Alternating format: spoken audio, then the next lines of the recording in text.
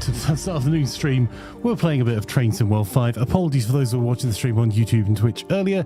As soon as I started Train Sim World 5, it's an Unreal Engine crash taking down our streaming setup, but we seem to be up and running now. Everything seems to be working, so let's get on it. Embarking on a new career is always exciting. Today you're joining the list of people who work on the railways, keeping the world's people and cargo running smoothly. So, for those that haven't played this before, learn, like but me, you'll be taking it step by step. I'm doing this tutorial. Let's start by looking around. Find each of the markers and look at them. Oh wow, when they said it's starting from the start, they really meant it. If you found yourself looking up where you want to look down, you can try and invert the vertical axis. Click yes if you'd like to do that now. You can change it later in settings control. Okay. Before you get to the trains, take a quick tour of the facility here and learn the basics of moving around on foot. Right, so it's WASD controls and shift slows. Your current objective is shown in the top left of the screen. So this is from Dovetail Games. This is in response to stream. I have picked up the freebie version of this, and we'll pick up the proper version in a few moments. You've just been awarded some So action we're at the training points. centre.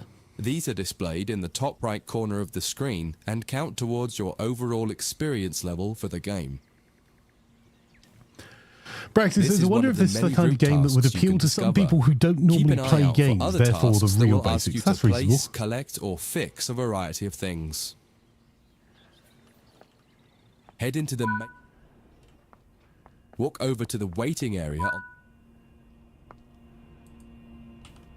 E to interact. Eventually. You can pause at any point to review objectives and a lot of other information about what's happening at the moment.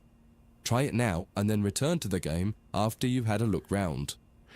It's a bit odd for Dovetail, who I believe are a UK-based game studio, that this sounds very much like they're using AI voice lines for this bit as your main introduction when you have a UK-based English-speaking team. So they want me to pause and unpause the game. Oh, I can get into the options menu now. Hang on 2 seconds. I couldn't get in there before.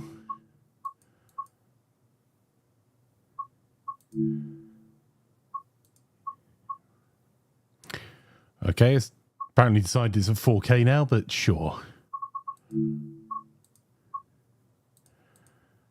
Right. Options is fine. And audio, cool as the music is, we knock the game audio down to 80%, the music down to 60-ish.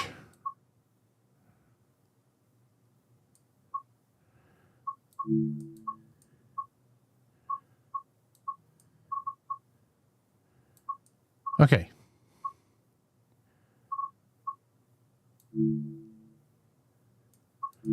Oh, window audio focus absolutely off. Thank you. Right. There we go. Now that you've covered some of the basics of moving around and interacting with the environment, let's take a walk through the building and find the trains. Okay, press E to get out of the seat, and let's go bimbling.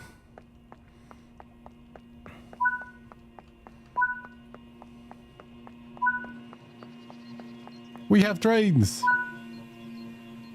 This is Central Square. From here you can explore the main training centre depot and surrounding yards. Hey Kaz, you'll be home in Your about an hour. journey operating trains is just getting started here at the training centre. Remember, you can always come back here from the main menu to refresh your knowledge if you're unsure about anything. Complete one training module. That was our achievement. I mean, it's quite cool they've done it as a train depot rather than, which is kind of the OG video games type thing. Where, like, if you think about Halo, when you stepped out of the pod, they would do an in-world thing to get you to learn the very basics. But I quite like the idea of a training center as where you kind of learn the controls. And I do like the fact it kind of, in plain English, says, if you looked up when you went to look down, you could invert your axis. Do this now, yes or no. Hey, drop something. The training center, so to mention center, indeed. Right. Time taken 3 minutes 3, distance driven 0, distance walked 170 meters, and we got 250 AP, which I think is the score.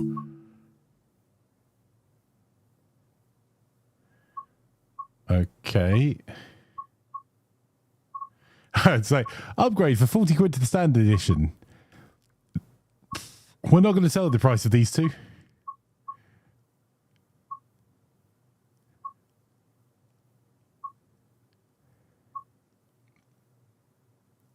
It's like ASDF movie. I like trains. Hang on. I'm just interested to see what it does if I click on upgrading game. It takes you to Steam. So this is available from Steam and from Epic, and there's a link down in the description below on YouTube where you can pick it up and save some money on it as well. Yeah, because the special edition, just to give you an idea, because Train Sim is a game that has quite a lot of backwards compatibility and lots of work goes into each route, and it's a reasonably niche audience. So DLC is big and expensive. The standard edition is 40 quid, the deluxe edition 60 quid, the special edition is £105, and there are a lot of other routes that each route is about 30 quid for each new train and route.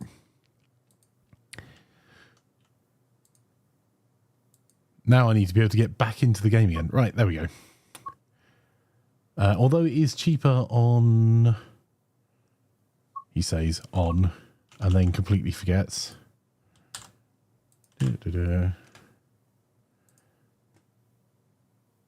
think it was Fanatical I was on before, and I think Epic had 10% off as well. Yeah, Fanatical and Green Man Gaming both have pretty good discounts on this as well. About 20% a piece, I think. Yeah. Which I'm probably going to be using one of those to buy the full game in a moment, because I got the did the download. You can play this too. This is just the training yard bit. So continue chapter 1, screen elements.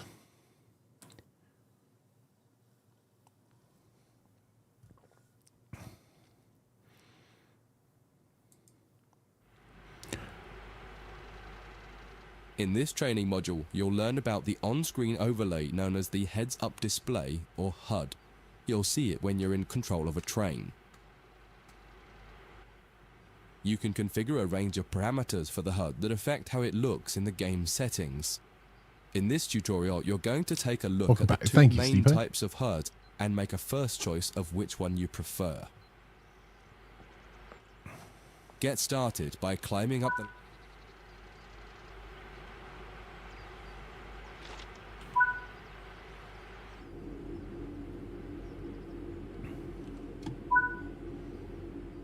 Welcome to the most important seat in the train. Before you can start learning how to make the train move, you're going to need to understand what the HUD is telling you.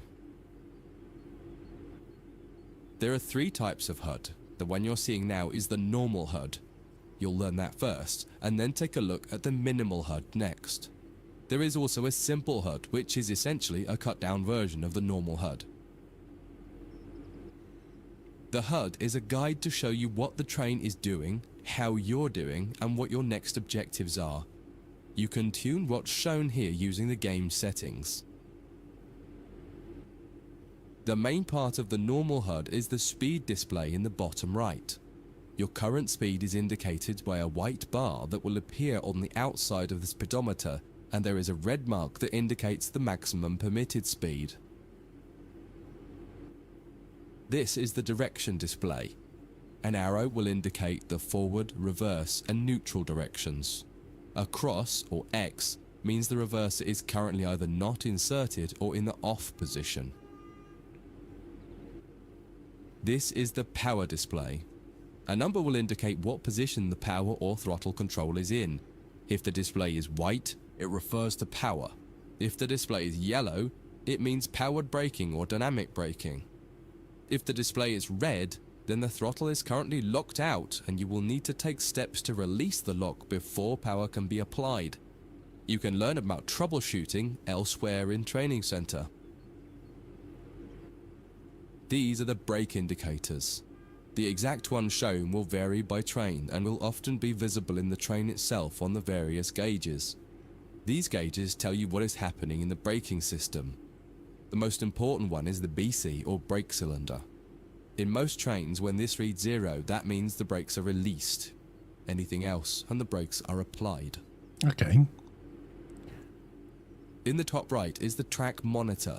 This shows you the line ahead and allows you to see all the signals and speed limit changes that you're approaching. By default, the track monitor shows the signals with their actual red, yellow or green aspect.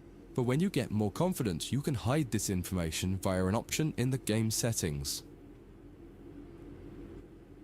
As you accelerate, the track monitor will extend its look-ahead distance so you can see much further ahead at higher speeds.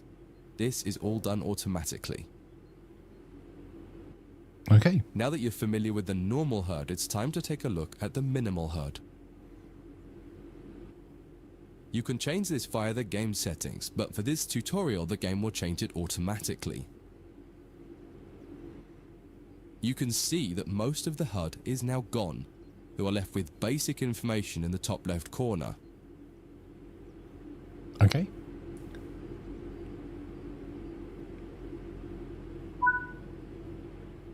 The minimal HUD immerses you in the experience of driving the train.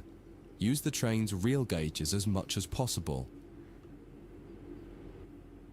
In the top left corner, you will see the information about your next objective and some limited information about what the train's doing, such as your current speed, the speed limit, and the gradient. Use the game settings to add and remove information from the minimal HUD. You'll find driving more challenging, but also more... Hang on, it did a thing. Sorry, it shouldn't have done that. So I'm just checking the audio settings. So it should have made no difference. And rewarding. Experienced players might prefer the minimal HUD, especially when driving from the cab view. The normal HUD is ideal for newcomers or anyone who wants to drive from an external camera. You can switch HUDs in game settings. Do you want to start with the normal HUD or minimal HUD? I think we'll go with the normal HUD so more clearly see what we're concludes doing. this module. If you wish to replay it, you can come back to it at any time via the training center. Okay.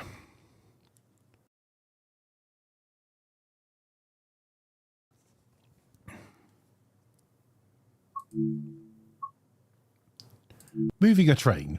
Woohoo! We're finally getting to that point.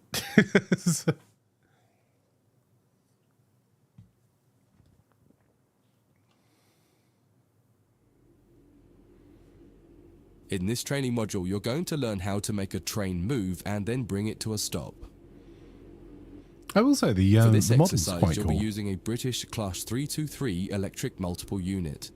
It's a great train to get started with, as the controls are quite straightforward.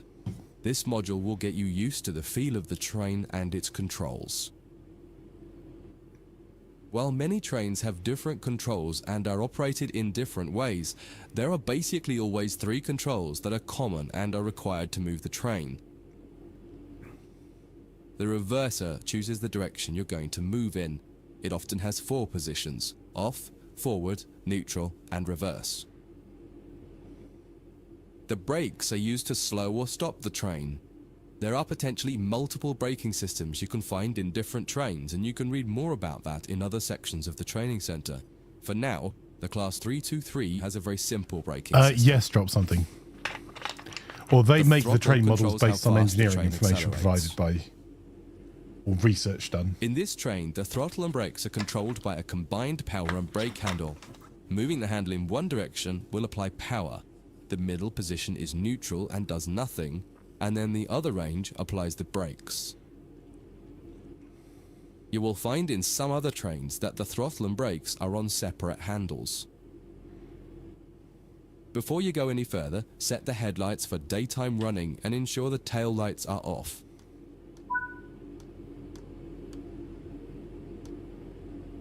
Okay, day head. Okay. And set the tail lights to off. Really? Okay. See if we can find it on here as well.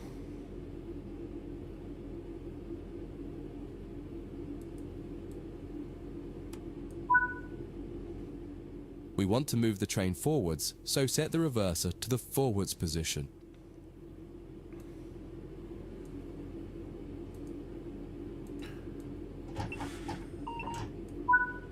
Okay. Now pull the combined power and brake handle towards you to release the brakes and in the bottom right and in the center of the speedometer gauge you can see a little ball. This is the accelerometer and will move up or down to indicate whether you're speeding up or slowing down.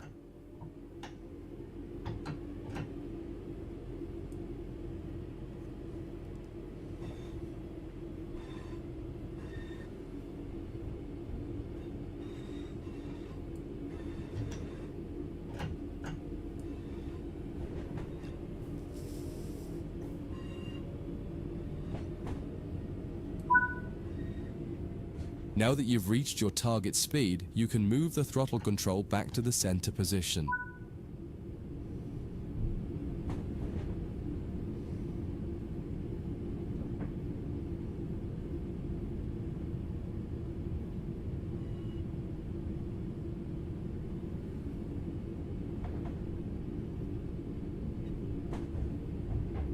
This does look realistically near here. Turn on safety systems, DVD, AWS, TPWS to receive additional warnings.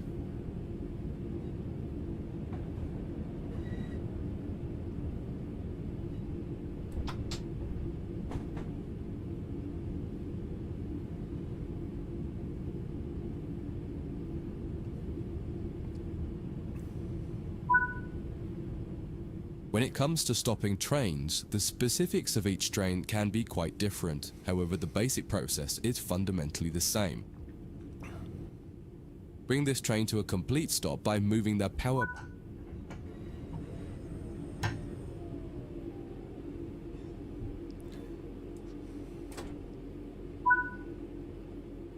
The amount of braking you will need to apply also varies depending on whether you're going uphill or downhill and how heavy your train is.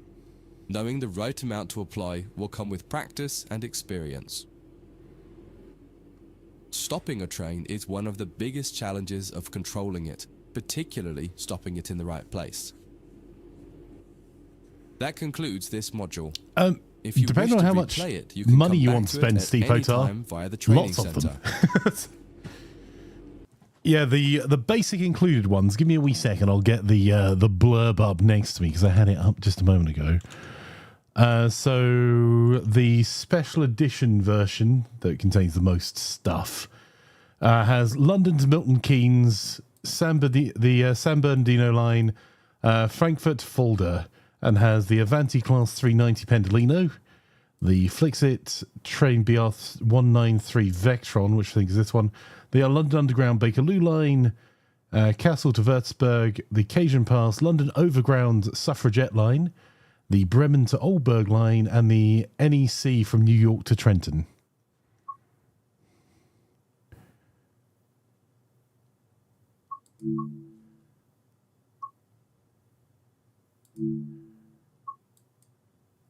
Passenger operations.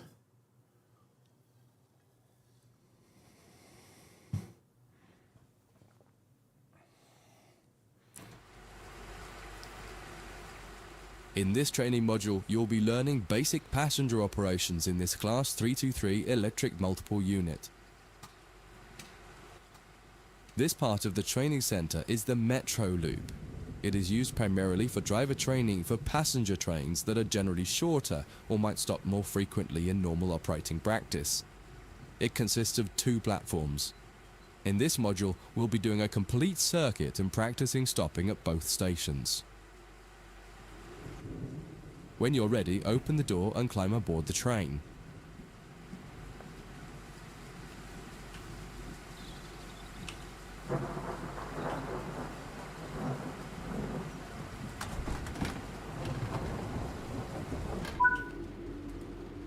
Take a seat in the driver's position. Always remember to close the driver's door once you get in the cab. Some trains will prevent the brakes from releasing if any doors, including the driver's door, are still open.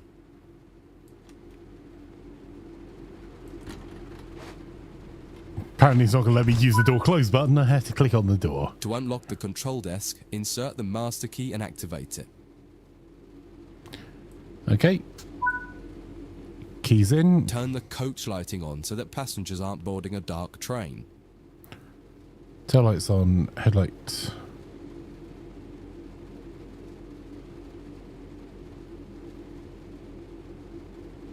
Where's the coach lighting? There. To allow passengers to board the train, you will need to open the correct doors. In order to use the buttons in the cab, you must first insert and then turn the door key to the on position. Okay, that's the square key there. As the platform is on your left, press the open doors left button.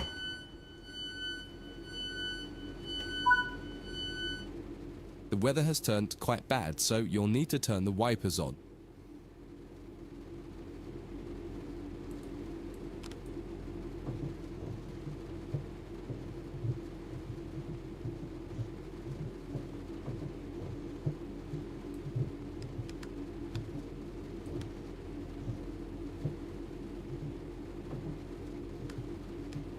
Okay.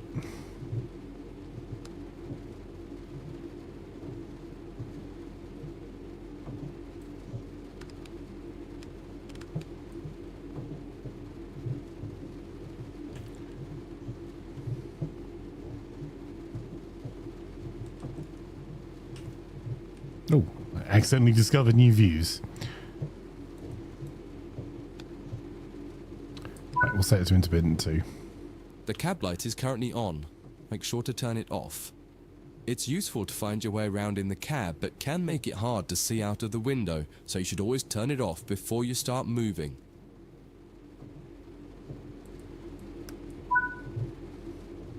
Headlights in the UK are used to allow others to see the train rather than being of great use to the driver seeing out. Set the headlights for daytime running and ensure the tail lights are off.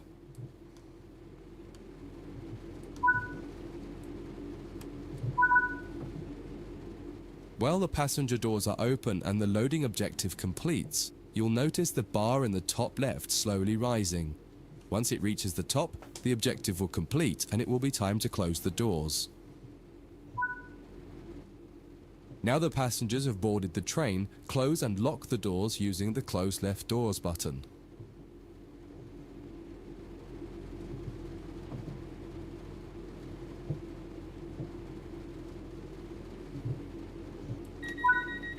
It's not the close left doors button, that's the closed door button. Forward. We'll wait for the doors to fully close first. Apply some power to get moving.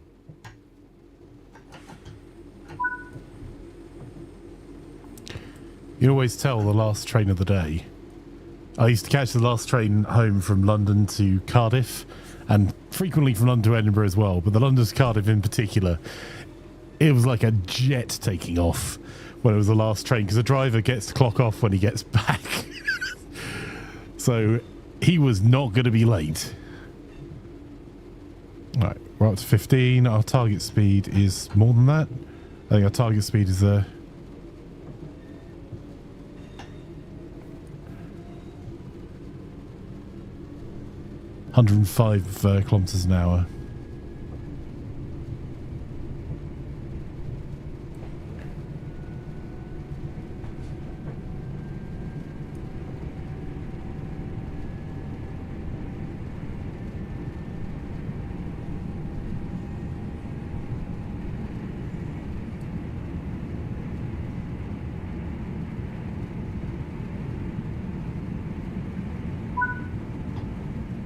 You're approaching the next station.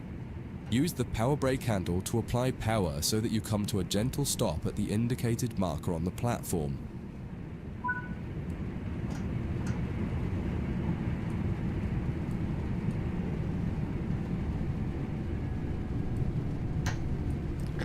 Oh, I missed that by quite a bit.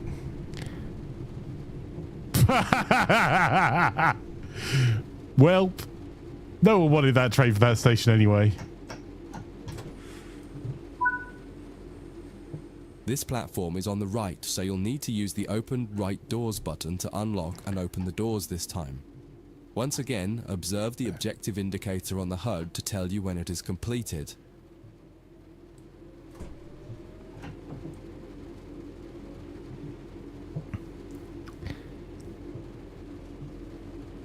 This would be, for a train driver, an instant suspension and investigation.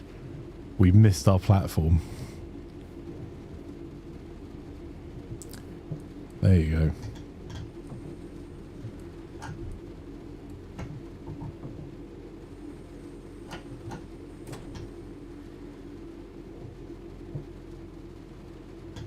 There we go.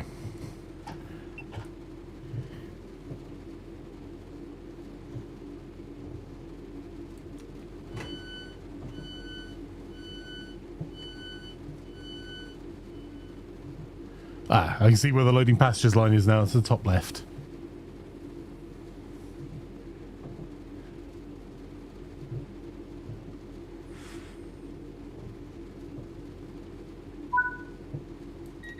Use the doors close right button to close and lock the doors.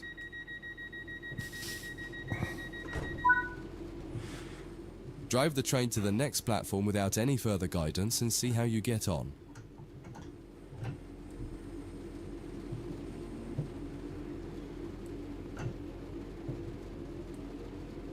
I love that sound. They've definitely captured what the train sounds like.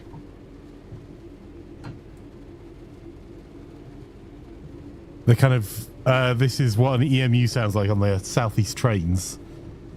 Or because I used to catch a train down to Canterbury to go and see Plan many years ago.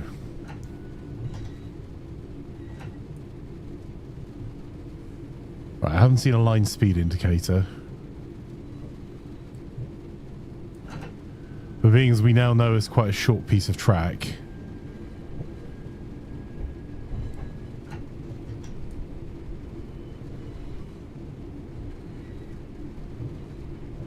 Thomas says something weird here. The train's moving. It definitely can't be a London train.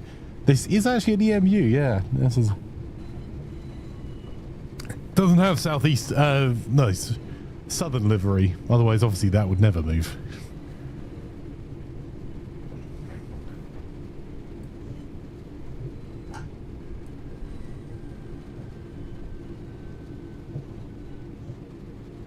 Okay, so we're going to be coming to a stop in 480 meters.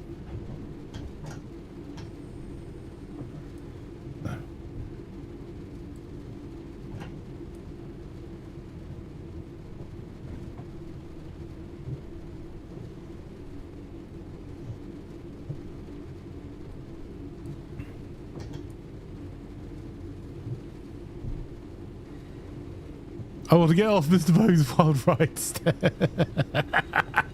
How are you? Lovely to have you here, Blue Belt. It does make all the right choo-choo noises, I'll be honest.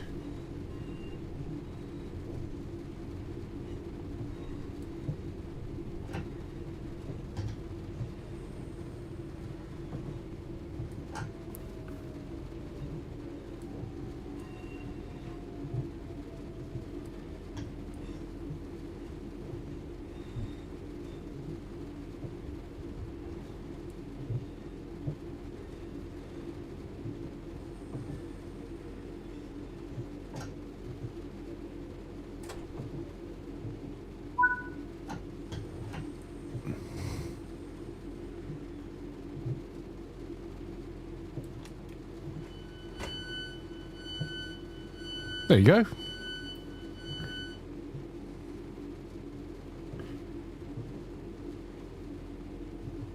I think that was pretty bang on. The first time I wasn't paying enough attention to what I was doing. Okay, so we can now lock the doors. Yeah, I am going to change one of the options for the game sound. Oh no, I don't want to quit the main menu. Settings. I'm going to turn that back up and this up slightly.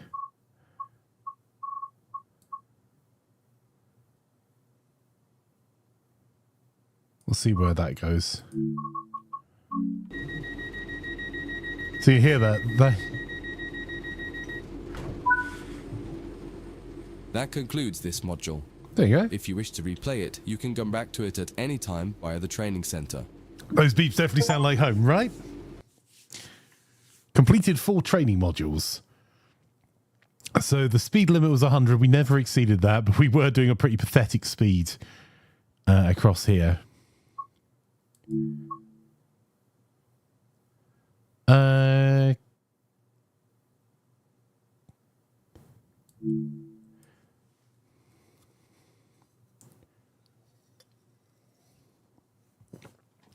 That is quite an easy train to drive.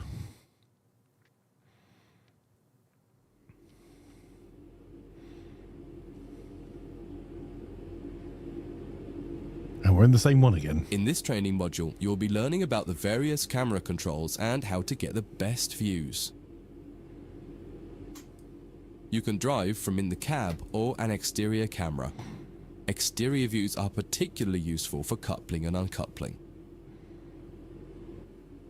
Currently, you're in the cab of this Class 323 EMU with the same view a real driver would have.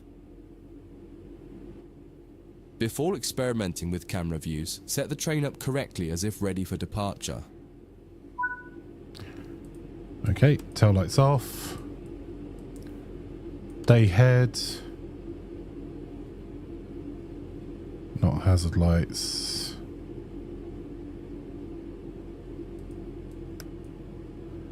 Cab lights off. We don't need a wipers on.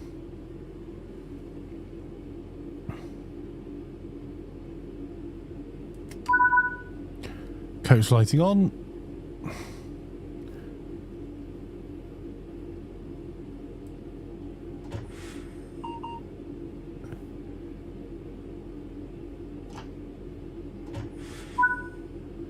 There you go. We will now explore the camera controls.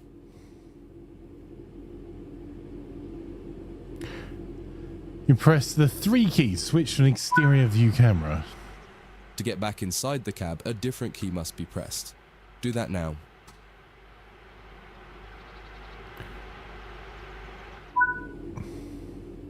Now that you're used to interior and exterior, switch back to the exterior view again to learn more about it.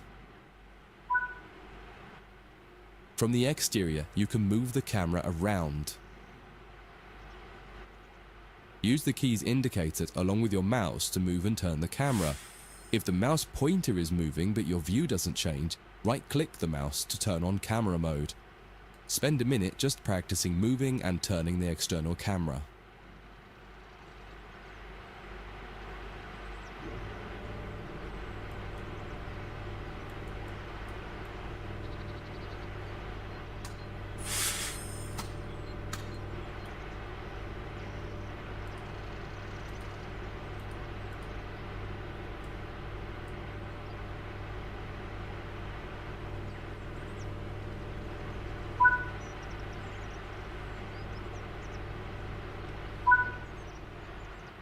You can zoom in and out using the mouse wheel.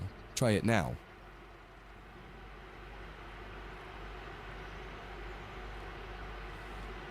Okay. Oh, I keep hitting the WASD and that is not the right keys for this.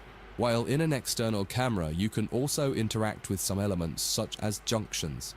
You'll be learning about junctions properly in a different training module, but for now, fly over to the indicated junction and change it by interacting with it using the controls indicated. There's a lot more to learn about cameras, including numerous other camera modes. You can find out more in other areas of the training center. That concludes this module. If you wish to replay it, you can come back to it at any time via the training center. Okay.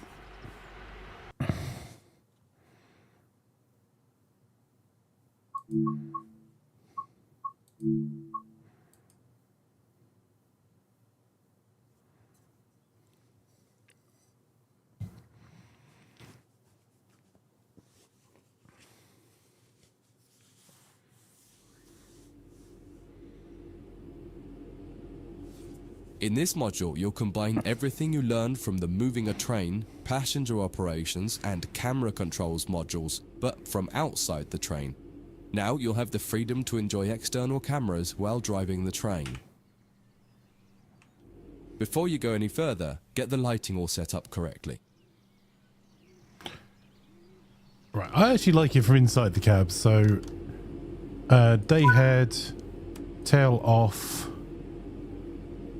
coach lighting on, You can activate the master key by master pressing... key in, door controls Now on, press the keys indicated to set the reverser to forwards.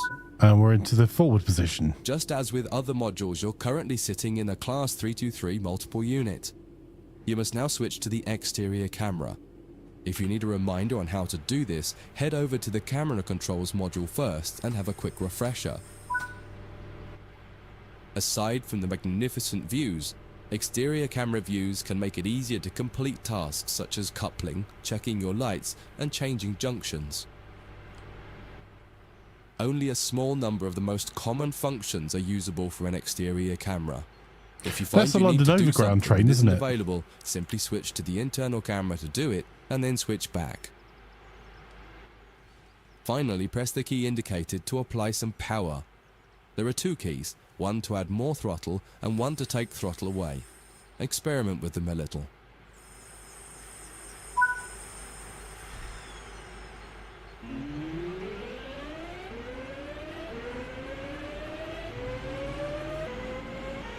Sounds pretty overgroundy to me.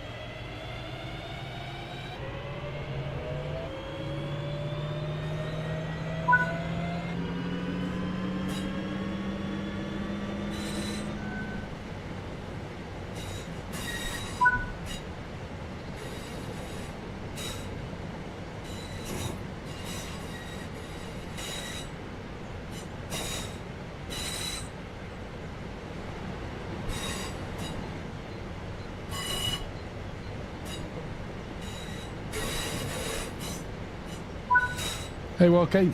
Choo-choo indeed.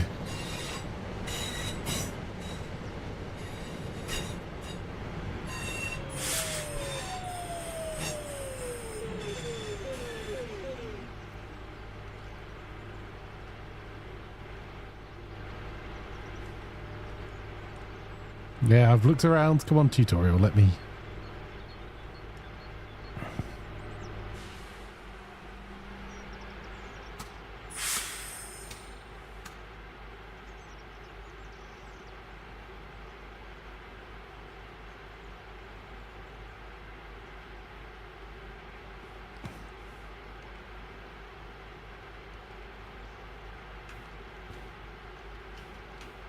I realise what I've done. Oh, it is so much easier to drive this from inside the train. Hang on.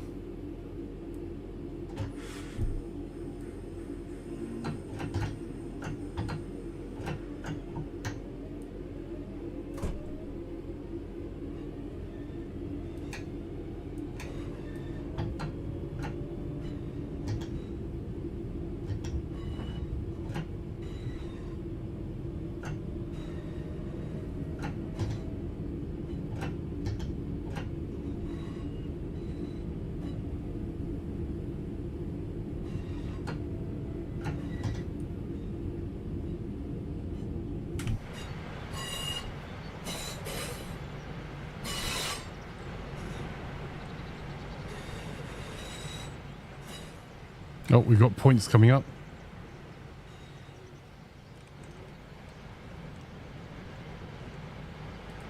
Won't let me do. That was helpful.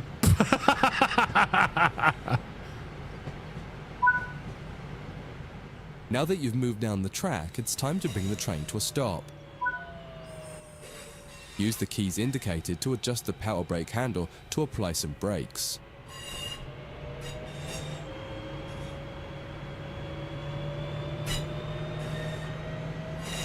Hey, Leafy Tree, we play pretty much anything the computer asks me to.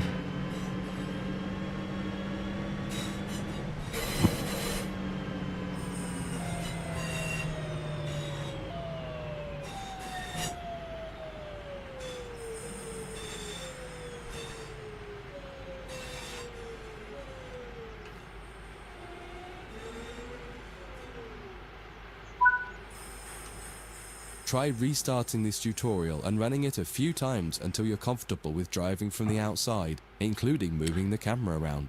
You're okay, thank you. That concludes this module. If you wish to replay it, you can come back to it at any time via the training center.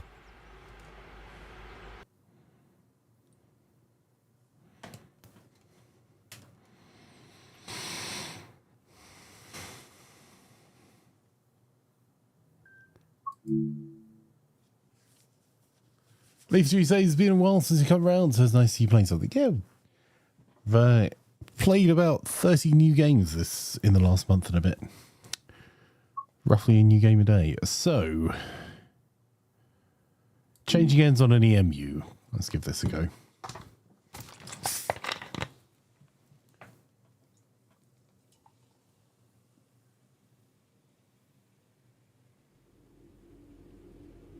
In this training module, you'll be learning how to shut down a cab and change ends of the train so that you can drive in the other direction. Tree? Right. You'll bring this unit back to central square sidings. You'll need to change ends a couple of times. Don't worry about how the train is going to get there though. All the paths are going to be set for you. You just need to change ends and then drive when you're given instruction to do so.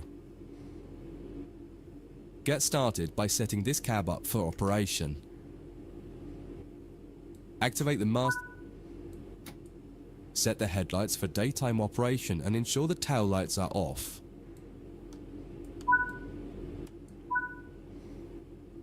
Set the reverser to forwards, as that's the direction you'll be going. The first move brings the train forwards to the junction around the corner from here, and you'll be stopping once the rear of the train has cleared it. Apply some power and drive forward a bit.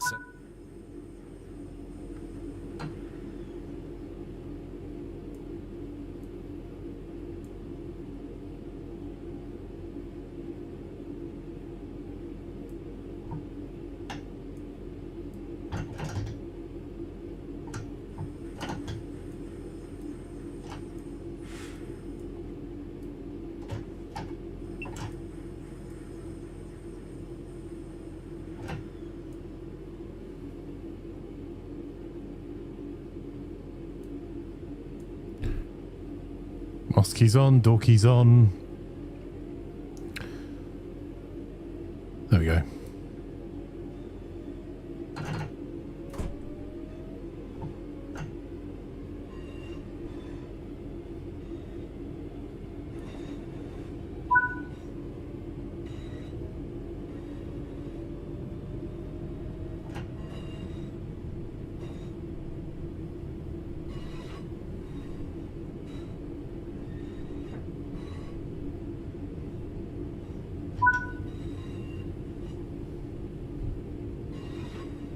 Okay, so this is a junction we're trying to clear up ahead. Stress burns nothing new. Unfortunately, I know they're feeling well.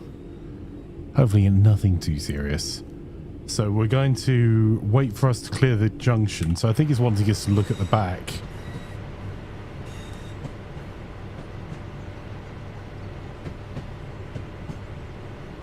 You see the network rail engineer there?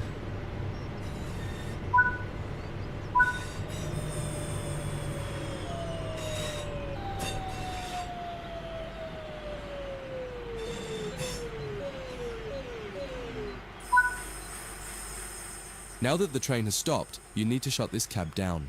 Okay. Turn off the headlights and ensure the tail lights are on. So we're going to turn the headlights off. Tail lights are on. Okay. Set the reverser to off. Reverser's off. Brake handles. Set the power brake handle to the step 3 brake position. Step 3 brake. Remove the master key. Cab lights are off. Remove our master key, and we'll also remove this door key. This cab is now shut down. Walk over to the other end of the train, ensuring to close any doors behind you.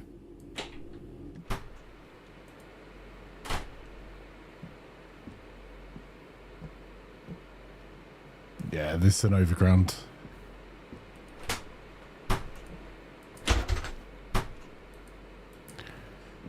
Older ones as well, isn't it? Because these ones had the aren't intended for passengers to be able to walk through. So it's Sit in like a the metro driver's seat. train. I'm working on it. Jeez.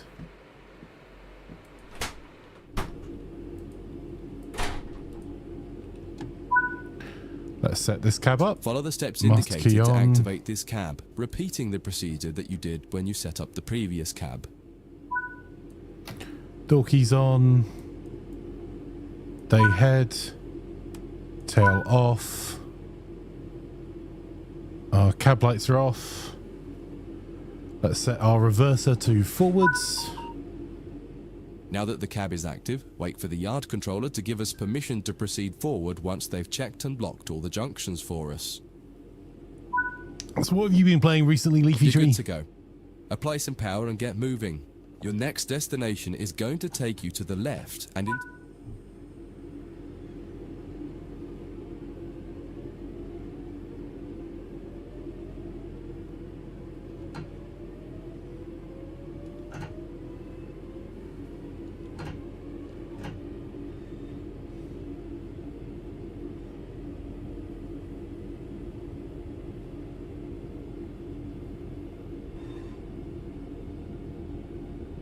Not much. Blood Bowl last week. Been unboxing Magic cards to play some more Switch stuff. Nice. What you said you bought recently for Magic? We were playing TCG Simulator earlier. So, run your own card shop.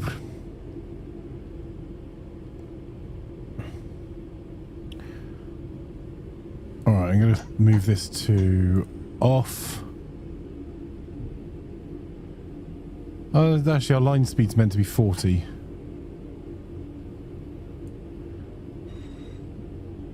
Once it gets... I think it's 40 once it gets past the tail end of that junction.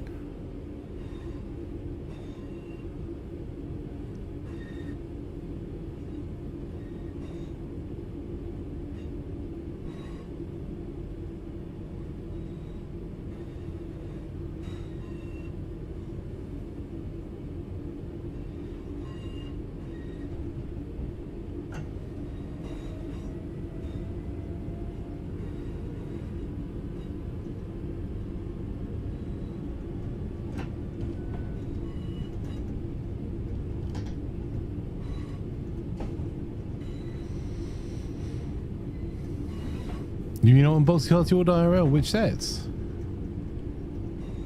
There's a few people in the community that play Magic.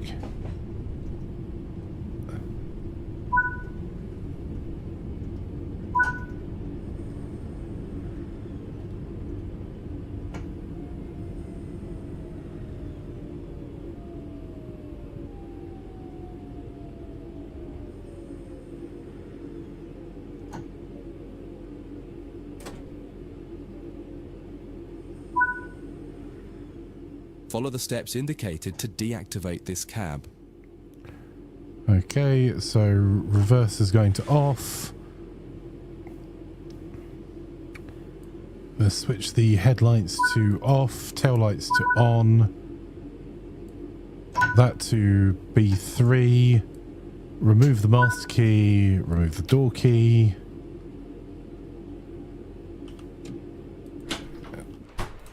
Go billing through the train again.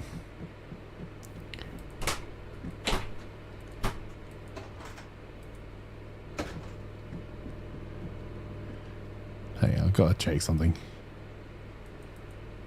Oh, it doesn't actually... I don't think it's powered on.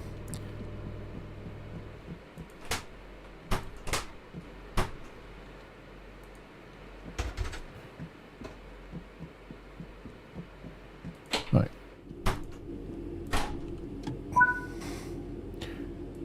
Master key on. Door key on. Day head, tail off. Reverse it forwards. Now that the cab is active, wait for the yard controller to give us permission to proceed forward once they've checked and locked all the junctions for us.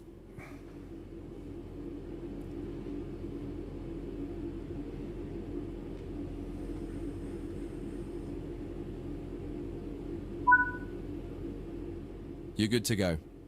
Apply some power and get moving. Your final destination is going to take you to the central square siding. Central Depot Track 18. Or Depot.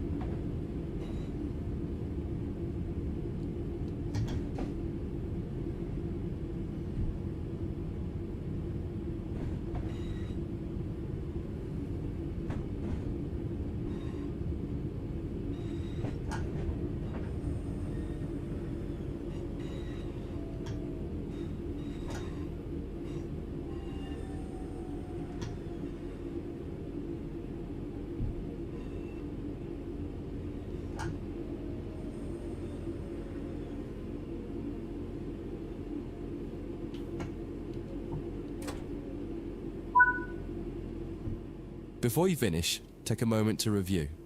When changing cabs on almost any train, there are some common things to double check before you depart the cab you're finished with.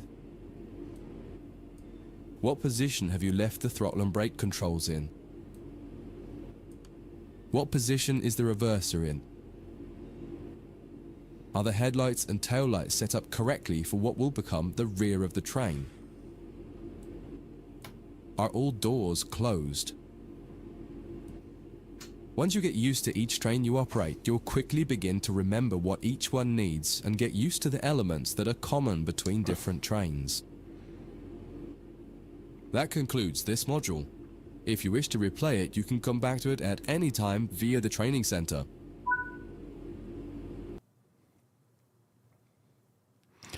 Alright, so there's a speed limit there. We didn't breach the speed limit.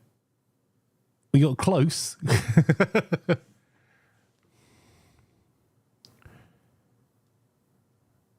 Actually burns 160. I can live with that.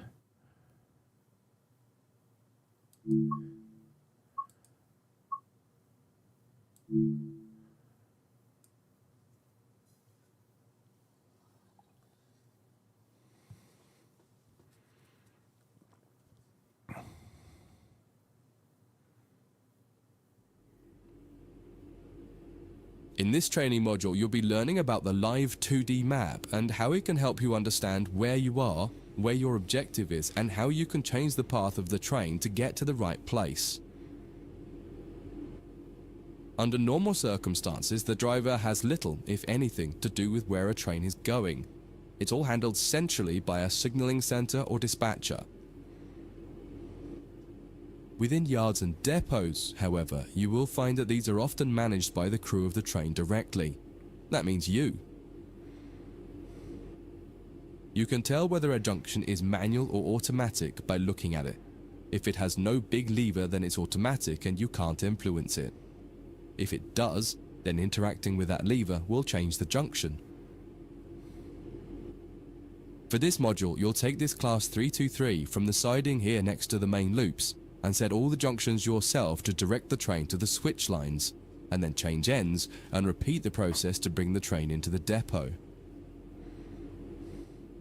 Your destination has been set over in the switch lines on the far west of the training center. Use the map to follow the path from the train to the destination and change all the junctions you need to get there. If you make a mistake and go the wrong way, you can go back and try to correct it. If you're not ready for that, just restart the module and try again.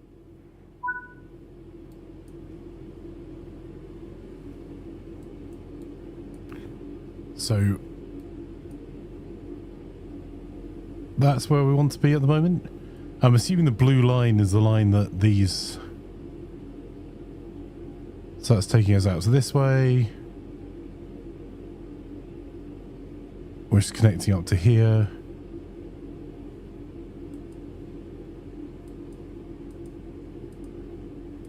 Alright, and you just about see that when you switch the lever. It switches back and forth so we can see what we're doing on each of these.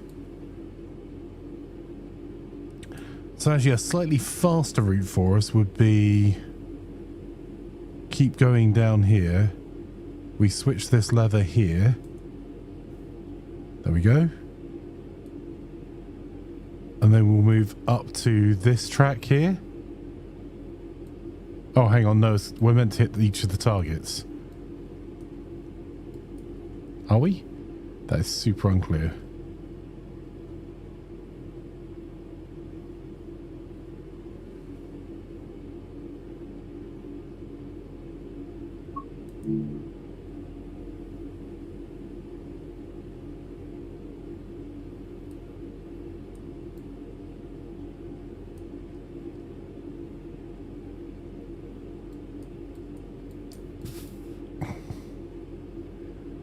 So I think he's trying to get us to go up round to here, then back round the way we came to here, up to here, round to there, and then out and up to here. What?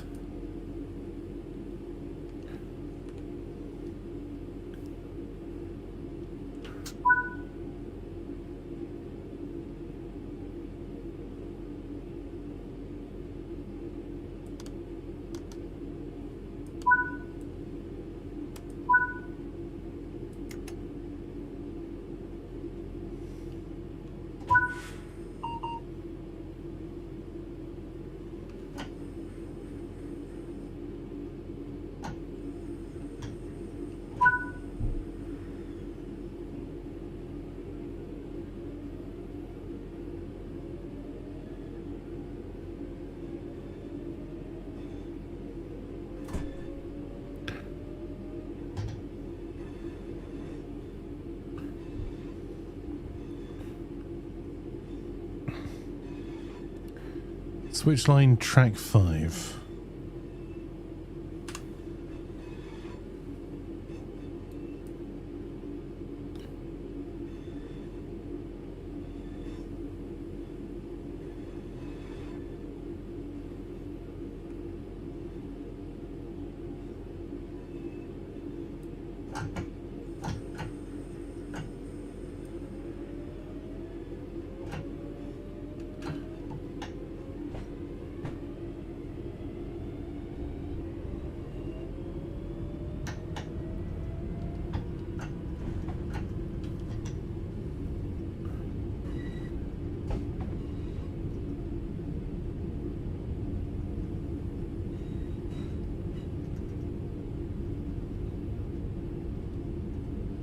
So we're going to the right here.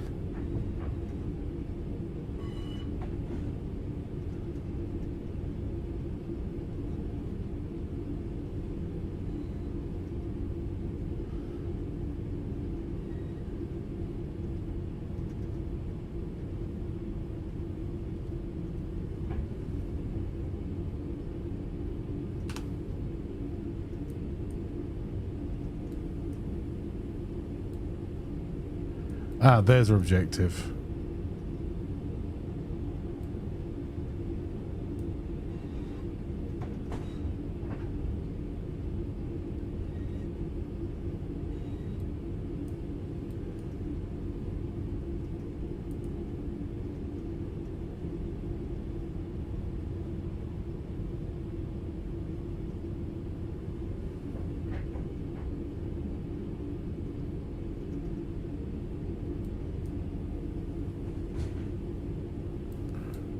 Okay.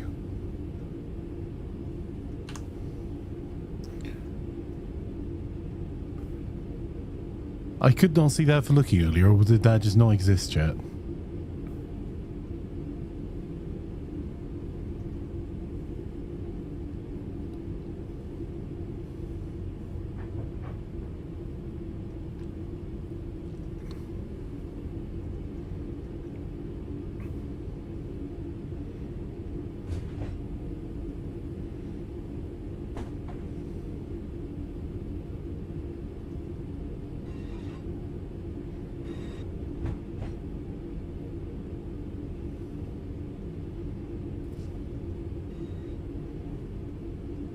Yep, that's correctly switched.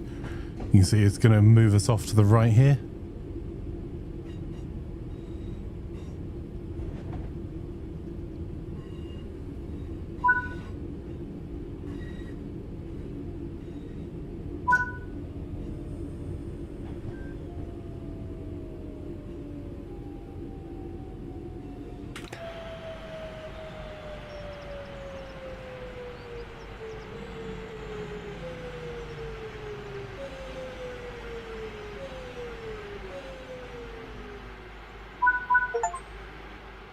You've made it to the first Hey, destination. we got to drive a level 2. Go ahead and change ends in the train, and you can try one more time for practice. Okay, so going inside, we're going to move the headlights to off, tail lights to on, move this to off, move this to brake 3, take our key out. We didn't put our other key in. Just make sure the cab lights are off. Get out.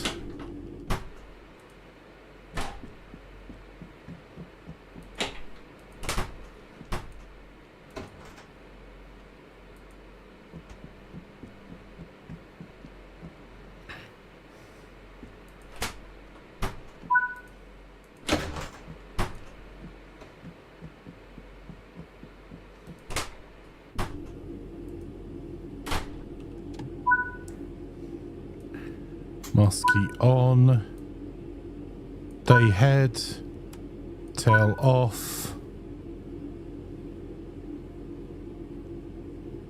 Right, reverser to forward. Once again, use the map to adjust the junctions between your train and the destination. Where the black lines on the 2D map aren't aligned with the blue path, change the junction. When you're ready, Okay. get moving. So we need to go up this way.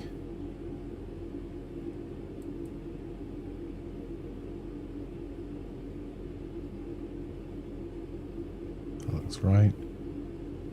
That thing that's telling you where the switch lever is right over where the line is to see where the junction's going.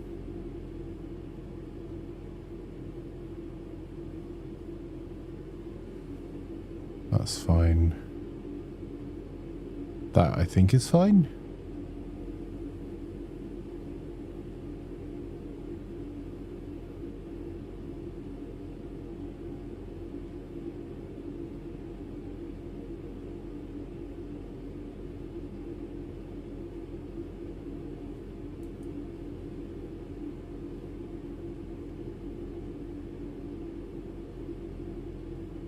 Right, I think that's right.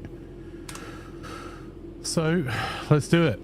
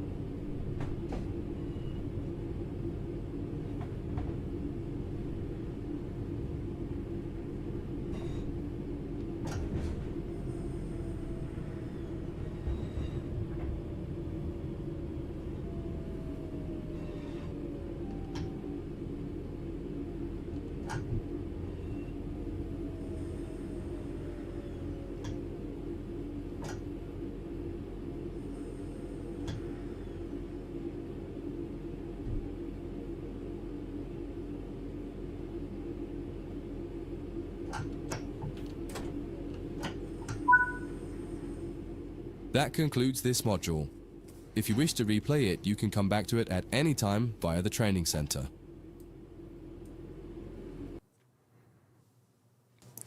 Well, we went much closer to the speed limit. I'm getting a bit more confident with what we're doing. Diesel introduction. Oof.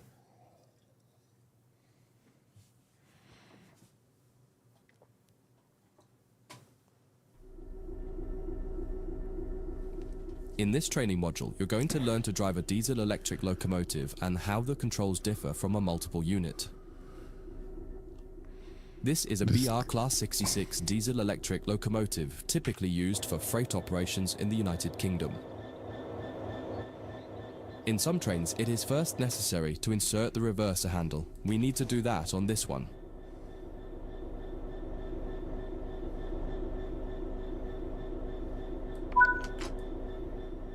We want to move the train forwards, so move the reverser in that direction. The train brake on the Class 66 uses a sprung lever. Holding it one way will gradually release the brakes until you release the lever. Holding it the other will gradually apply the brakes. You need to keep an eye on the two brake gauges in front of you. The larger one in the middle is the brake pipe. The outside needle shows the target pressure and the inside needle shows the actual pressure. When you apply or release the brakes, the outer needle moves and the onboard control systems will begin to adjust the brakes to match your setting. You can make a change to the brakes and focus on the road ahead while the system works to match the pressure you've set. The second gauge of note is the brake cylinder gauge, which is the second from the left. This tells you exactly what is happening with the brakes on the two sets of wheels on the locomotive. If the needles are raised to a V shape, that means they are fully applied. When the needles are both pointing directly down, the brakes on the locomotive will be fully released. You can learn more about braking systems elsewhere in the training center. But for now, you just need to remember that you are directly controlling the outer needle on the brake pipe gauge and that the end result is shown on the brake cylinder gauge. Keep the brake control in release until you can see the brake pipe control needle is reading 5 bar, pointing upwards. This will release the brakes fully.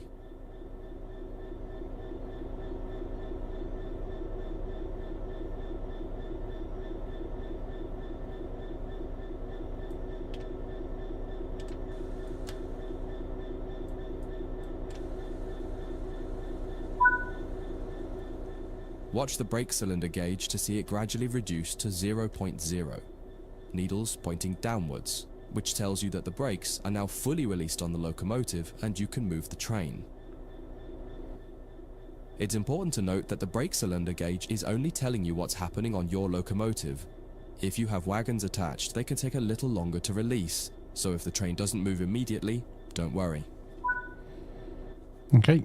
Apply some throttle to get the train moving. As you apply power, notice the ammeter rising, the gauge on the right-hand side with the colored sections. This is the amount of power being fed into the traction motors. Try to keep it in the green section, only briefly in the yellow, and avoid the red section to avoid damaging your traction motors.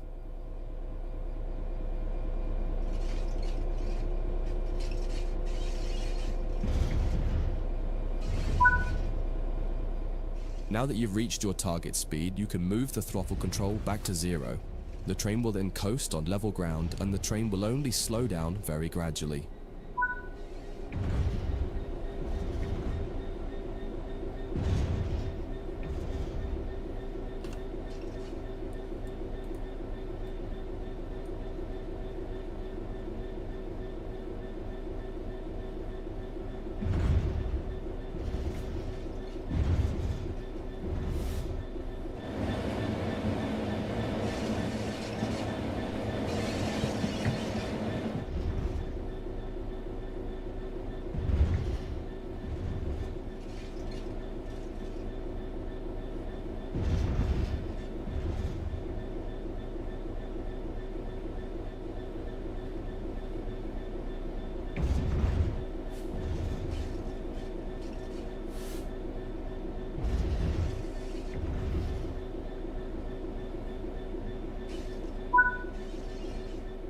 That's far enough. Bring this train to a complete stop by holding the brake control in the apply state until you see the brake pipe control needle in the center of your cab desk showing about 4 bar. The amount of braking you'll need to apply also varies depending on whether you're going uphill or downhill and how heavy your train is. Stopping a train is one of the biggest challenges of controlling it, particularly stopping it in the right place. You'll get better at this with practice.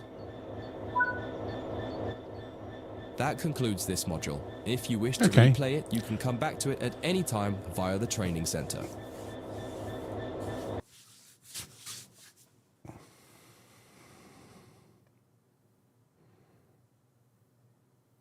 Speed limit was 45. Our speed didn't get anywhere close to it. Right. Changing ends on locomotives.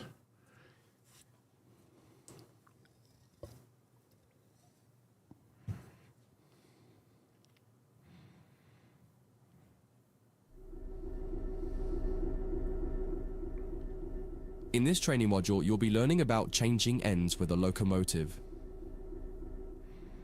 Many types of locomotives have two cabs in order to make them as versatile as possible.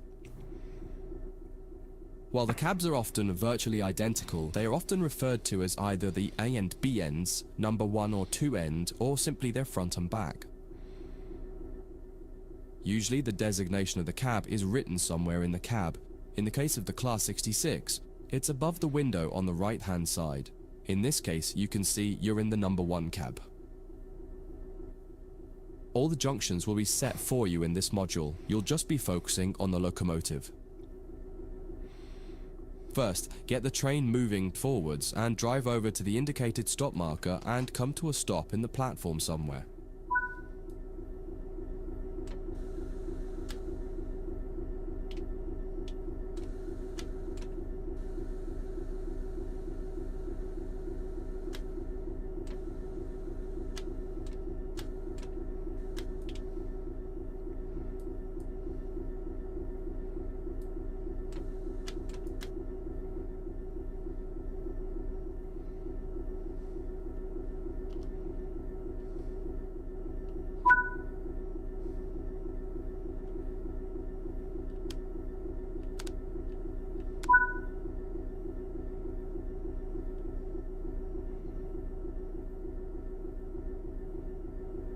Ah, there they are. That's why I couldn't see them.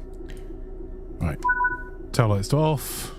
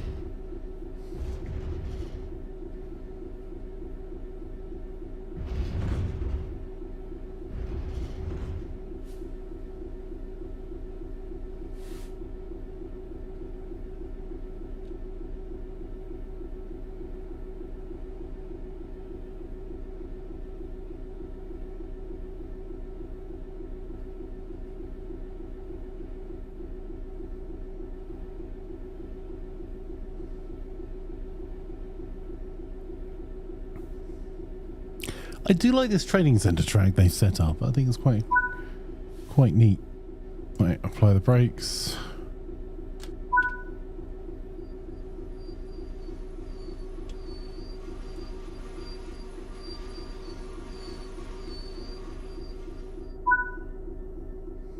Okay, let's change ends. The basic process is always the same. Shut down the cab you're in and set up a new cab. Each cab has slightly different requirements to shut it down and set it up, however. Start by setting the reverser back to neutral.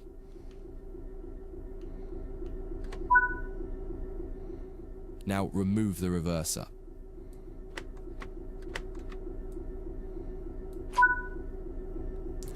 Removing the reverse has automatically applied the brakes on the locomotive, so you don't need to worry about what happens when you change ends or what position to leave the train brake in. On this locomotive and on some others, you also need to make sure to put the locomotive brake in the release position when you're ready to switch cabs. If you don't, the controls in the other cab won't be able to release the brake. Before you move to the other cab, set the tail lights on and turn the headlights off. If you've used cab light or desk lights, turn those off too.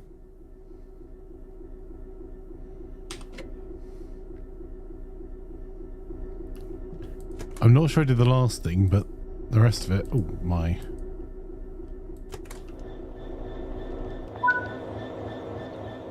Head to the other cab. You'll need to leave the train and get back on board at the other end. While some trains allow you to walk from cab to cab internally, it's often hot and uncomfortable. Nailed that.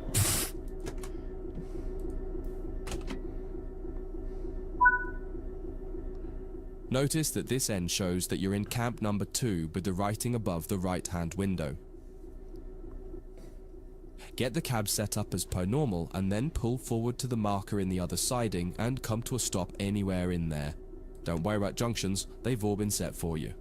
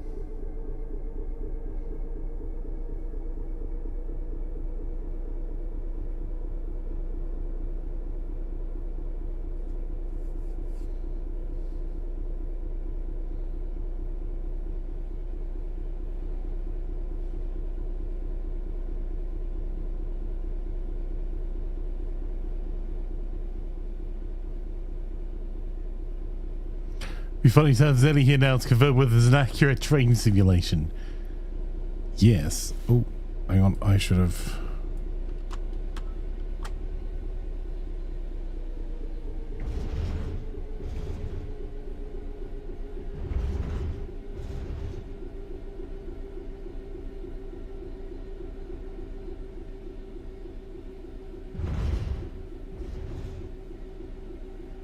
Oh, crap.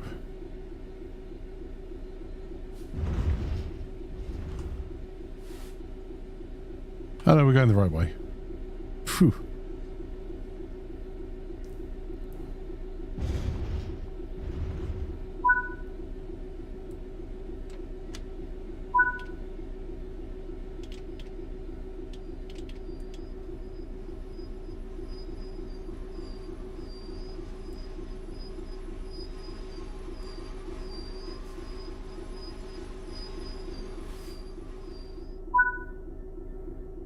That concludes this module. If you wish to replay it, you can come back to it at any time via the training center.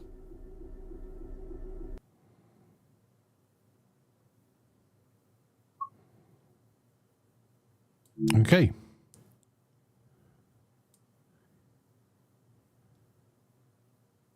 I think we're okay for coupling and uncoupling. So if we go back to the main menu, let's see if we can actually get a route going. So it might take a second because I have to do some things and some stuff.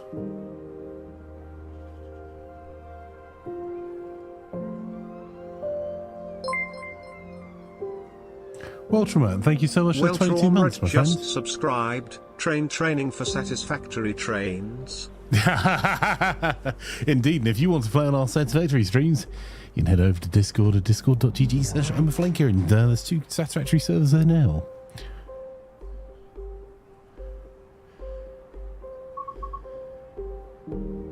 So, if I do proceed to check out there.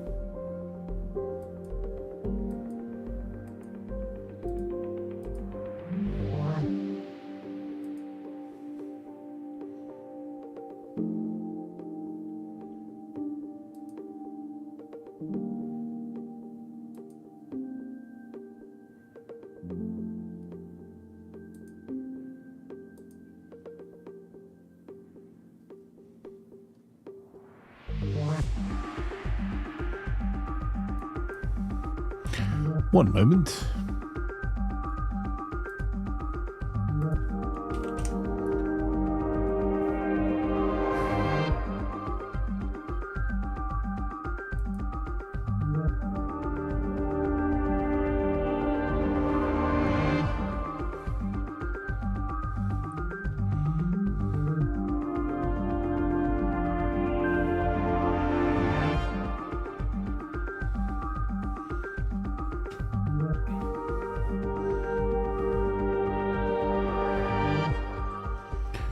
There'll be much beeping for a few moments.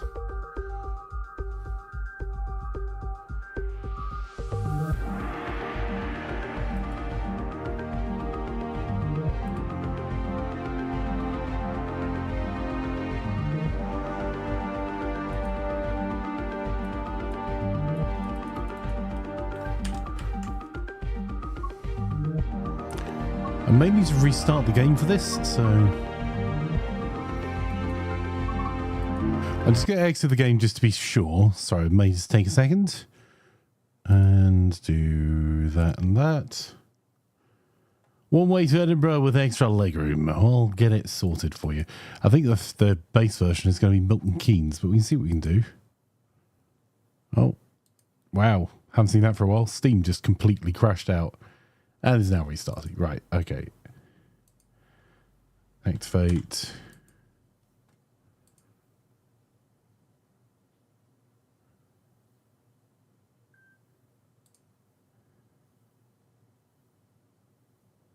Just checking the downloads.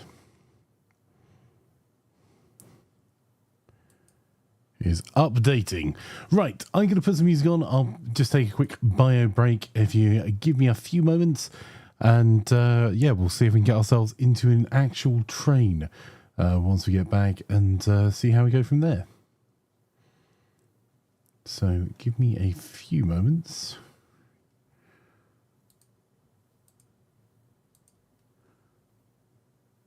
And let's put some we'll put some music on from Monster Cat as well, waiting. So there's no pause, just waiting for it to update. I've just spent about the same as it would cost me to get to London on this, so I'll be back in just a few seconds.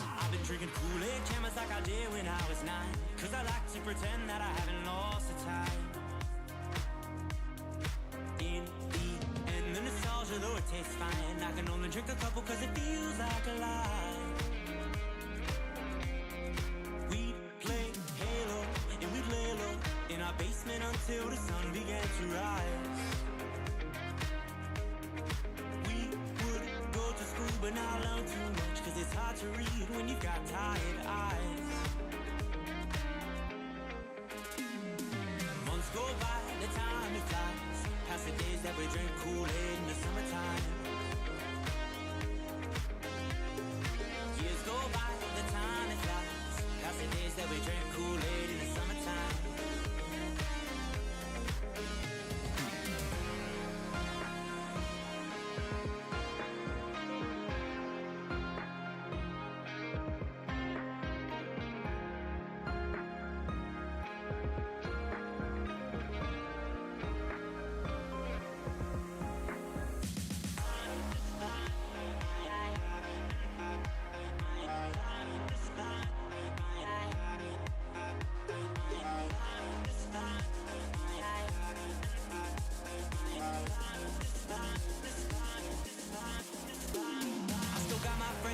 With me for some time, and it's nice to know that they still by my side. Friends are like stars, cause no matter how far, when it's dark outside, they will be your light. We'd play Halo, and we'd lay low in our basement until the sun began to rise.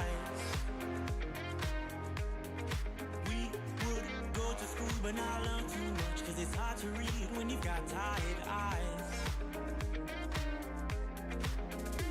The updates are 26%. Hey, you can see, this is where you look at... Have you ever looked on the Steam store or the Epic Games store how much all of the DLC is for this game?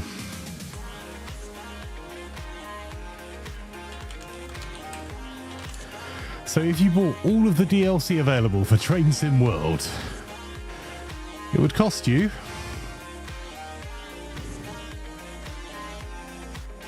£2,104.91. About $3,000.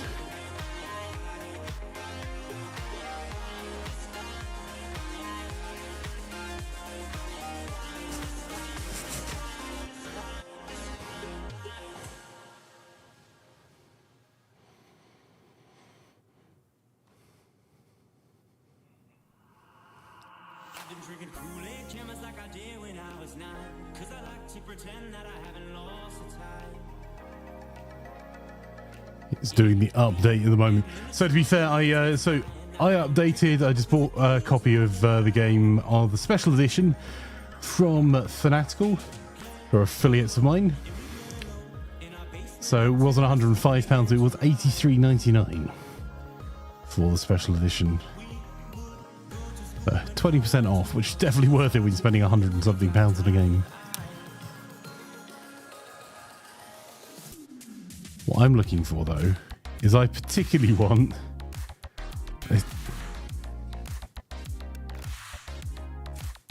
Oh.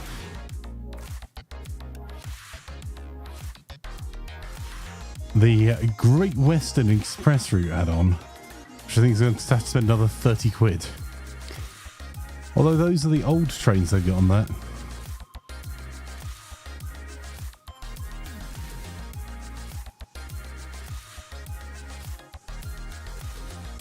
Thirdim says, I just wanted to complain about AI content, but only the voice is AI. Nice. Yeah, which I can kind of understand from a localization perspective. I'm just surprised they did English in an AI voice, being as I believe Dovetail are based in the south of the UK. I think, I want to say Swindon, but I'm not entirely sure.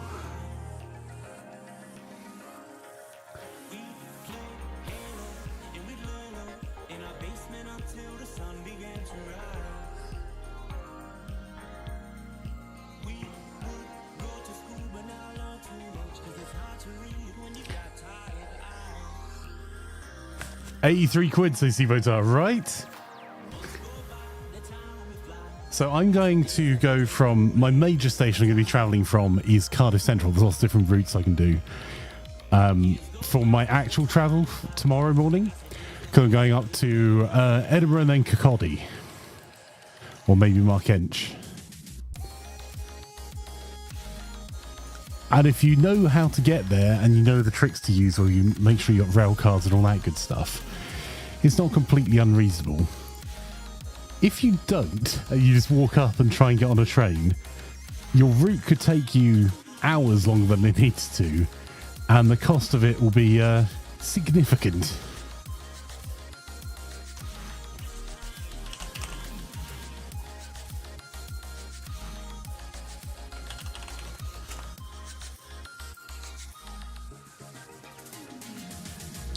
Whereas 60% is literally just updating the content because I got a lot of the content. So the walk-up fare from, say, Cardiff to Edinburgh, two of the capital cities in the UK. Let's see. Let's go for the worst-case scenario. We'll just go for a single. In fact, we'll go for a weekend. £227.80 per person.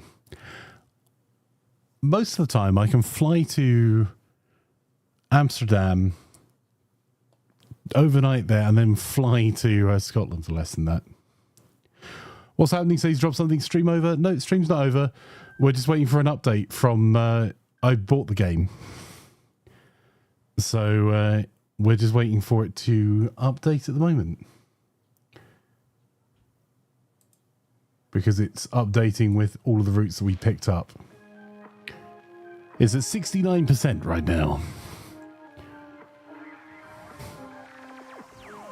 I've been drinking Kool-Aid cameras like I did when I was 9. Cause I like to pretend that I haven't lost the time.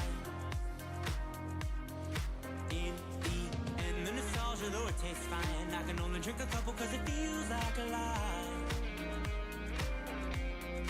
We'd play Halo and we'd lay low in our basement until the sun began to rise. We would go to school but not learn too much, cause it's hard to read when you've got tired eyes. Months go by, the time it flies, past the days that we drink Kool-Aid in the summertime.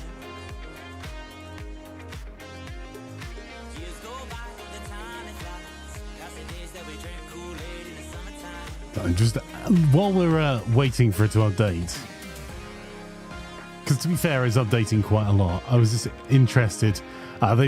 There's actually a Fife Circle line, the Edinburgh to Markinch service via Dunfermline and Kirkcaldy, which is where I'm going to be tomorrow.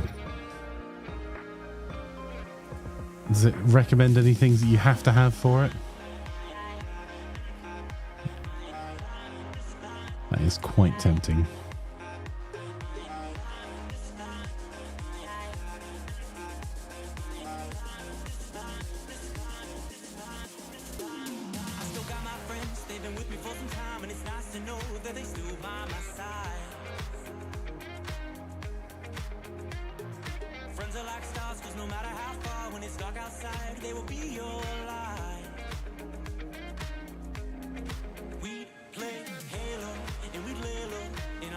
Until the sun began to rise. 85%. We're getting there. Go to school but not learn too much, cause it's hard to read when you've got tired eyes. Months go by, the time it flies, past the days that we drink Kool-Aid in the summertime. Oh, that's cool. They got my old work train for the States as well. Years go by, the time it flies, past the days that we drink Kool-Aid in the summertime.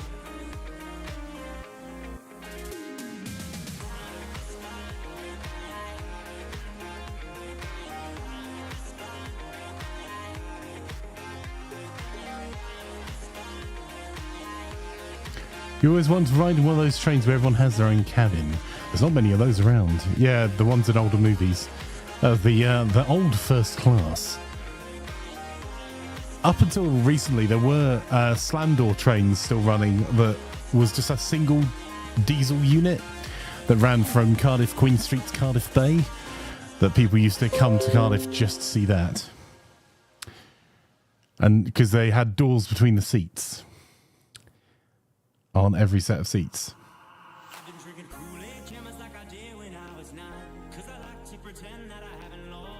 Has returned with kebabs. Mark says, hi kebab. I mean Kaz. Yeah, it was quite a cool train. It was only doing like a very short journey.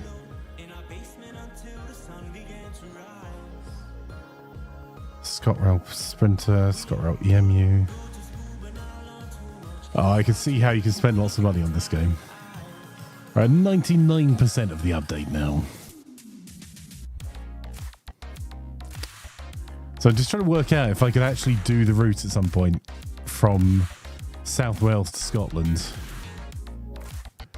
I don't think it has all of the parts. Because there's all different ways you can do it. You can do it via Crewe or via Birmingham or via London and then London to Edinburgh Waverley. Update for train game, yep. There we go.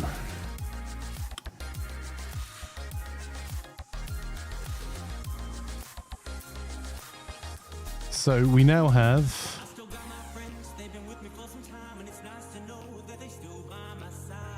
Should now show me the DLC I have.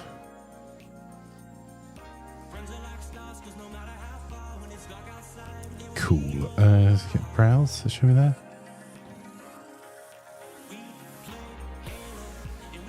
Oh, there's... Oh, damn it. This game's going to cost a freaking fortune. Right, okay. Let's see if we can just get into a cab and start driving, because I've got a call coming up and we'll quickly restart Steam. There's the southeastern train that I used to catch to go and see Plan when I used to travel from London south to go and see Plan in Canterbury. God damn. And I'm just super interested because the actual newish high-speed trains, High Speed 1, it does have the Flying Scotsman. But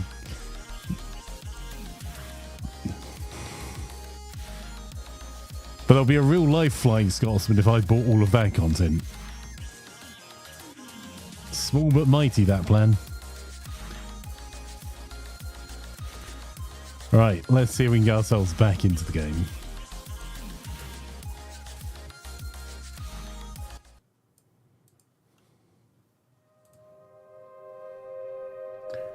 Has it changed its ID? Oh, there we go.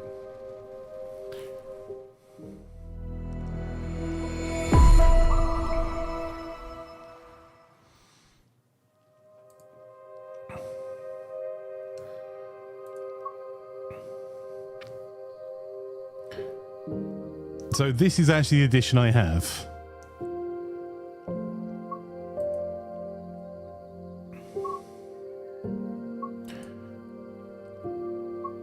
Damn it. Can I do the routes and filter by UK? So we've got the standard edition, the Suffragette, Peterborough, Doncaster, Centrino. That is a train I caught to work for 10 years? More than that, 15 years. That Great Western Express. Avanti West Coast Pendolino we've got. Get your wallet out, Flanker. We don't mind spending your money. Well. The Bakerloo line. This is a Bakerloo line service too. That one I'm definitely going to end up with a 5-circle line. Because that's got the 4th bridge in it. It's just, I'm a sucker.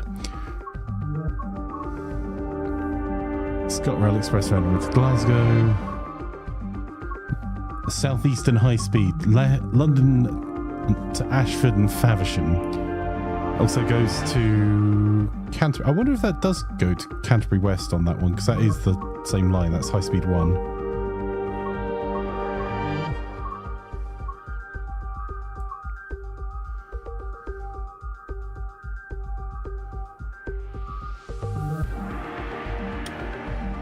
Damn it.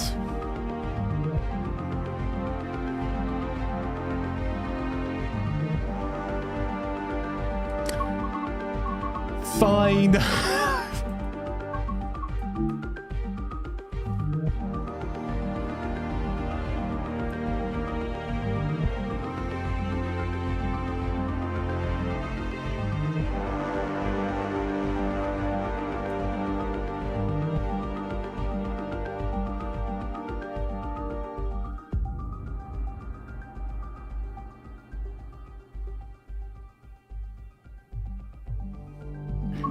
Is that actually on sale?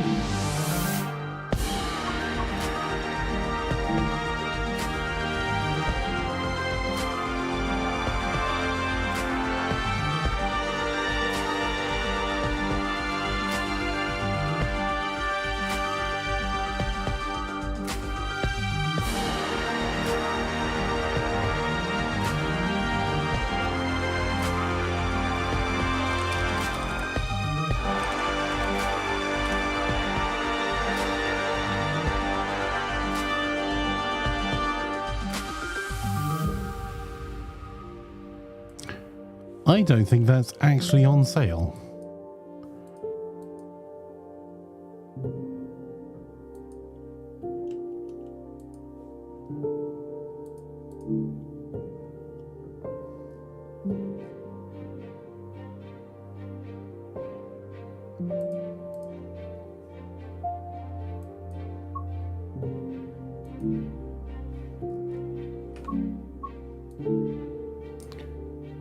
Because that event's still on till the 23rd. So unless this is normally a 50 quid DLC.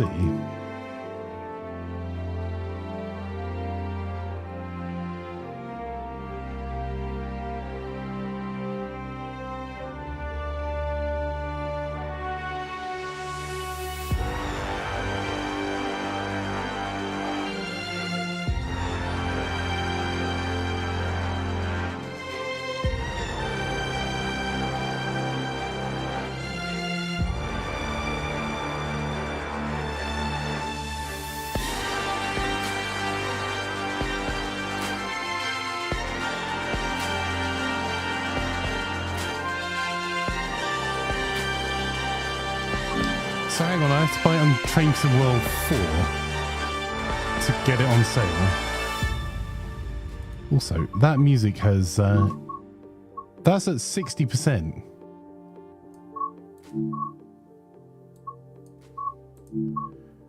They really went for it on that music design, didn't they?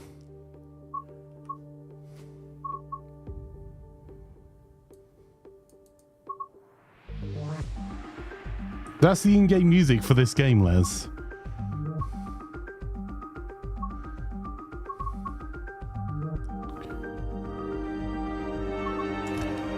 Hang on.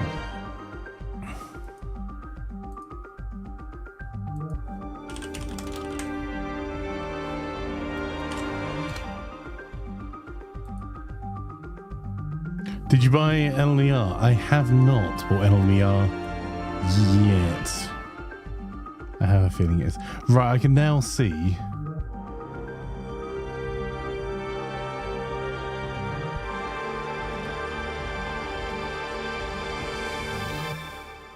Right, it says money off the...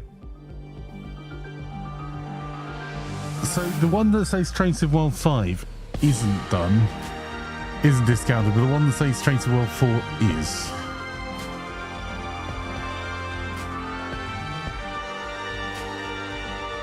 What?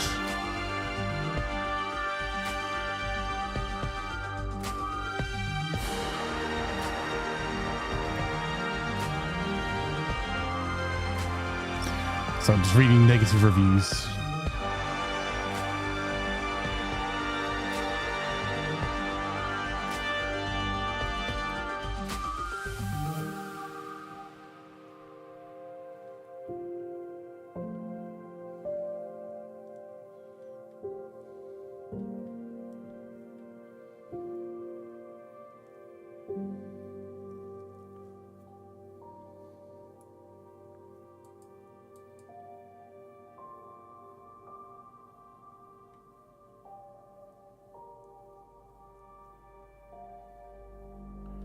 Wow. There were a lot of negative reviews there. All right, let's see what we can do. So, to the trains.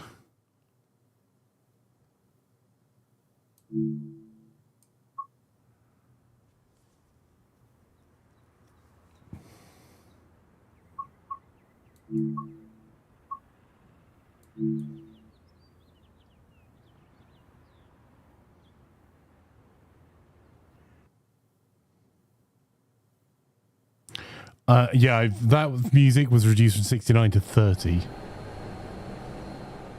In this training module, you'll be taken through the operation of the Pendolino Class 390 electric multiple unit. Nice.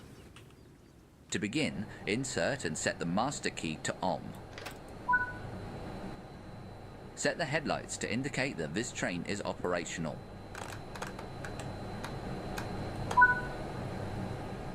After setting the reverser, you will hear an alarm. This is the tilt authorization and speed supervision alarm and will need to be acknowledged. Set the reverser to forward. This controls the direction of travel. Yeah, it is. The tilt alarm will sound for a second time. Acknowledge the alarm again.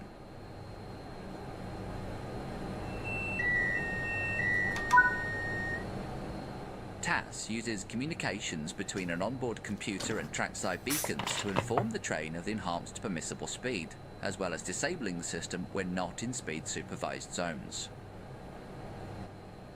When in speed supervised zones, the blue speed supervised light will illuminate and allow the train to drive at the enhanced permissible speed. When outside of the speed supervised zones, the blue light will not be illuminated and you will be restricted to the maximum permissible speed. If you exceed the enhanced permissible speed by more than 3.5 miles per hour, the TAS warning light will illuminate and an alarm will sound indicating that you must reduce your speed. The light will extinguish and the alarm will stop when you are below the enhanced speed limit. At more than 6 miles per hour above the enhanced permissible speed, the TAS warning light will flash and a penalty brake application will be enforced. To stop the penalty brake application, you must reduce your speed and press the intervention reset button. Open the passenger doors to allow boarding.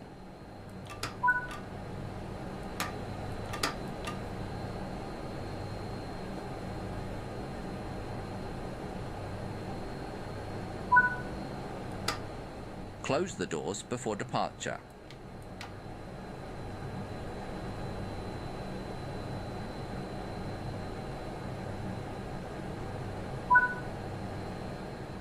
Move the power handle into the power range to get moving.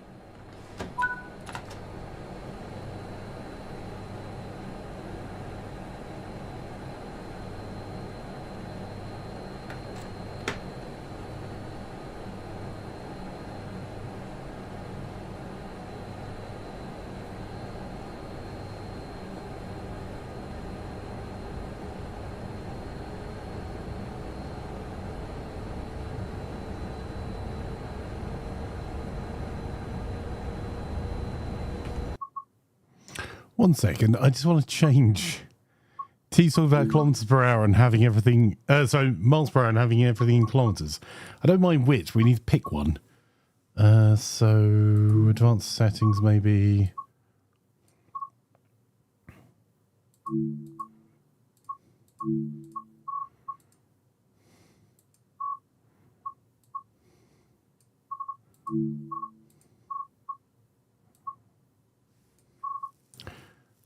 Right. Sorry, that wasn't what I was looking for.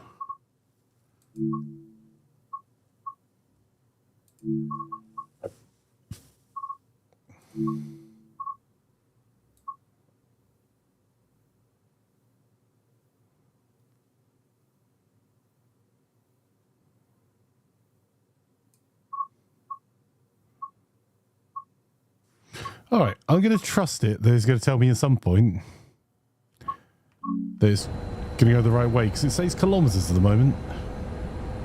Everywhere, including my speed gauge.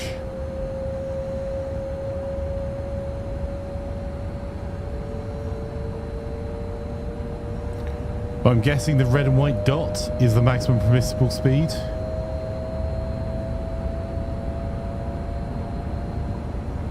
This is pretty cool. The tilting mechanism. I will probably be catching one of these trains tomorrow.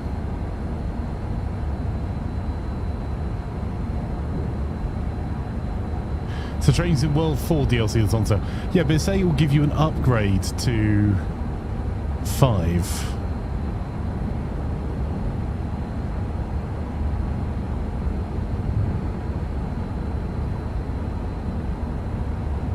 Kiyoshi Numajiri, welcome.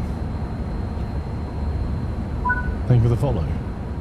Now you've built up some speed, you can return the power handle to the off position to begin coasting.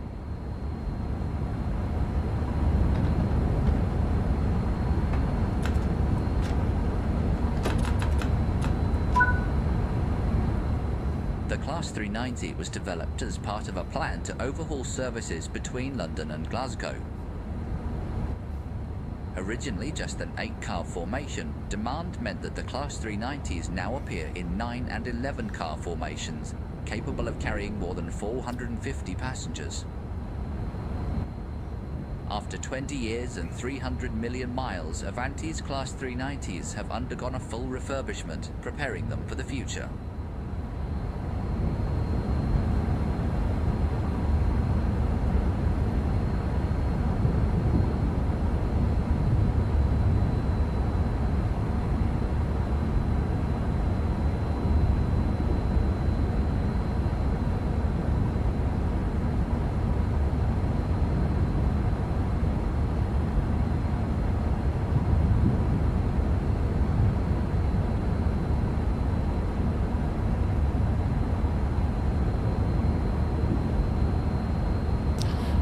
You can see from this track why you need tilting trains on this route, because instead of rebuilding the rail as high speed, which needs flat gradients and straight track, if you have lots of curves, which there are in the countryside around the UK between towns, begin applying a small amount of braking force by moving the power handle into the braking range.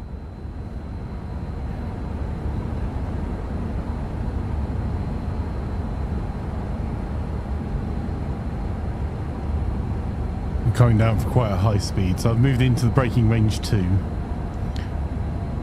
I will try an auto brake, Laz.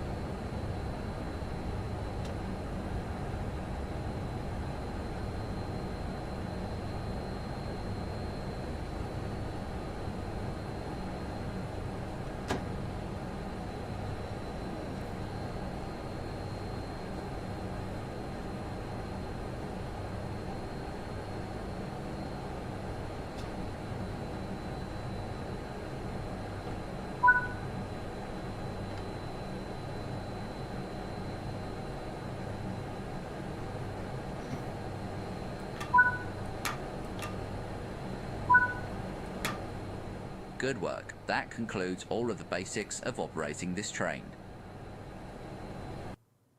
Lex says, this is not a game about breaking the rules and doing things wrong, as you wouldn't like it.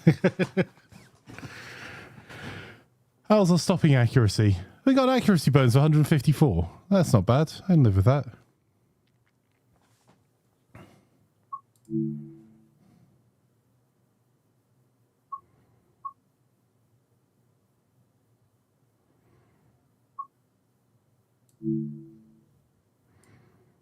Try the next scenario, maybe? Just so you know, chat, I'm going to have to join a call in about 5 minutes or so. So I'll be muted. You'll see a little bit that looks like that here. That doesn't mean I've run away. It means that I will try to be doing this while on a call.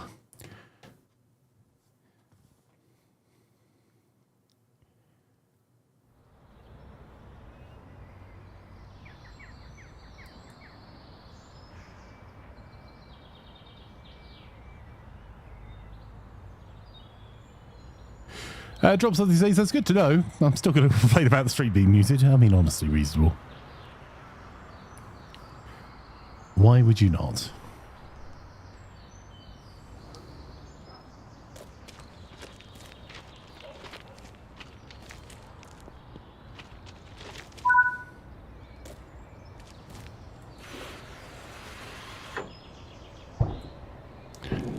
That sound.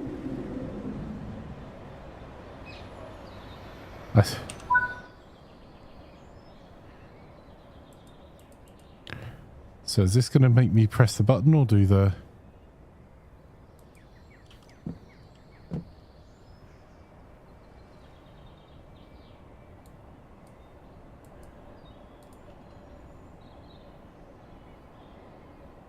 All right, it's sending me straight to the door.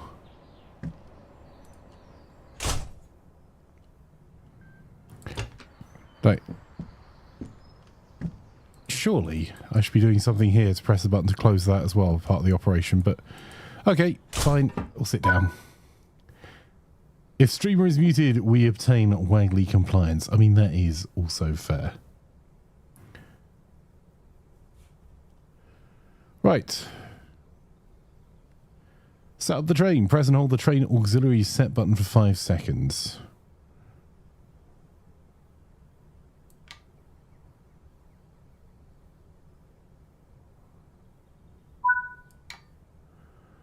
Okay, and then master key in.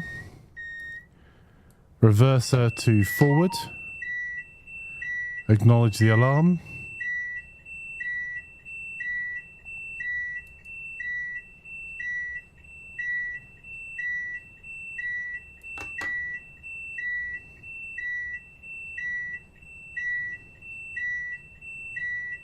I'll set the reverse to neutral. That's why it's alarming. There we go. That's putting the pan up, so that's...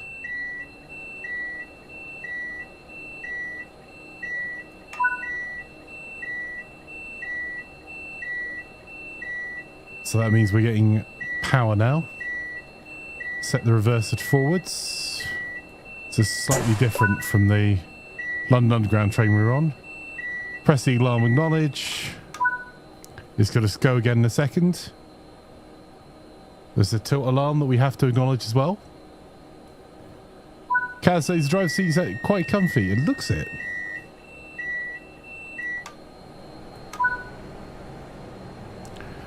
Okay, and now we have to do the intervention reset. Exterior lights need to be changed to day running. So it's not separate. It's changing the lights on both ends, I'm assuming, because there's not separate turning off the tail on this cabin side as well. Sorry, day running. There we go. The train is set and ready to go. Proceed to Euston Station. Okay, I suppose we'll proceed then.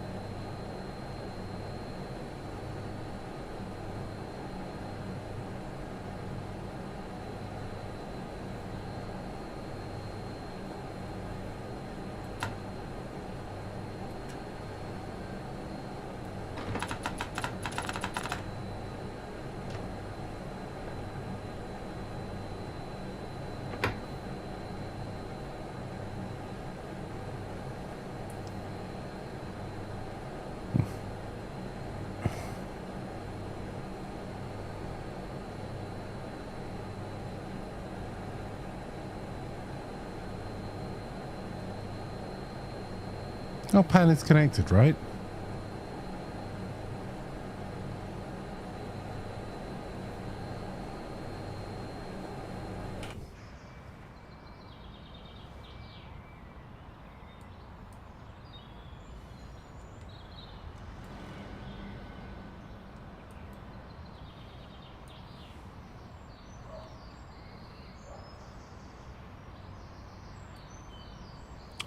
I don't see it.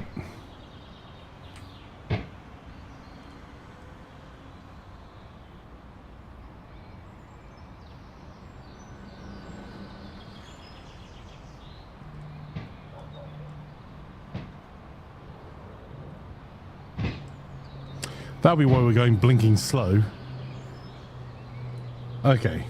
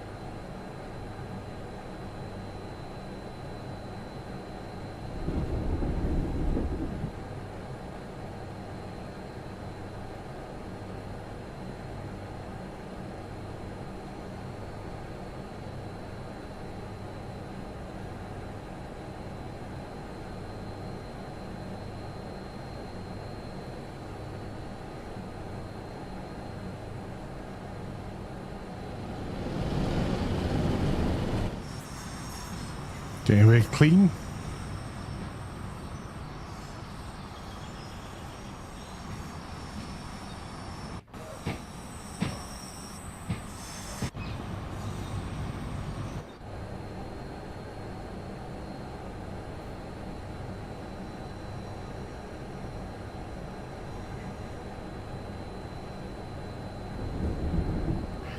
I hope that light's going to change for us. We're only just getting out of the...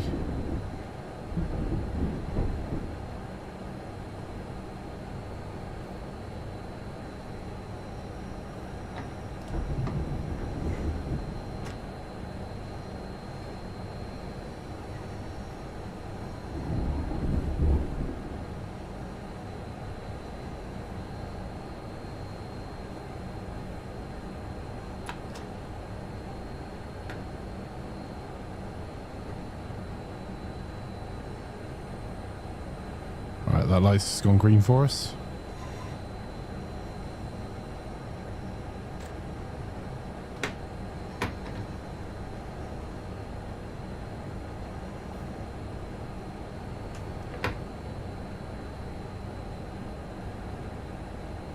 I've done something incredibly stupid here and I can't work out what it is.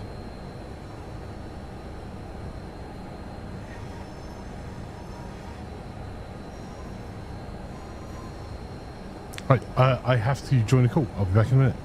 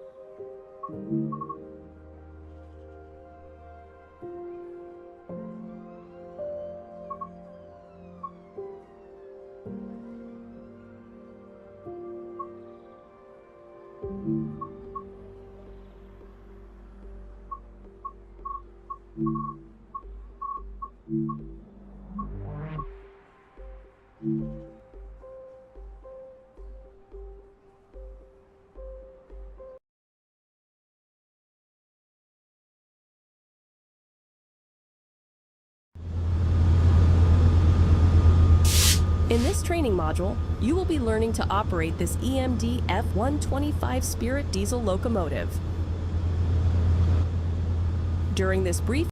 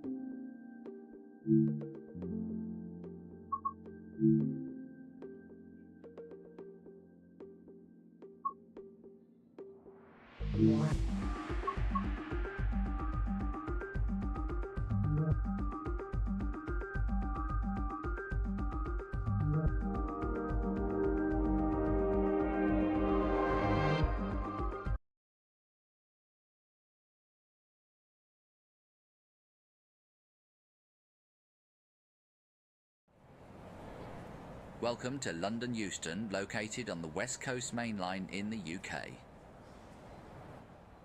The West Coast Main Line is one of the busiest mixed traffic routes in Europe and one of the most important railway lines in the UK.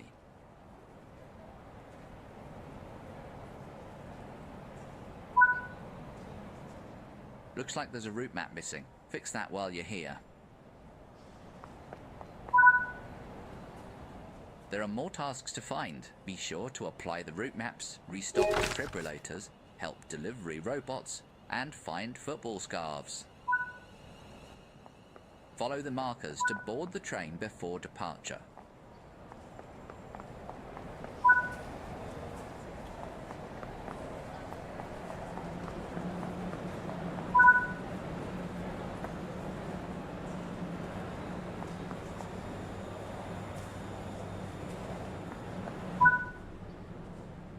Take a seat. The train is just about to leave.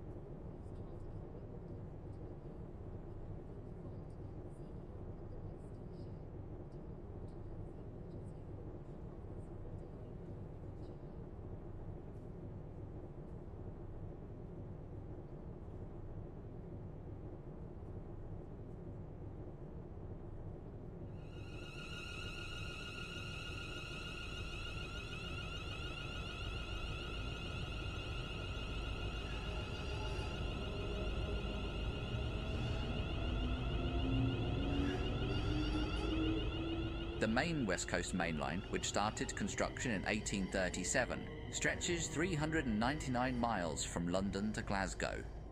Including the additional lines that veer off to other major cities, the route mileage comes to a total of around 700 miles.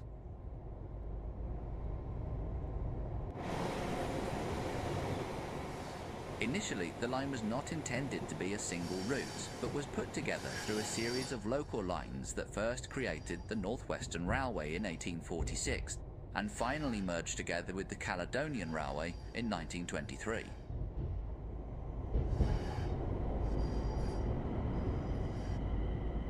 The line's ownership has changed frequently over the years, most notably owned by London, Midland and Scottish Railway thanks to the Railways Act of 1921 that joined many railway companies together.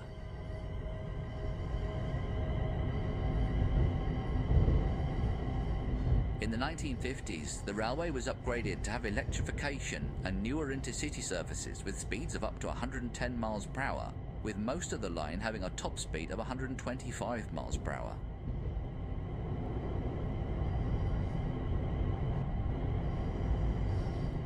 This train is a Class 350/1 electric multiple unit manufactured between 2004 and 2014 and is part of the Desiro family.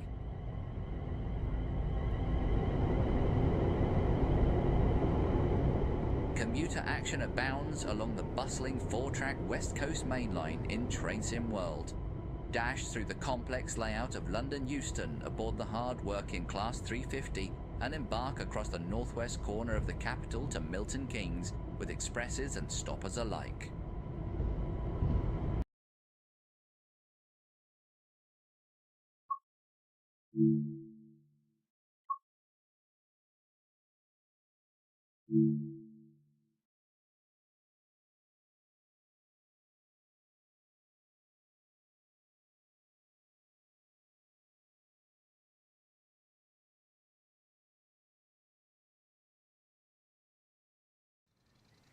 In this training module, you'll be taken through the operation of this Class 350/1 electric multiple unit. For this introduction, you'll be driving the train a short distance and performing passenger operations.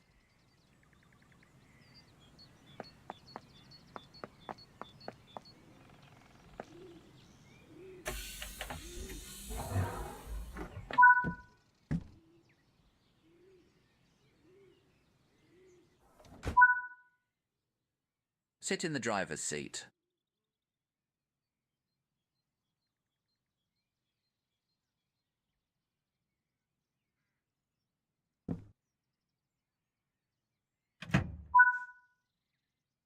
Set the master key to on.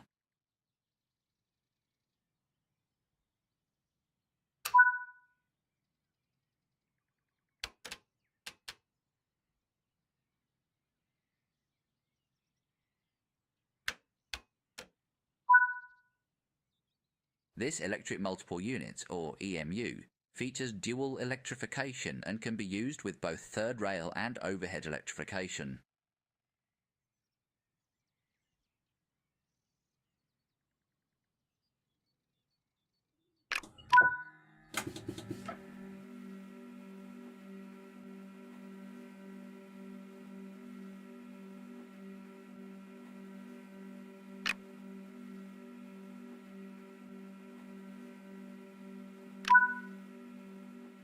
Set the pantograph switch to the up position.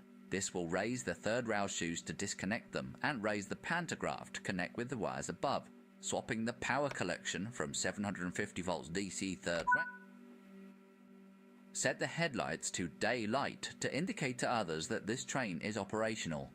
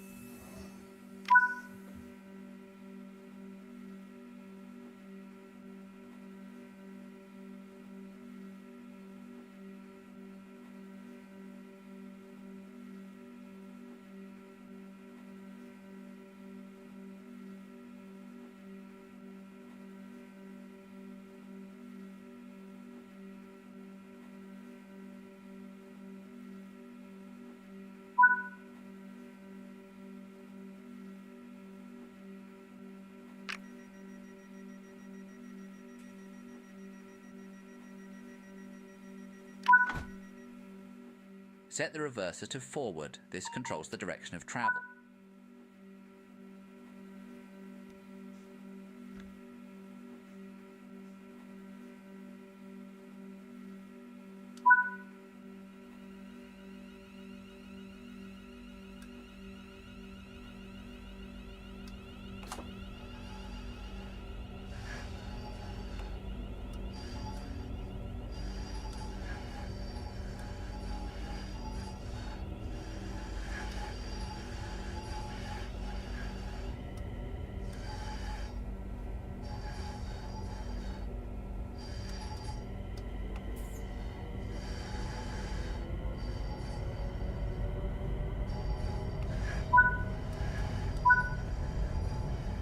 Keeping to speed limits is important. If you begin overspeeding, apply a small amount of braking force by moving the combined power brake handle into the braking range.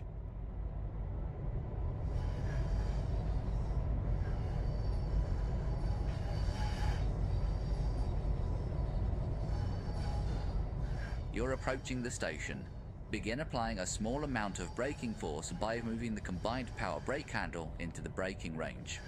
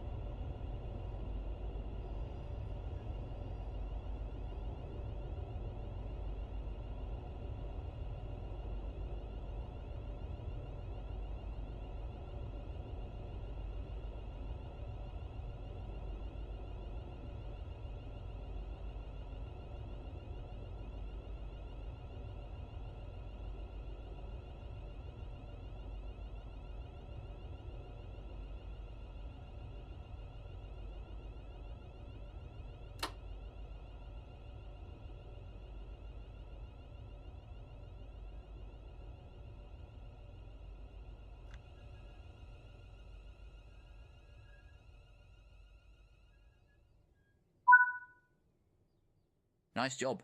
The train has safely come to a stop. You can now use the passenger door controls to open the doors.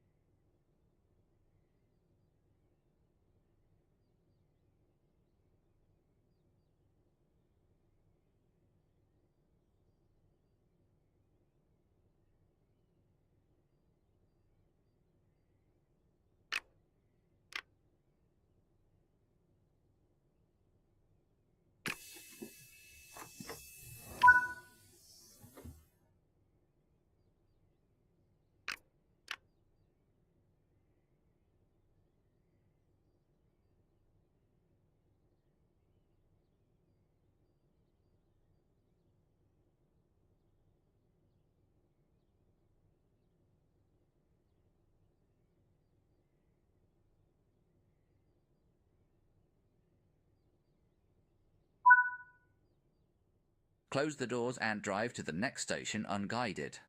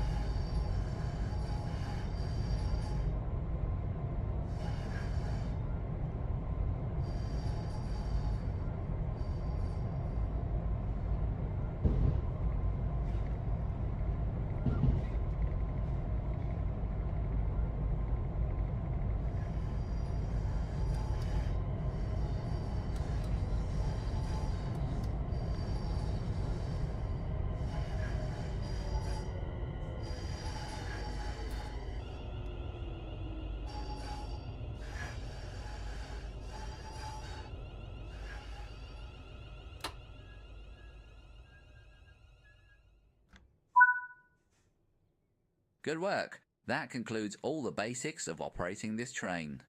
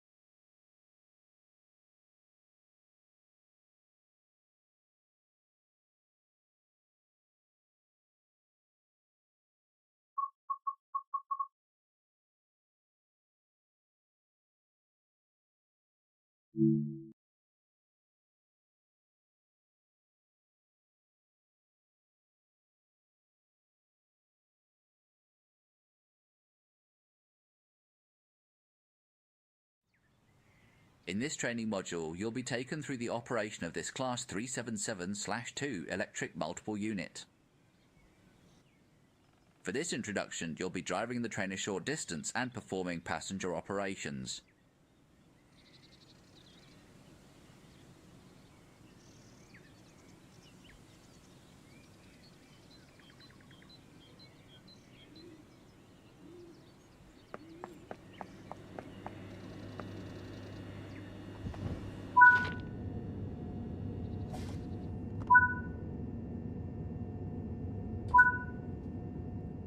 Sit in the driver's seat. Set the master key to on.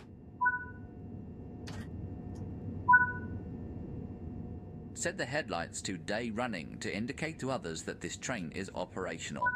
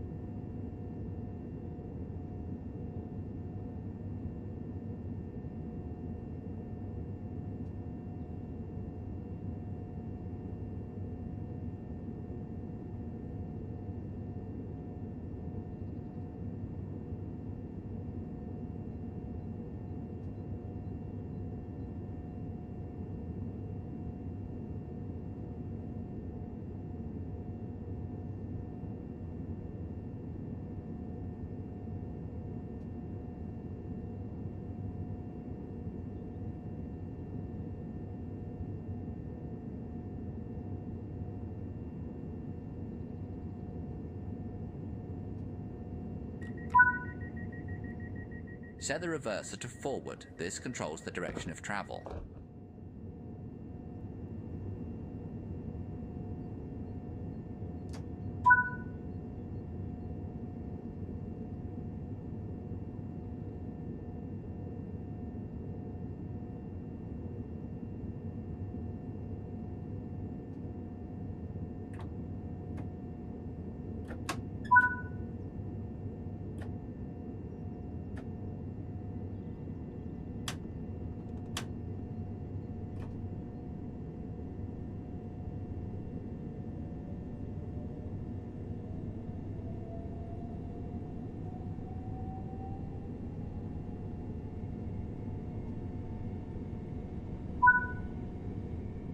On level grades, you can coast to maintain your speed, reducing energy consumption and stress on the motors.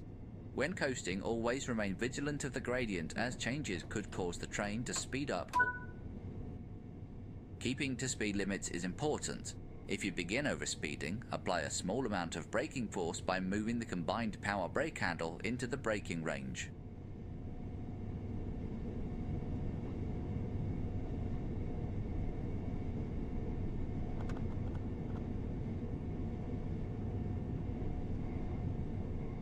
You're approaching the station. Begin applying a small amount of braking force by moving the combined power brake handle into the braking range.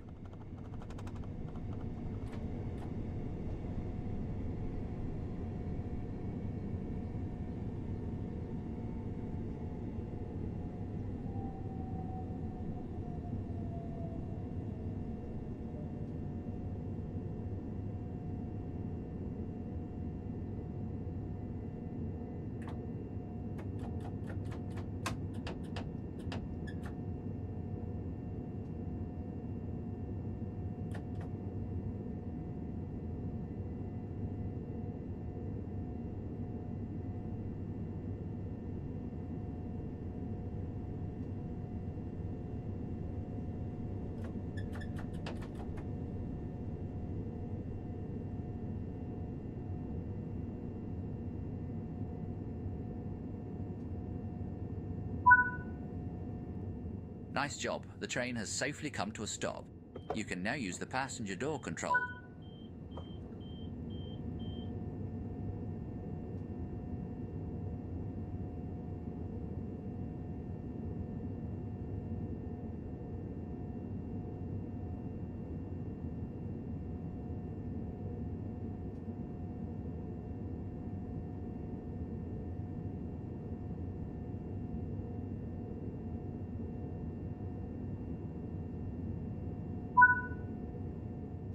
Close the doors and drive to the next station unguided.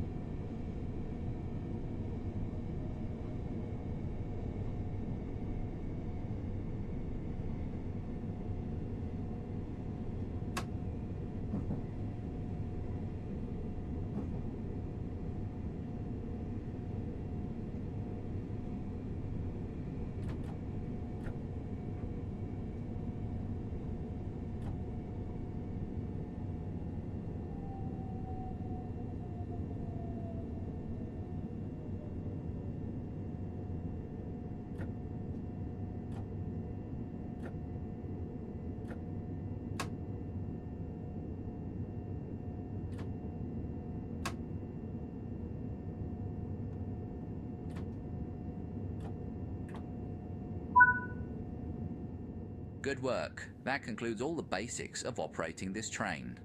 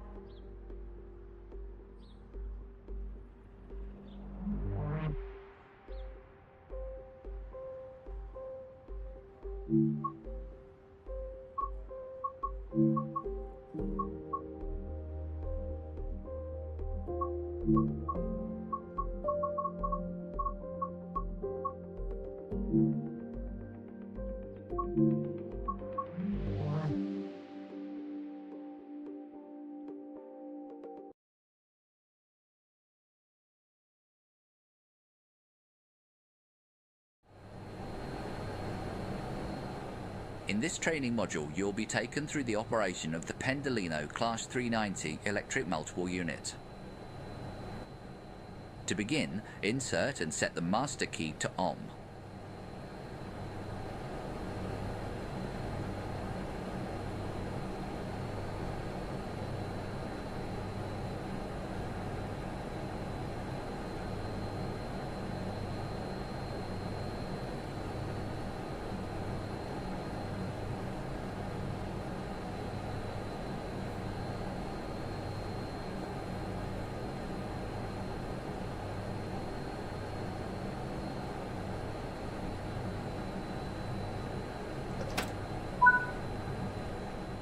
Set the headlights to indicate that this train is operational.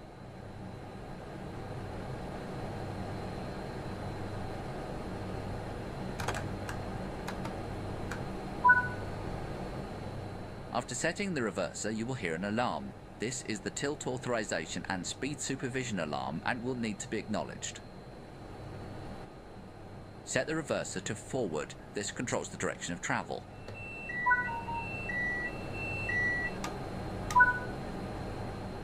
The tilt alarm will sound for a second time. Acknowledge the alarm again.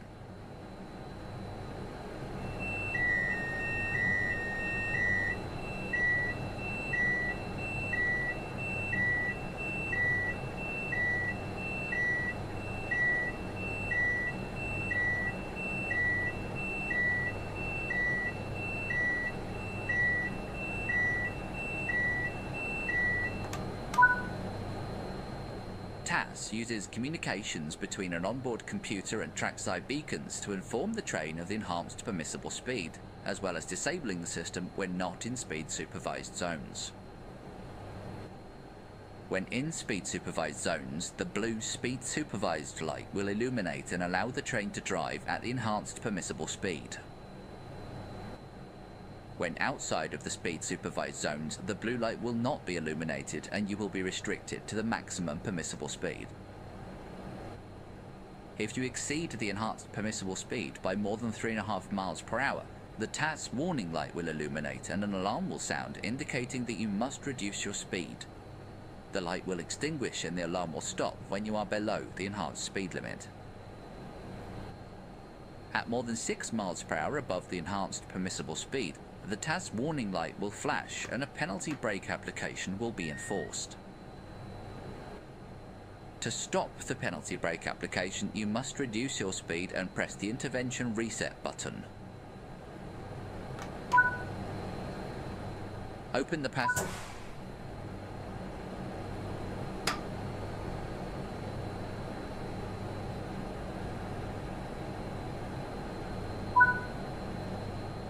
Close the doors before departure.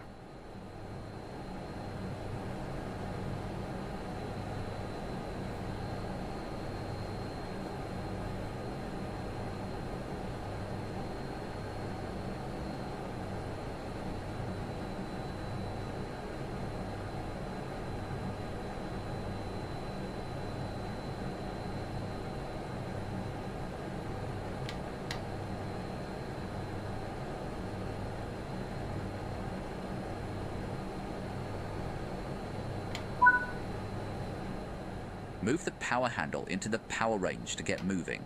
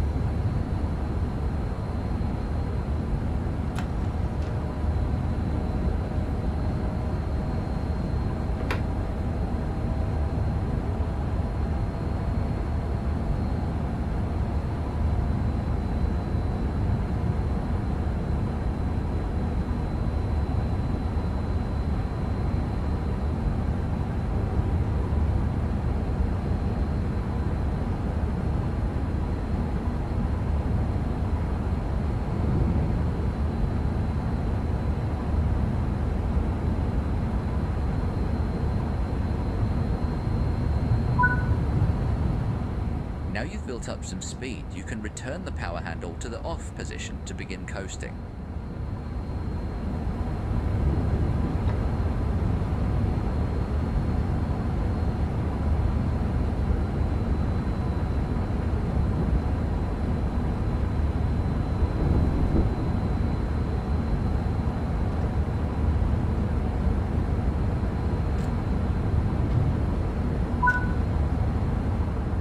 The Class 390 was developed as part of a plan to overhaul services between London and Glasgow.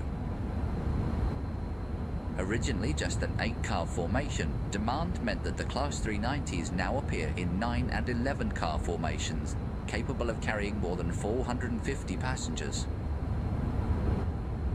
After 20 years and 300 million miles, Avanti's Class 390s have undergone a full refurbishment, preparing them for the future.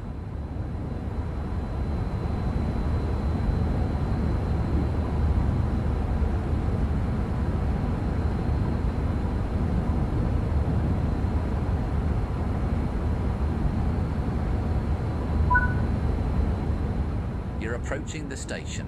Begin applying a small amount of braking force by moving the power handle into the braking range.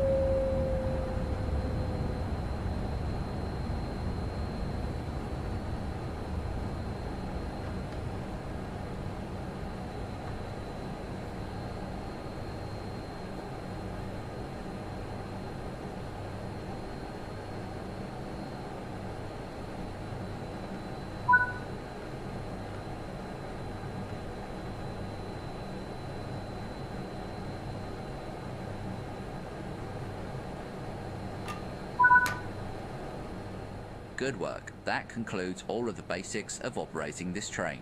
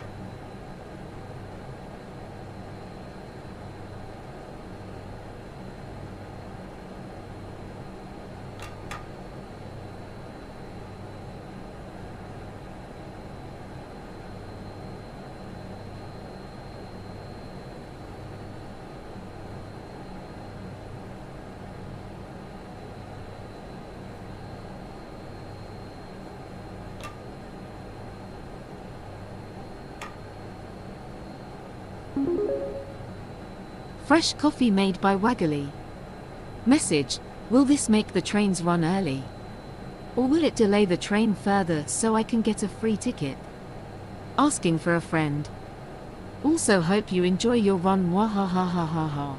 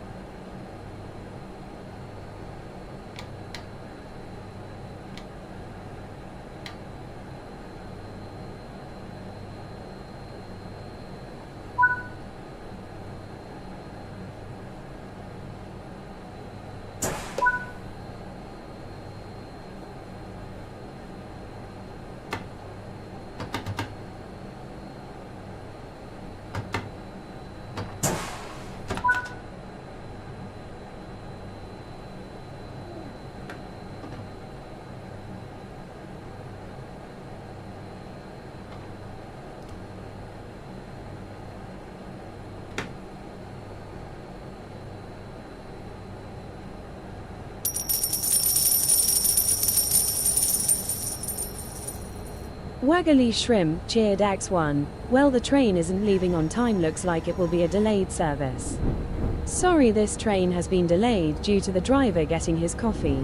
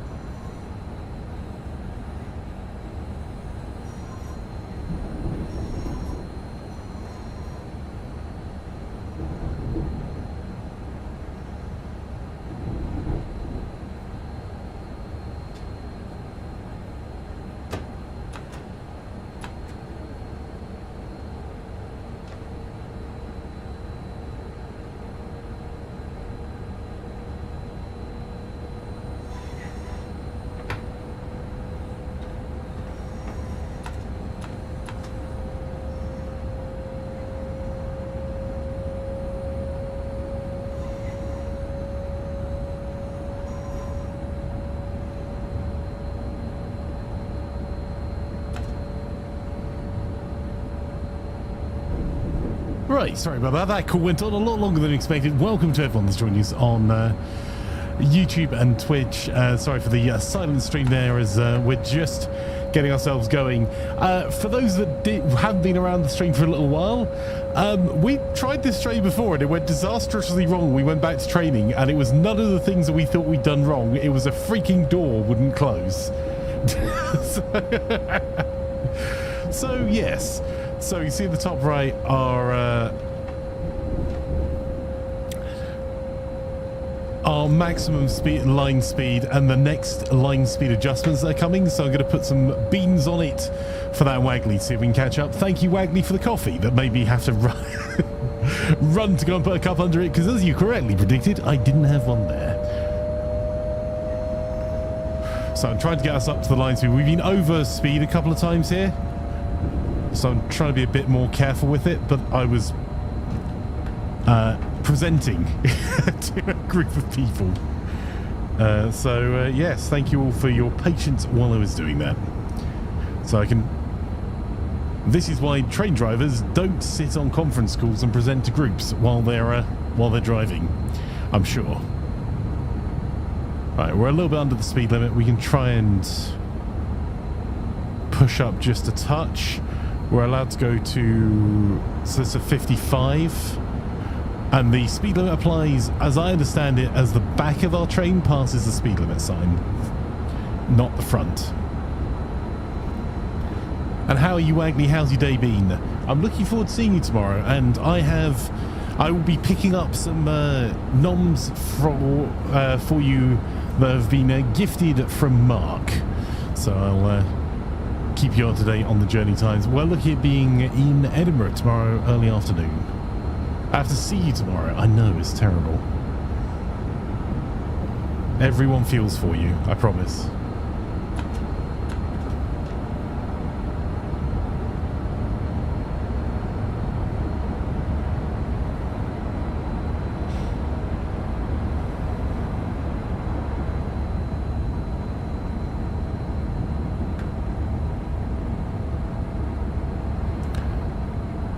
Our line speed, I'm going to slow us down just a touch.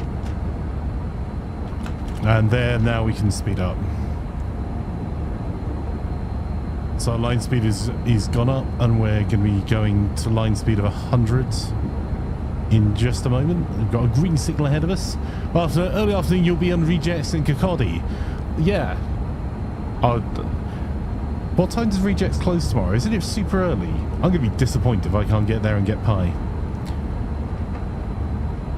Okay, let's not quite give it the beans, but I'm going to try and accelerate to the speed. We're a little under at the moment. There you go. Now we can...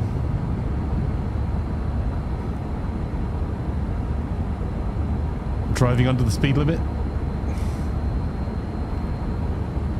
Well, I'll be doing my best to get to Suffolk had a steak pie yesterday. Their steak pie is phenomenal in Rejects. I think all of it, I haven't had any bad food rejects. If you ever find yourself in Kirkcaldy and Fife, Scotland, going to Rejects, the department store, and going to their cafe is strongly recommended. Oh, didn't really mean to bring the power off there. I keep forgetting WASD is AD is power up, power down. WA I need to make sure I don't touch. Okay, so we're at 95 on a 100. Oh no, now I need to start cutting the power. If it would actually do it, please, game. Thank you. We don't want to increase our speed anymore. We're at 100 at the moment. The next bit of line is 105. Kitchen closes 3-ish, store at 5. I don't think I'm going to be able to get there in the time for that. But I will get to see you at least. Which sucks to be you.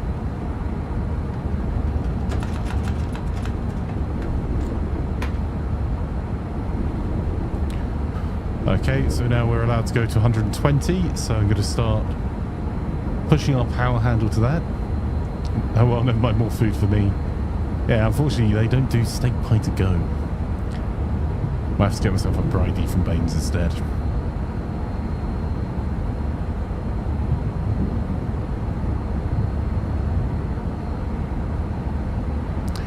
If knowing it's closing at 3, I don't think there's much hope of me getting there before then.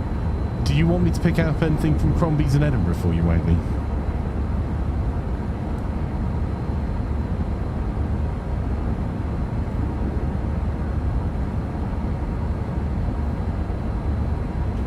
That is our power handle going for it with all the beans. And we're on a 0 gradient. It's still taking quite a while for us to creep up the speed, so we're moving quite a lot of mass, I suppose.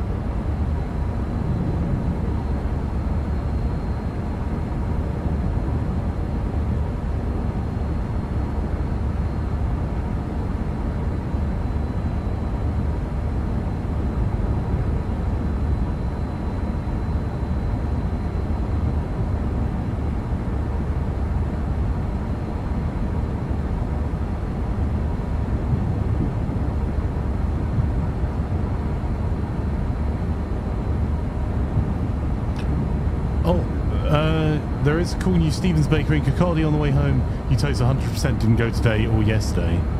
I quite like Stevens as well. Because was it Stevens that had one in the Tesco that closed down in Kirkcaldy? Oh, not in the Tesco, but in the shopping centre there. They knocked the whole thing down.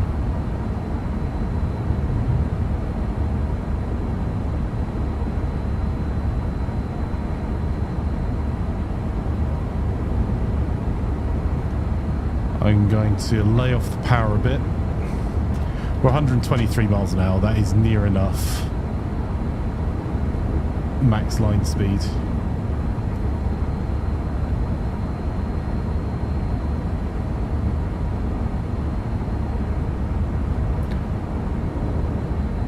So just having a look at the route map. That's the route we're doing.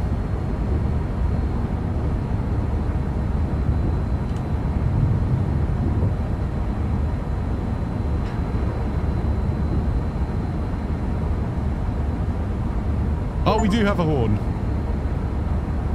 Faster, as is Guru. Yeah, we're kind of coasting at the moment. We can give it some more power again. Engage warp speed. These trains are cool because they tilt as they go, which was specifically designed because the line that these are operating on, the West Coast Main Line, has lots of curves in it, as you've seen. And they are too narrow a curve to be able to drive a high speed 1 or 2.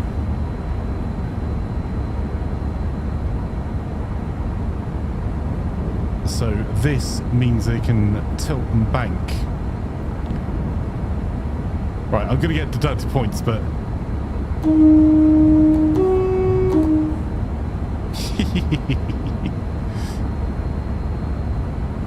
We found the horn mark!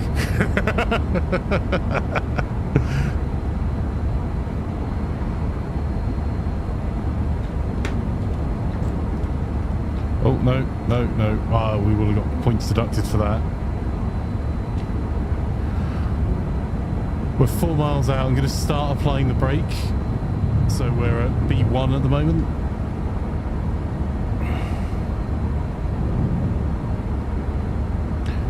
So I'm not actually attempting to stop, but we're 4 minutes out. So we're slowing us a little bit because our line speed needs to come down just a little bit more. There we go. You see we've got 110 coming up ahead, so we're on 125 is the max line speed where we are now.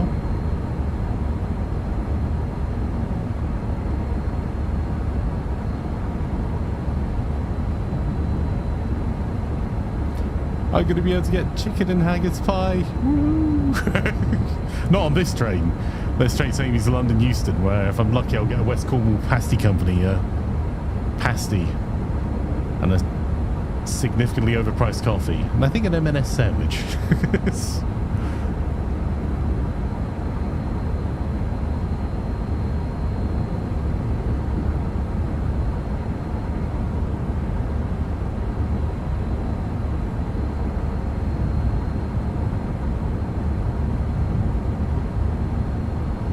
I actually give it a tiny bit more power again, so we're well within the line speed restrictions.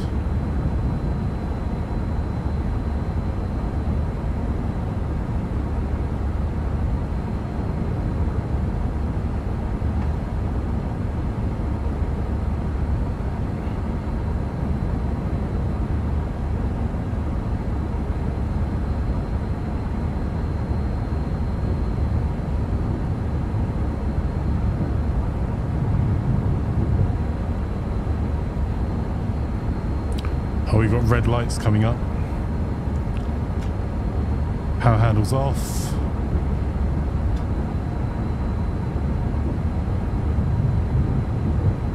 Right, applying brake 1.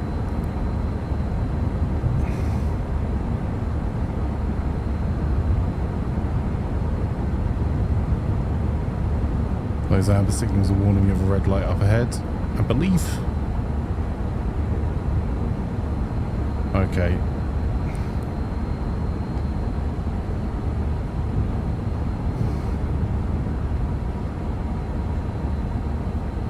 Oh, which is our platform.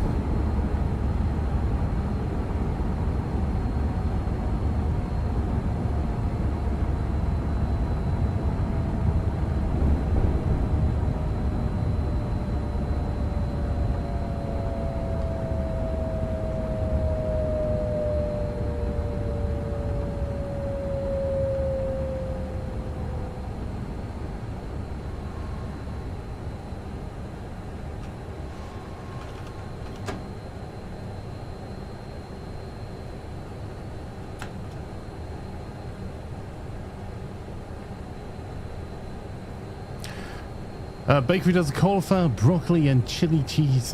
What? A cauliflower, broccoli, cheese, and chili pie. That sounds phenomenal. Come on. The braking is really efficient. I could have actually done that a lot later.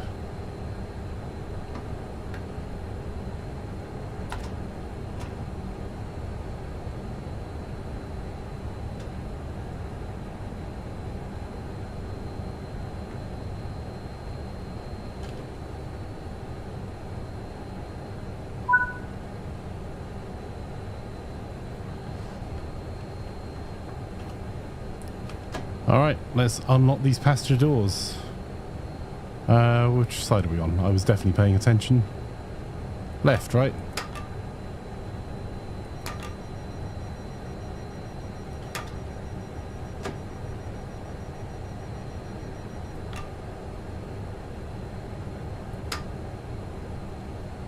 Oh, there's a gradient. No!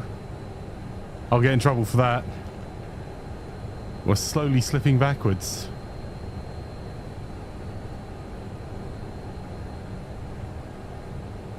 I should have paid attention. The gradient's on the right hand side. I didn't see it. I was trying to be clever.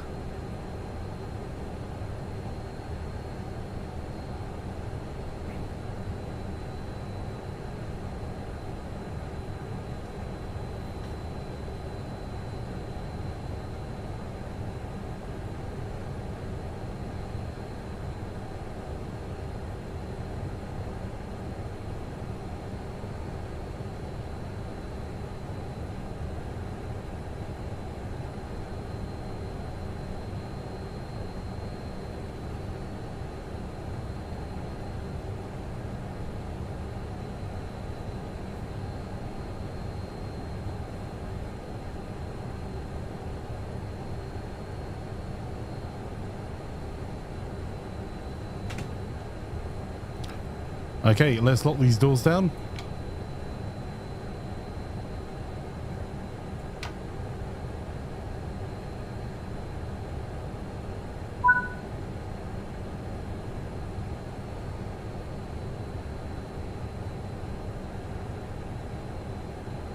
We actually arrived on time as well. It was that coffee.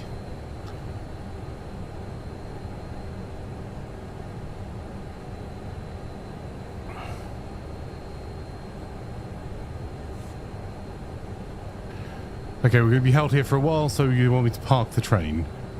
So we need to shut the power handle to off. So I was doing the right thing. I obviously did it a wee bit early, or didn't apply the brake for long enough because it was starting to roll back. See, it's doing 0.2.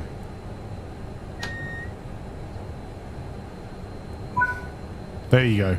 Now when you put the reverser on, it's applied the brake. So we can remove the master key.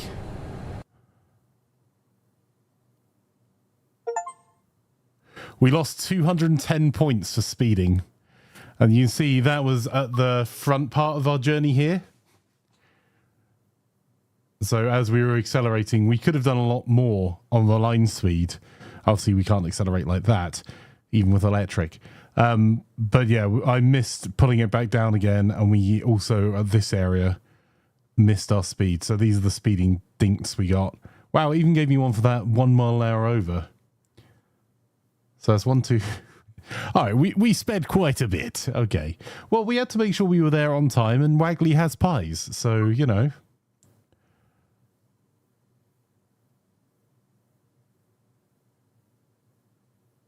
We got 4,035 points for that. I think that's more than we've earned so far.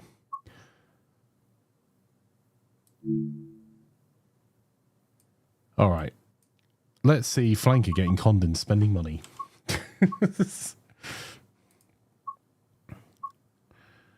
Go back to the main menu. If my pies are in Milton Keynes, we've got issues. Are they not on the way down this way, no? To the trains. Train depot. Training modules. Have we got the Scotland one in there at the moment?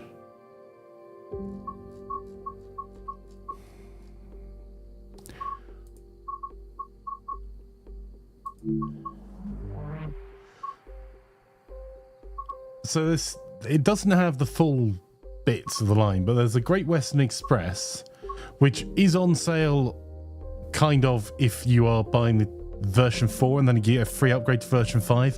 Why they can't just reduce this to the same price they've got in the Steam sale is beyond me.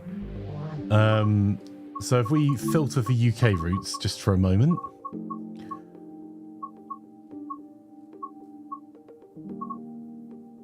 Is that the East Coast main line? I think that's an Azuma, isn't it? And that's an Intercity 125. And you got ScotRail 158 diesel. That's DMU. I was trying to work out how much of my journey I could do.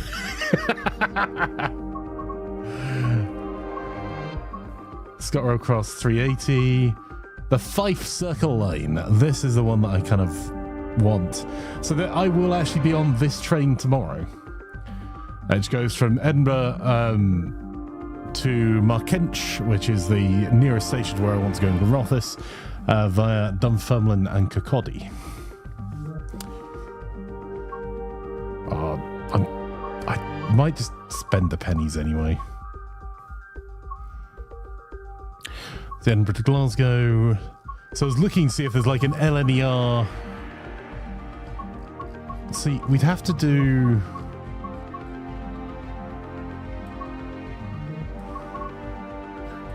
Great Western Express. All new for... Yeah. Okay. Because this one has terrible reviews, this particular line. No, you don't want LNER. Well, the options are either that or Transport for Wales to, I think, Transpennine, or Transport for Wales to or Great Western to cross country to Transpennine, I think. Give me just a moment. I'll be back in a second, chat. I'll leave you with some epic music just while I just go and grab something.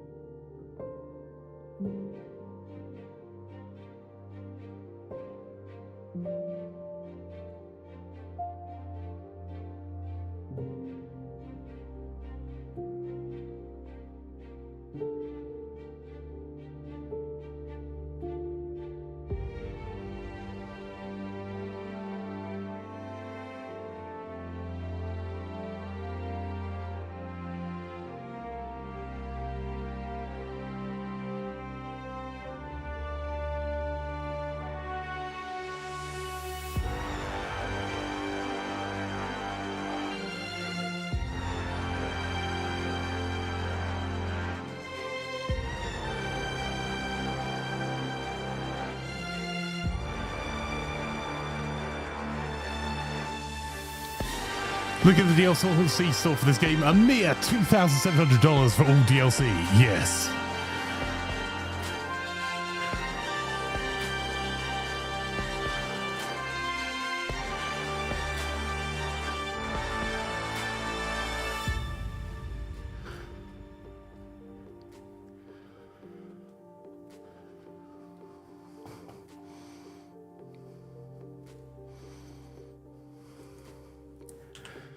I'm going to try something so you guys don't have to. I'm going to try buying the stuff that's in the sale and see if it appears in here. One moment. Because it's for the previous version of the game, but apparently you'll get an upgrade for it. According to...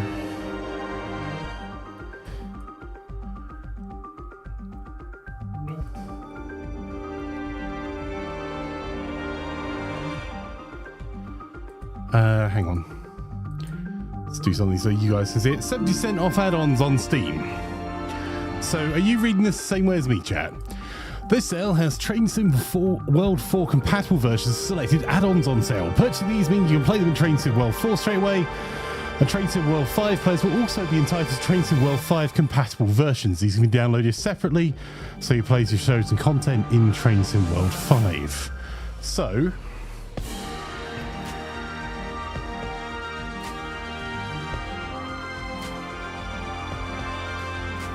the UK routes I'm really interested in. Cool as some of these look. Is that one and that one, maybe?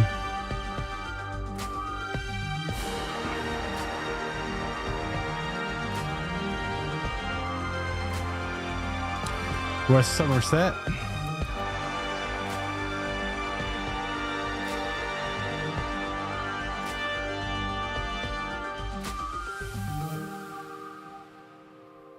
Right, okay, cool. So, I'm going to do that. No, I don't want to exit the game. I'm going to try and get this route. Give me a moment, because I'm going to buy it for Train Sim World 5 through Steam. Let's have a wee look. So, popular titles. Discounted, simulation...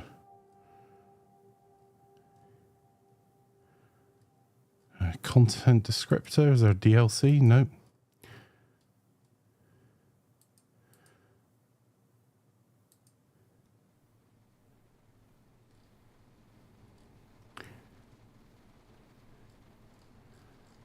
Right, let's see if I can do it for Train Sim What, 5? Okay.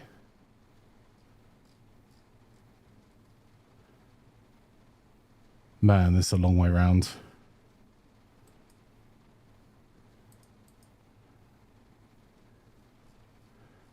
Right, I don't want trains in World 4. I then have to go and find the items that are on sale. This is a long way round to do this.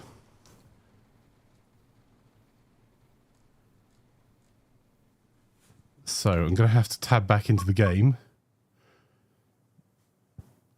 There we go. That one. So the routes I'm looking for, they say they're compatible with this one as well.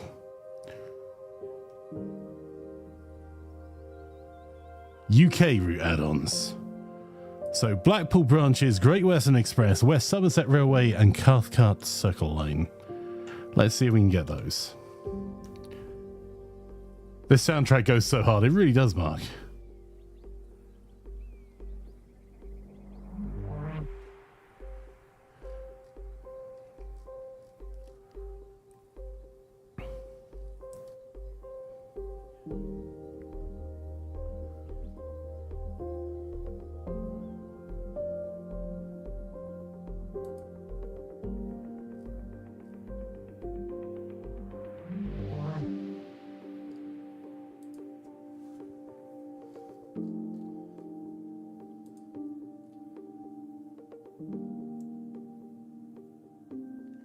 Right, so I'm looking for Great Western Express.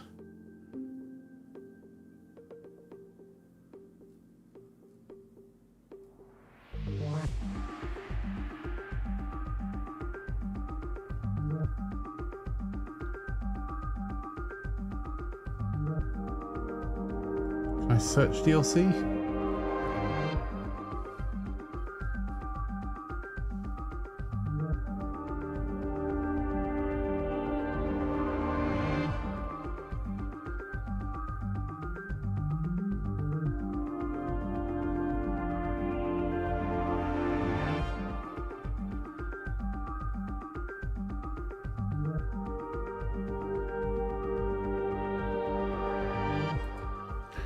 I think I have it. Right. Okay. So if I add...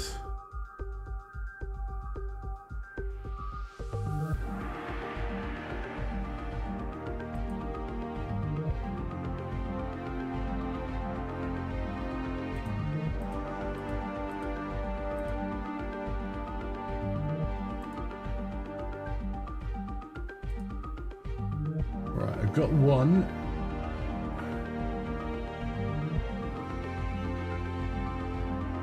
Continue shopping and see if I can find the other ones.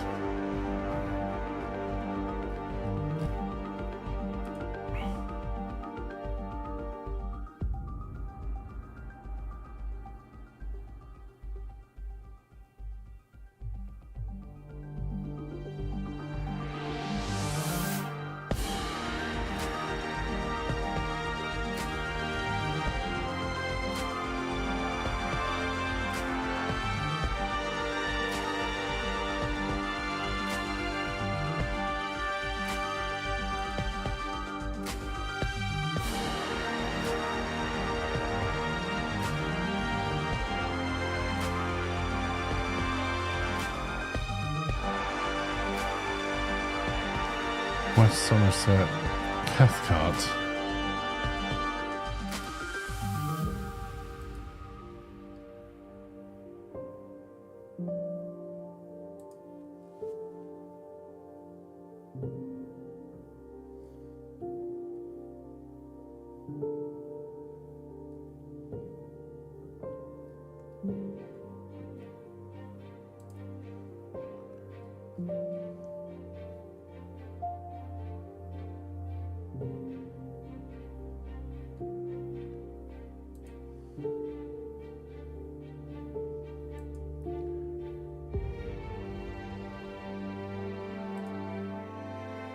Okay, and then finally, did I go back too far?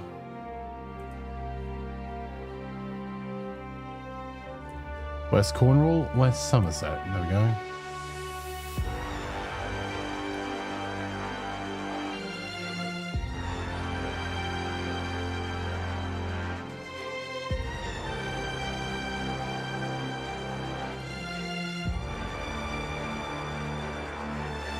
I don't think I care about the Blackpool stuff.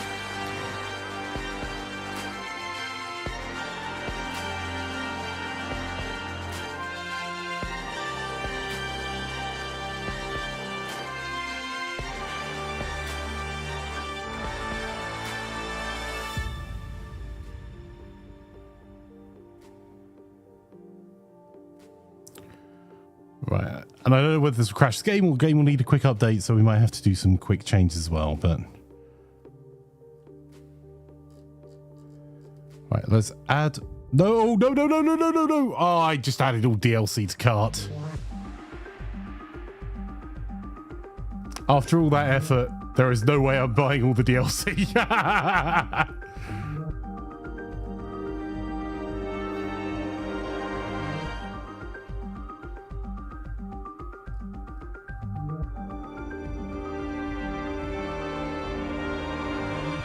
He'll pay for himself, I'm sure.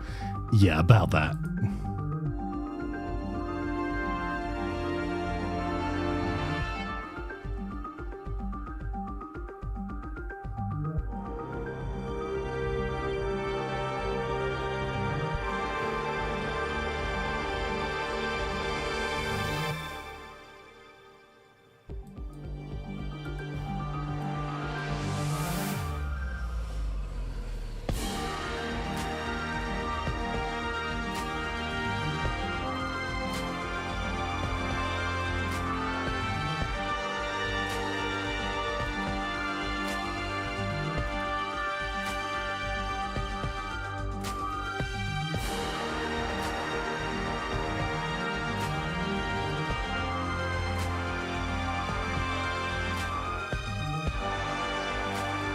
There are so many things I'm having to go through line by line and remove from my cart.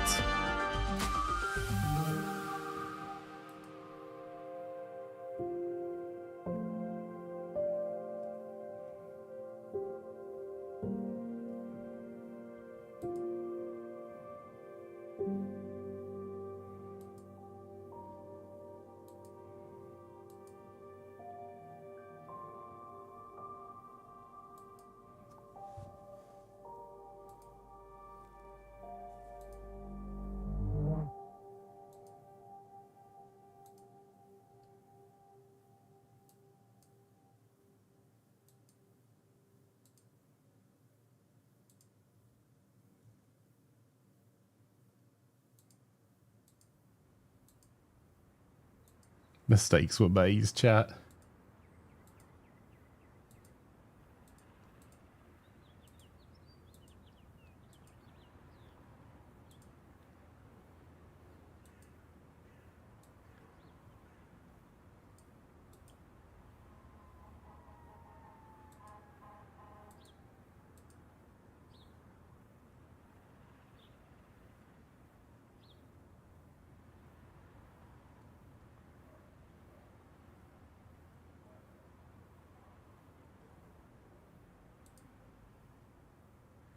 Let's be fair, Harmony Flank is my favourite thing whenever I have a reason not to. What? Rude.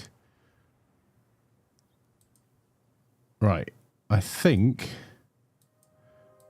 I'm nearly there. Sorry it takes so long, chat.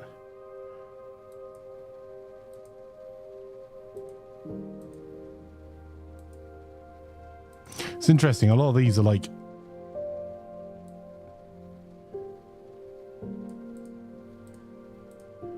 from, oh, come on, Steam. Stop being Steam, please.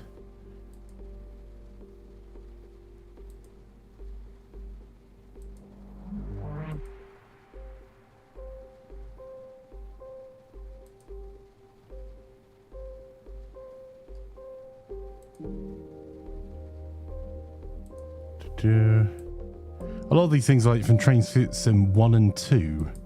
So it looks like you can carry your content forward between versions. But also, you wonder what sort of improvements you would expect between those older ones. And they're still selling. The full price for them is like $25 a route.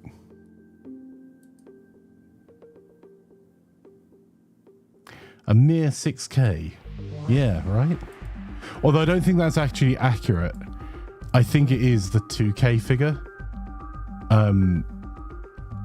Because a lot of it is... So all the DLC you see for 5, a lot of that is DLC for 4. And you have to be careful though, because only the DLC for 4 is on sale. You can't add all DLC from all editions. And it... See, so did I, but there's a lot of it that shows already in your cart. I did a stupid.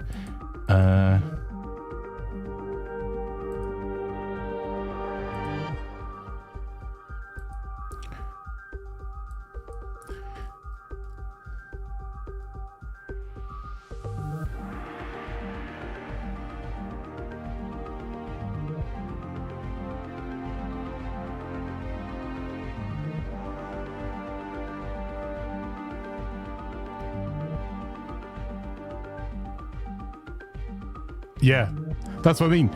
When you look through them, like there's one here from Train Sim World 3, there's loads from Train Sim World 2, and I only did it to one of them, and it duped all of the stuff in my cart.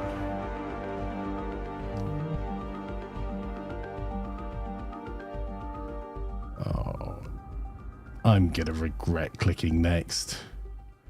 I think I've removed all the other stuff.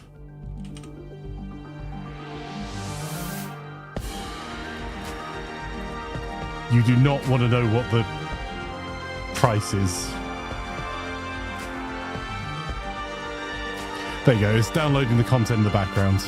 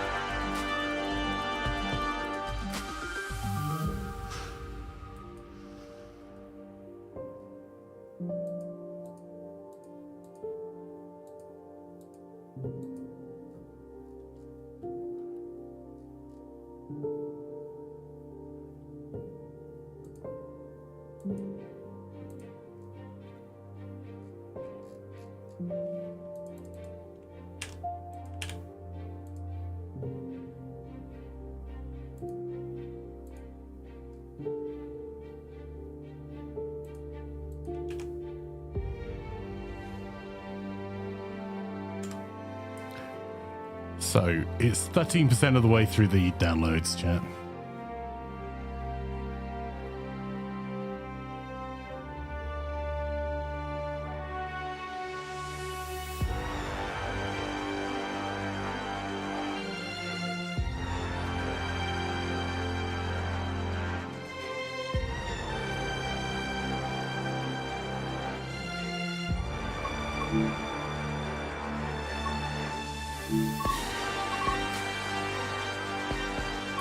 So it's a test because we'll see if it's actually, as it downloads them, whether it will update the game live or it needs to restart, but whether it will show the Train Sim World 5 versions of these.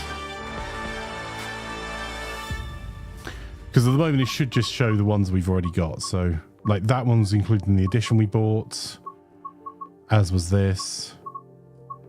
This one I bought the older version of, so we'll see if that actually shows.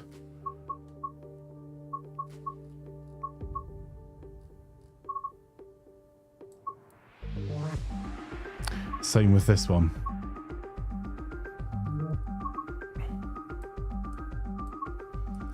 We shall see.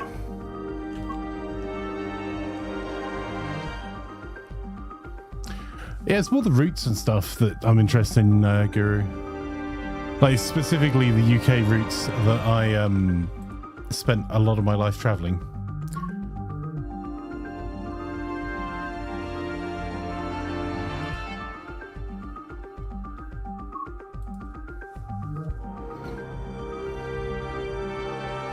Have a look at the Creators Club while we're waiting for Steam in the background.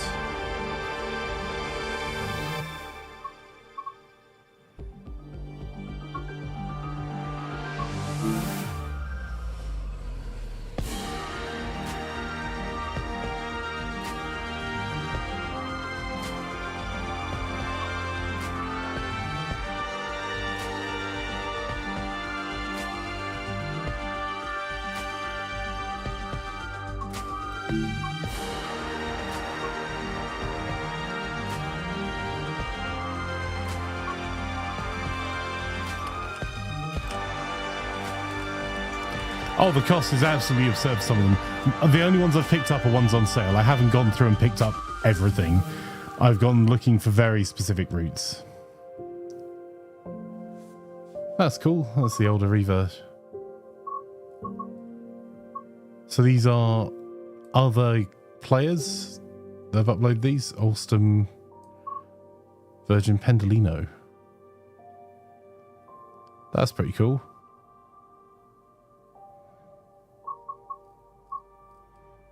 So these are effectively just mods.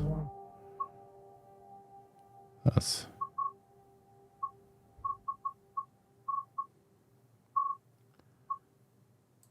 just Seal Creations. That Ukraine one's pretty cool.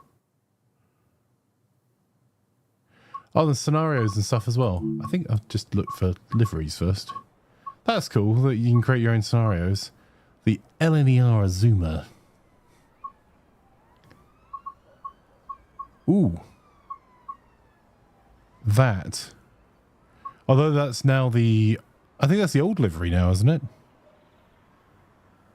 Class 395 Javelin imitating a Class 800 IET. Yeah, that's... So that's... They've used the model from the High Speed 1 route.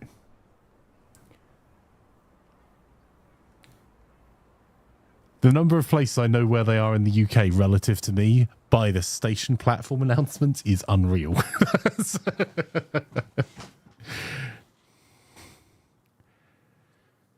And really absorb, like, so each DLC is a single train and route. Some of them are just a train and some of them are a route and some of them are both with a scenario.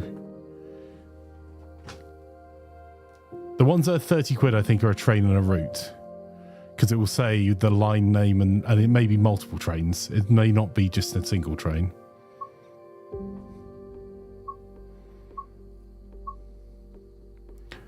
Ooh. The GWR 800 IET. So that's the new trains. I don't want to subscribe to it. I just want to look at it. Can I... Has required content... Okay, that makes sense as using the model from the LNER, because this is just a reskin. I used to catch these to work.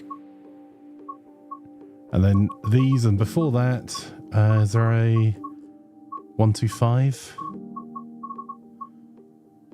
It'll be in the store. The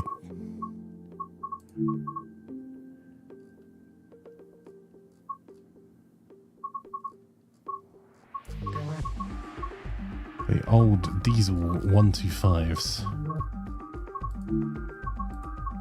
Let's go with route. So it is showing as owned in here now. That was one of the ones I picked up. So is the Fife Circle Line Edinburgh Kirkcaldy. By the way, I paid nothing like the price in here for these. Because I just... If you buy it through... I think this is a bit... questionable. If I click through the link here and buy it through Steam, it will take me to the Train Sim 5 World version of this, which actually isn't a different version. It's the same version that exists already for all of these from Train Sim World, 4 or some of them even 3 or 2. But they'll charge you full price if you click through on this link and go to Train Sim World 5. It's Train Sim World 4 you have to look at for the sale offers under specifically. And I picked my copy up from Fanatical, which if you're watching on YouTube, you can see the link down below. I bought the big version of Train Sim World 5 from Fanatical and got 20% off. There you go. So the Glasgow, we got ScotRail Express. So these were the old versions. Midland Main Line, Leicester, Docking and Narby. I used to work that way. There's the high speed one. But yeah, the difference, by the way, is not trivial. The price for this version is 30 quid. If you go through and click through here, the price for it I paid was 10. That's ridiculous. There we go. All the downloads are just completed.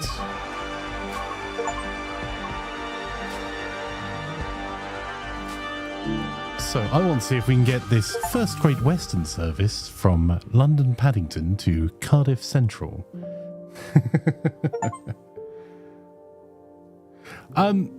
Guru says even 10 quid's still too much. I disagree, actually. I'm not defending the high-priced DLCs in general, but it depends how much modelling you're doing, because this is a really niche game, if we're honest. Even if it becomes more mainstream.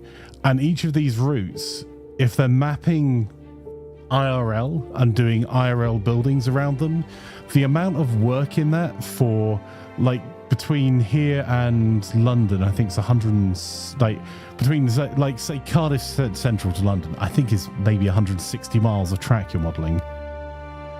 And then you're selling it to, what, 1,000 people, maybe, that not only like Train Sim World, but specifically want the West Coast Main Line. Like, that's rough economics. Wagley says, you run that route, you have to run it late to be realistic and get stuck outside of Reading and Newport. You know, Wagley and I have vastly different experiences on the railway. I commuted for 10, 15 years between South Wales and London, and also London to Edinburgh, and I've also commuted from London to the southeast. So I've done a variety of routes, but a lot over GWR. I have had less delays in all of that time than Wagley had in the last year on the same route. If you heard of Wagley is travelling, don't take the train that day. Yeah, you're not going to sell 1 million copies of each of these DLC, so it's not like, and it's not a small amount of work. It's not like, it's not horse armor. And even just modelling the vehicles, again, how many people want that specific train set? So I totally get why the full price is $30 a route, if they're doing a good job of that modelling. Alright, so if I go home now, if I go to the trains, will that now show me those ones in my train depot? For training modules, will it show me a Intercity? It doesn't. Okay.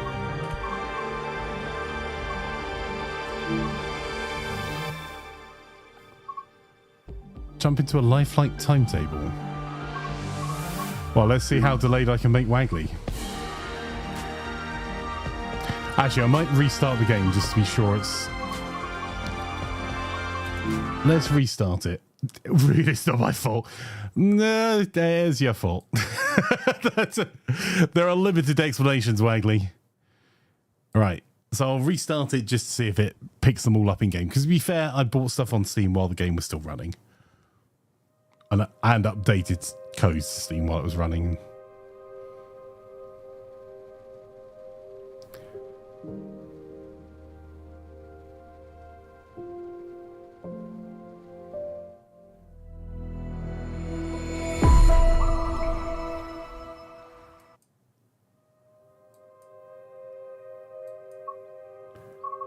Right, so I'm going to go to connect to Dovetail.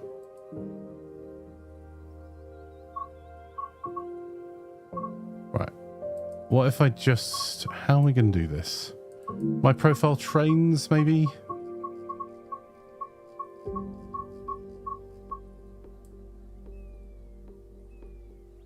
Where's my Intercity?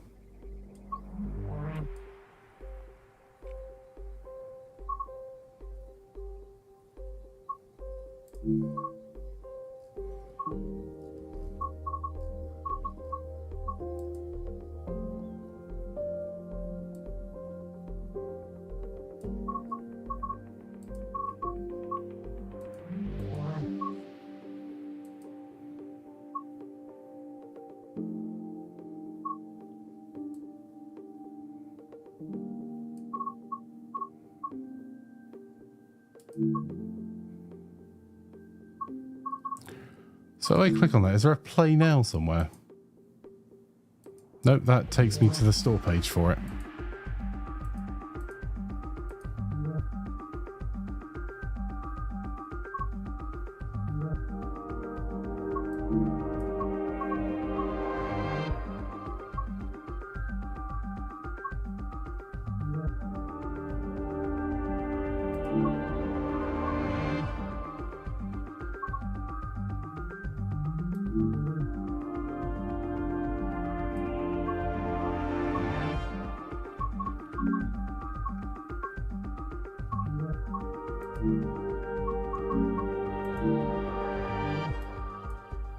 Well, the ScotRail ones are showing up there.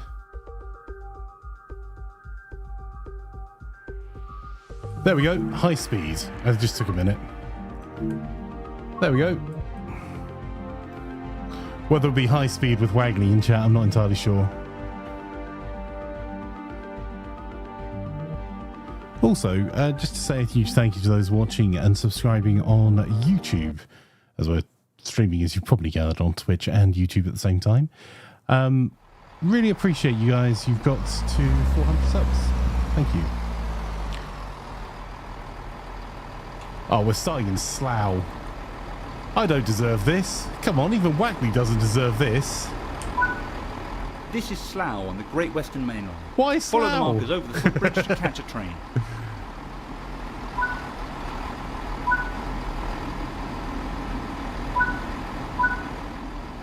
Have they got motion blur on this? One moment. Options, settings.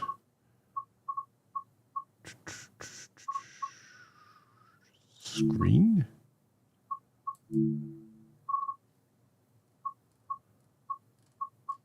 Foliage, effects, fog.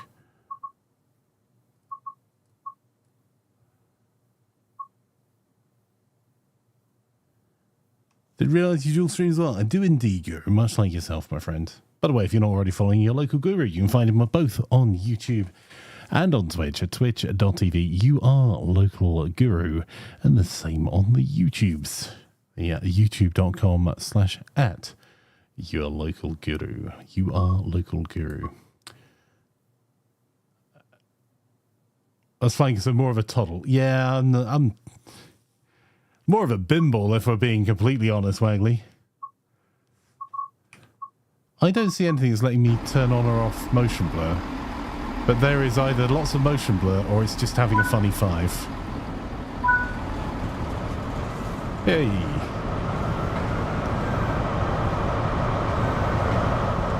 Yeah, more of a waddle.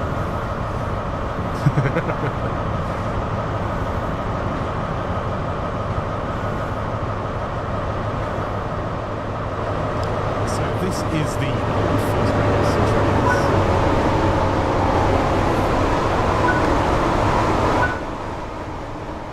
Some doors are automatic and open when you walk towards them. Wow, we're sitting up in first class. So this is what the last generation first class looked like in First Great Western.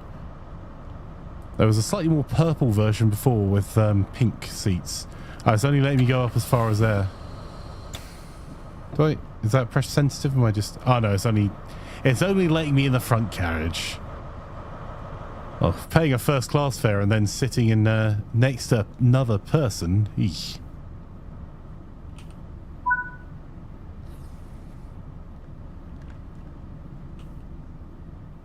Great Western Express offers the ability to ride and drive both express and commuter trains along the Great Western Main Line between London Paddington and Reading.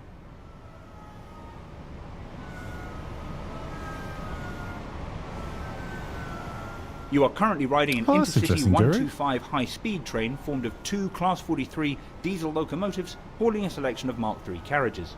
This train has a top speed of 125 miles per hour. I don't think there was ever gold here. Certainly not that shiny. First class Train Sim World allows you to ride and drive trains from a selection of internal and external camera angles. Let's take a look now by exploring the exterior of this train. Actually, that's fun fact. Wagley says, now don't go talking to strangers. We know what happens when you do on a train. So my wife and I met on one of these trains.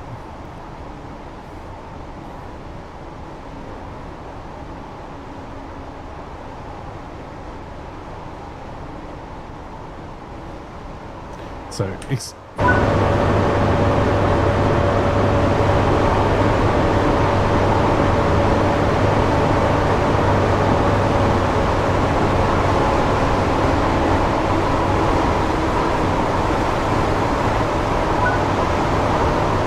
Other internal and external camera views are available to be explored. These can be accessed from the number keys.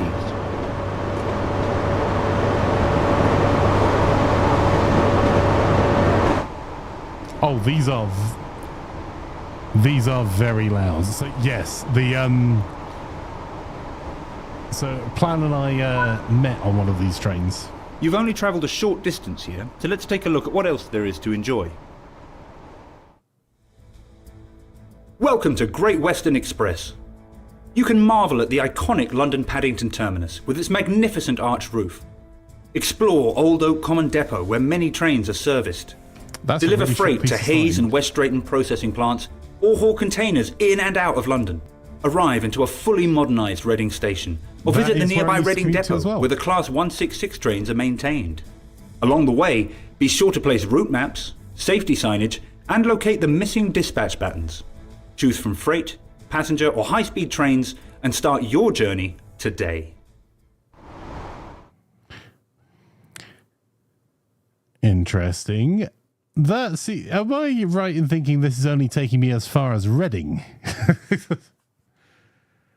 Because the stops for the first Great Western, the Great Western Main Line, is London Paddington. Is it Reading, Didcot Parkway, Swindon, Bristol Parkway, Newport, Cardiff Central, and then it can go on even further. It goes all the way out from to Bridgend, Port Talbot Parkway, Neath, and Swansea. And in fact, some of them go as far as Carmarthen. Carmarthen to Swindon missing out, right?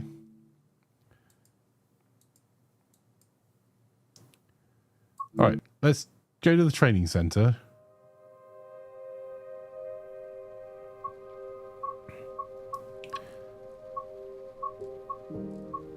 So I think the ScotRail ones have been updated, but I want to try driving that one. Class 43 introduction. The route Great Western Express.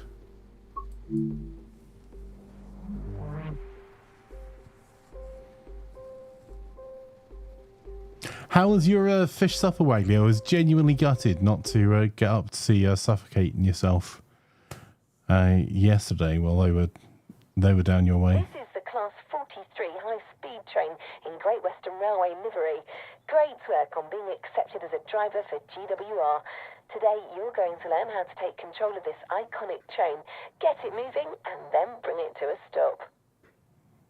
Start by climbing aboard the locomotive. Enter through the cab door in front of you. Sorry, I will, but that's cool. So, whereas the new versions of these trains, so this door here, these are modernised trains that were of very old model. So these were slam door trains. When I was younger and first going into London, these trains were these doors weren't centrally locked.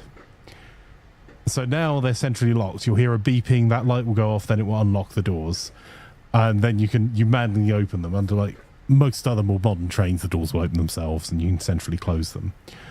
But it didn't used to be that way. So these slam doors, the only way to open this door is to open the window and grab the handle. What was really bad, though, is before the central locking, I used to go into London Paddington, and if you were daft enough to be standing on the platform at London Paddington when one of these things came in, people that were on the train going to work on the early morning services used to open the door while the train was still moving. Like, fully open it, so you get one of these doors with the force of this much mass hit you straight in the face. It was... people, man. Yeah, when you had luggage, you had to open it and then lift over. Although there was plenty of luggage capacity inside the carriages themselves. And when you're ready, have a seat in the driver's chair. Wow, they've gone for the GWR is not maintaining the inside of the driver's area like they do the passengers. Realistic. So we've unlocked our master key. Into the neutral position. So reverser needs to be put into neutral. That alarm is the AWS self-test system. You will need to acknowledge Okay. These things as well, if you got the last train out of London, there's still some of these operating on the UK rail network. They're just being phased out. But if you ever heard like the last train of the day, genuinely the speed and acceleration on these is incredible for diesel. And the drivers that were heading home for the end of their shift, if it was late, it would take off like a freaking jet. And the noise from it sounded like a jet passed over you. Right, so we're going to set the headlights to day. So that's the same as the other ones. Day headlight and markers. Put the train in forwards, so we're ready to get moving. Using the reverse. There we go. Nearly there. Now apply some power and... So I swear what you're meant to do is probably like throttle up slowly. But you would hear this screaming. I wonder if I can make it do it. The tutorial will not like this. I think this is fast enough for now. To maintain our current speed, set the throttle. Wow. Okay, your tutorial did not like that.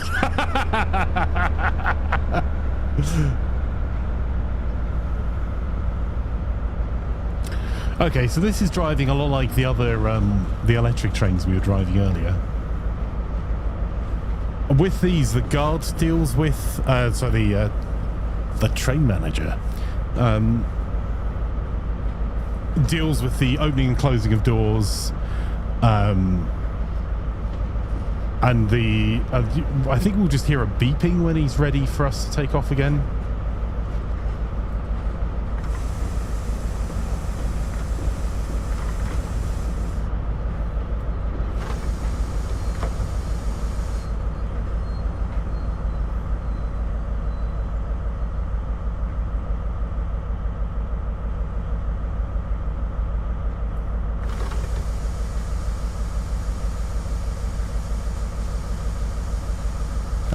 I think it's just highlighting that exists. So you see the red bar? This is why you're not meant to do this. I have quite a few friends who are train drivers in these.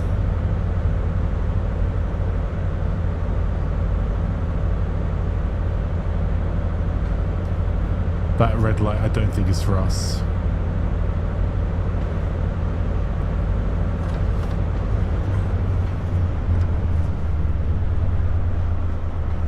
Wagley's used to this sound, it gearing down where it's stopping for a delay.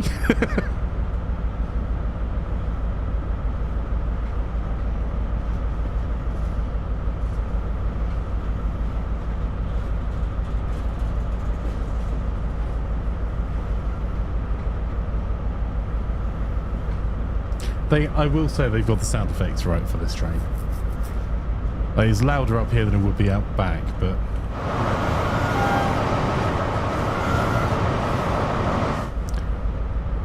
You're a cruel man, says Wagley. Hey, look, I'm just trying to make sure it's Wagley safe. I haven't got to play games with you today, Wagley, so I just want to make sure that the stream is appropriately inclusive of Wagley's.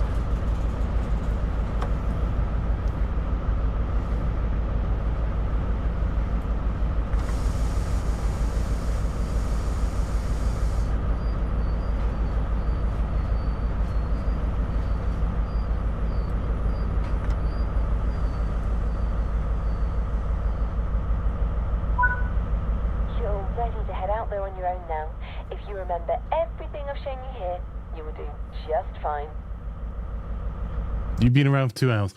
Sorry, I didn't realise. I didn't know whether you were out and about still, watching someone else eat steak pie somewhere, or if you were back at home. Because I'm around until plan finishes at D&D. Okay.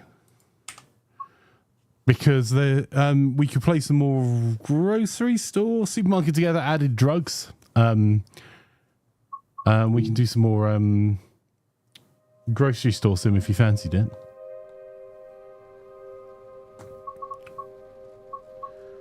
So can I just go on a ride now with I'll be honest, I don't even necessarily desperately want to do because that's exactly as the other train was. Mark warned me you've ruined the store. Mark, what did you do? Like on one phone call. Okay, so... to the trains.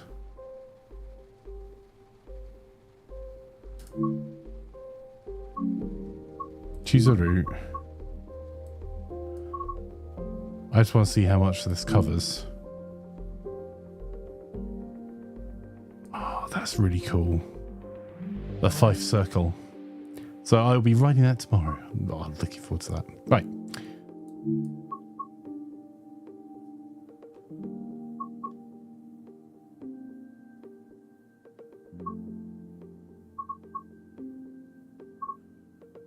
We just do a free roam?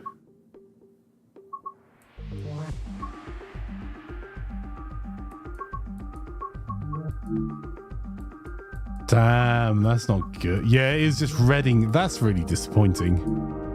I get it, because that's still a big piece of track, but...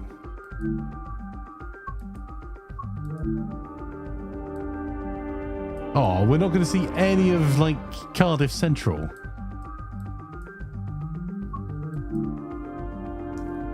Alright, let's start at Paddington.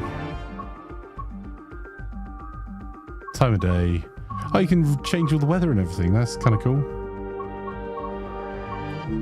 Alright. I just want to see what Paddington is. Ah, no, it wasn't that much for this in particular. It wasn't $30. Alright, that's not a bad representation of Paddington. Bear in mind, this is the older one. They're redoing this. So, Paddington Station. This is London Paddington, where the West Coast Main Line, the Great Western Railway ends. There. Okay, so these are obviously there just to stop me going through. And this train station does not look like this anymore. To be fair, this is the old version. They said they're updating it. So these barriers do not exist here for platform 1.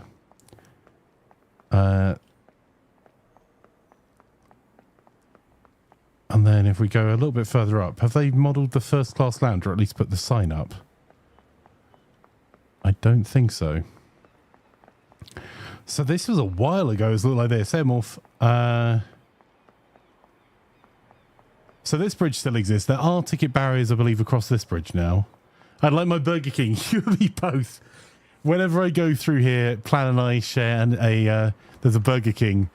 And I've got a very silly tradition of sharing a XL bacon double cheeseburger meal at an extortionate price from Paddington.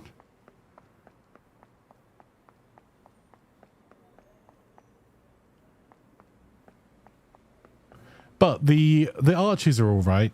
So what's happened is the taxi rank used to be over there. It got moved over to like that level there. It's and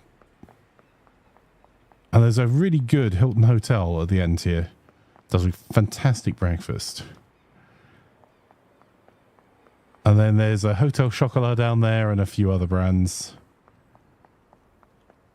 That's interesting because they don't want to model this bit. I get why. So this is the old Paddington entrance. That entrance is still right on the right-hand side here, but there's a new building right here. It's beautiful now on the outside of this, whereas it used to just be like an access road to Parade Street. And then these platforms are being redeveloped for a part of the Crossrail project.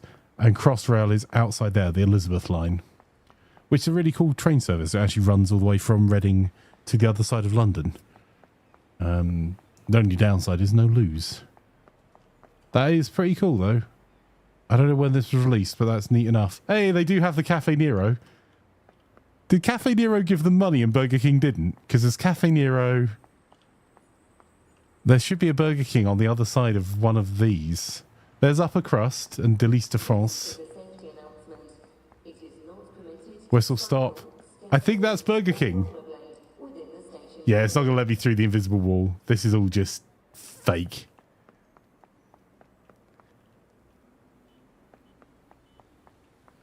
And one of these platforms is, I think, can't remember. Is it 6 and 7? That's Heathrow Express. I've walked a mile around the station. Yeah. So when I was talking about that Great Western train coming in, these platforms do not look like this. These are marble. But so the train doors, the yellow line is here. The reason the yellow line is here is you're not meant to stand forward of it because you can get caught just by the air pressure change of the passing train. So they're universally this far back. That is not as wide as the door is. The door comes out to about here. So on those old trains, you could really get yourself injured. Oh, they got Oyster card bits. They haven't fully done the animation and stuff for them. That's for if you go from the train to the London Underground, which there's 2 entrances for.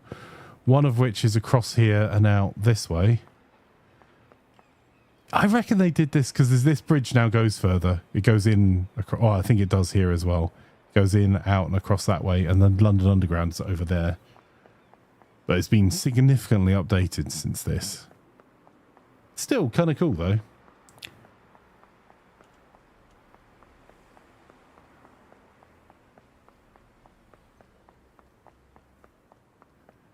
They've modelled it well enough that I know where I'm standing for each train. So, how do I get into a train? Do I have to go and hit the scenario button, or is that going to give me a whole big scenario to do?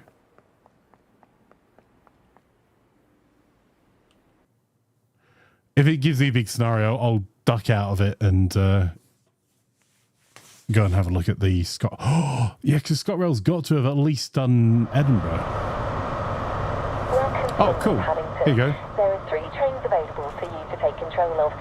Each one provides an increasingly longer journey. Which will you choose? So the way Paddington works... Right. The way Paddington works is you don't get to go and wait on a platform for a train because it's a terminus. And that would cause all sorts of problems, and used to. So in reality, over in that direction, there are some big boards up. Wagley hasn't got a Wagley treat. She'll get them tomorrow, hopefully. In reality, the way that London Paddington works is there's some big boards that say when the trains are in. And then it will announce the train about 5-10 minutes before departure. Will tell you which platform it's on. So there's always literally hundreds of people standing there, sometimes thousands, and then immediately rushing for a train. Each train can take, I think these ones were 600 people. So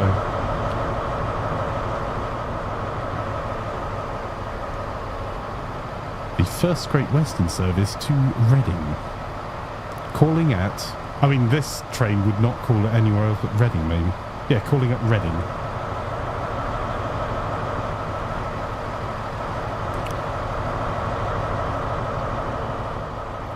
Yeah, Mark did indeed pay for some treats for Wagley.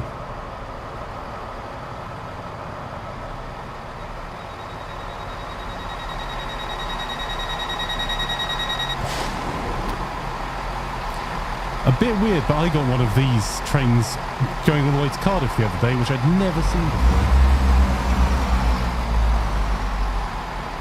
Where's this one going? Slough.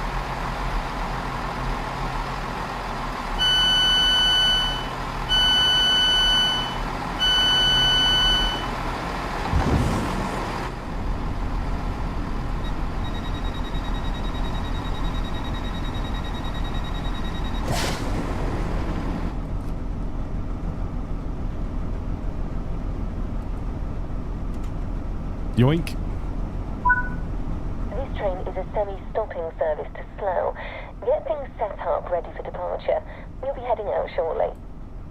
I'm going to assume this is the same as all of the other. So, master key we're going to unlock. Reverser into neutral. Oh, they're just going straight into forward on this one. Okay.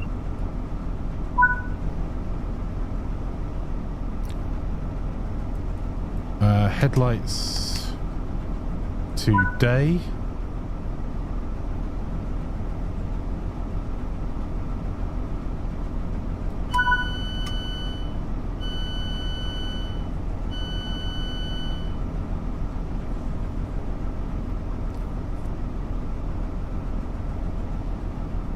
So we're due to put apart at 9:46. I think that's what I was telling you at the top. Yeah, do you find some grocery store sim, Wrigley? Or are you all gamed out for the day? I can't play too late because I've actually got to finish packing to head to Edinburgh. Alright. Train door release. We'll only load the passengers. So it will be pretty unusual for this to be right as well, which I think actually the new one deals with. I'm only going to pull off, then go back to the menu. I want to check how I can get into the new mode that Train Sim 5 did, that none of the others did. The conductor mode.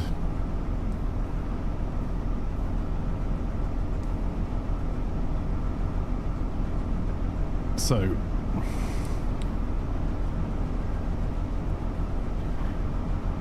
I think the announcement of this one's like, this is your first Great Western service to Slough, calling at Slough.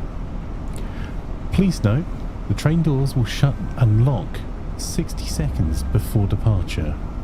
Please do not attempt to board the train while the doors are closing. If you see something, say something. I'd like to believe you were packing out before you need to leave. I mean, to be fair, I already have everything laid out. I just need to stick it back in the case.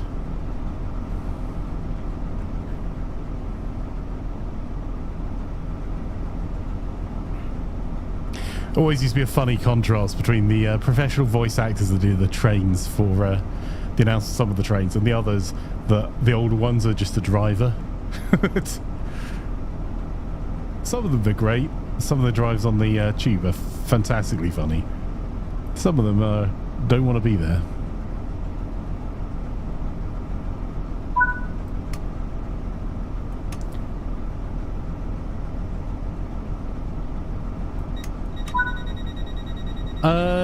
Your local guru says, by the way, Flanker, what do you use to monitor chat? It looks like your chat messages are going to both platforms. They are going to both platforms, yes. But because of YouTube's rules, I can't show all of the... So you can actually get banned... sorry, my apologies. Because of Twitch's rules, you can get banned from Twitch if you show messages or your YouTube chat or combined chats on Twitch. So I can see both of them. I'm using Restream to see it. Not Twitch affiliate rules, Guru. It used to be. It's now Twitch everything rules. Multi-streaming, it's the same rules for everyone.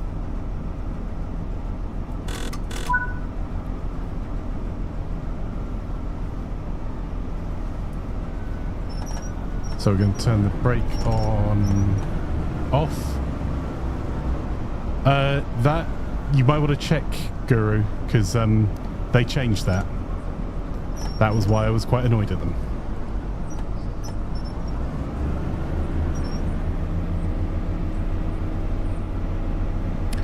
Yeah, they introduced multi-streaming rules for everyone. Because it used to be you couldn't multi-stream as a partner or affiliate. Now you can multi-stream, but you absolutely cannot combine chats on stream to preserve the Twitch experience.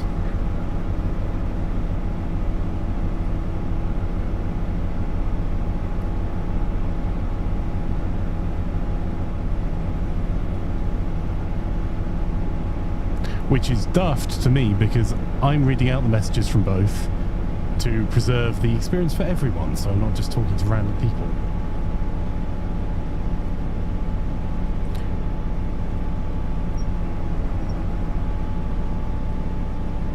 Don't worry, I can see the link.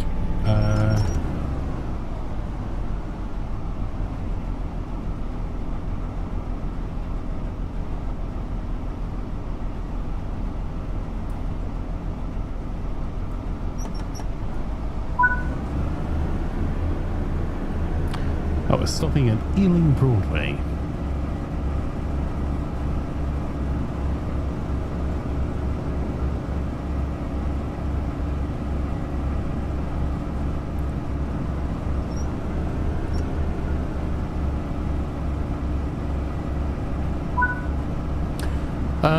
Is another platform for Beamstream. Okay. Have a look.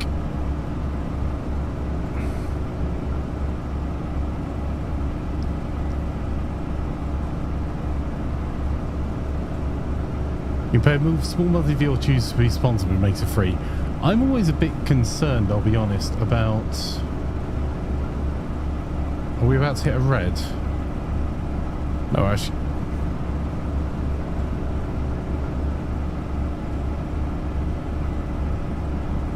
Okay.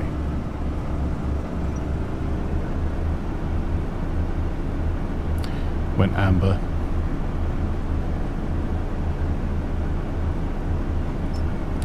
You can show it on stream as a separate chat. You absolutely can't, Morphe.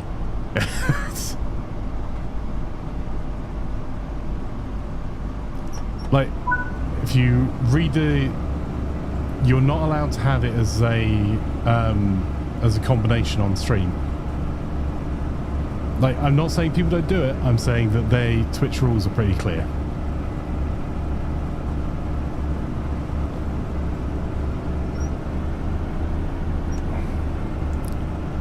I think we can speed up once we get through this. Go. The speed limit is shown as a little dot.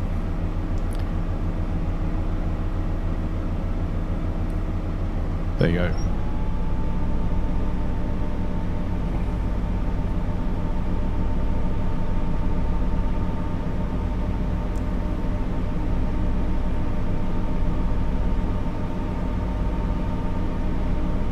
The chance of getting to 80 on this line. I've got amber lights coming up as well, which are warning of a red ahead.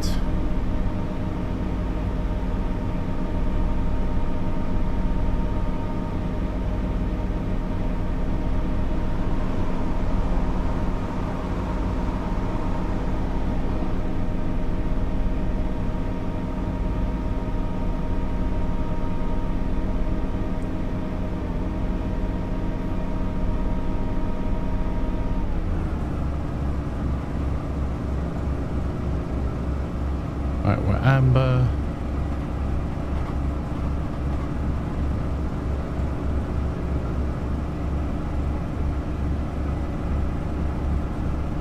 Oh, there's now another amber ahead.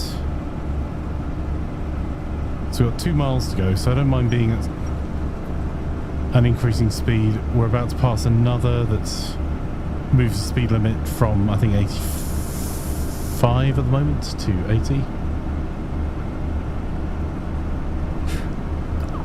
Hey Guru, I'm not here to criticise, man. You do you. All I can tell you is what the rules legally are for Twitch right now.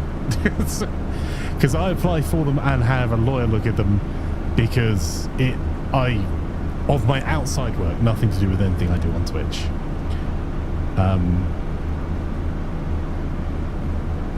And it wasn't particularly the rebroadcasting I was interested in. I was interested in how it impacts other contracts.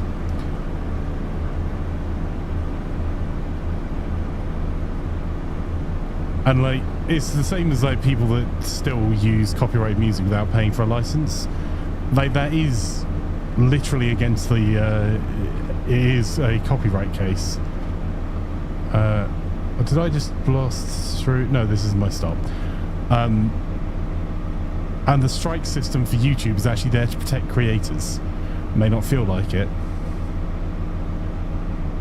but like it's illegally broadcasting music without a license. People still do it. Twitch will ban hammer people that someone complains to them about, but isn't going looking for it.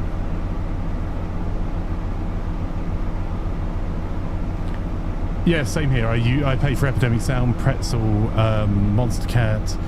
We've got our own music studio as well, which our own music label, sorry, as well. Oh, I think it's time for us to start braking, don't you?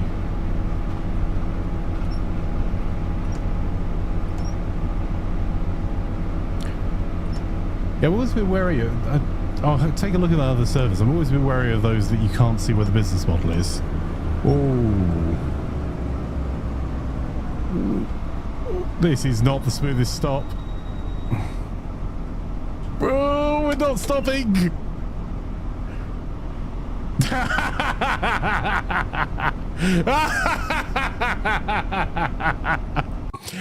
Anyway, we'll go back to that later. Pretzel gets you flagged on Facebook, so you have to stop using them. You have to use very specific tracks from Pretzel. You have to do an additional filter because Pretzel boasts of this huge library, but the reality is very little of it is cleared for YouTube, Facebook, and Twitch. First try, right? Don't worry, I'd done the bit I wanted to do, which was I just wanted to see how the route map was and have a drive out of Paddington. How do I options go to main menu? Yes. That 100% looked like a GWR driver. Yeah, like a GWR driver that just got suspended. I would not fancy the job as a train driver IRL. I have lots of friends that are in it, and they are, for all the best reasons, their job is incredibly stressful, and I don't think any of my friends that haven't killed someone behind the driving a train. None of them through their fault. Right, what I wanted to do was see, there's this new mode. Is timetable going to give me what I want? I genuinely don't. I'm trying to find how to get to it. I'm guessing it's going to be one of the Avantis.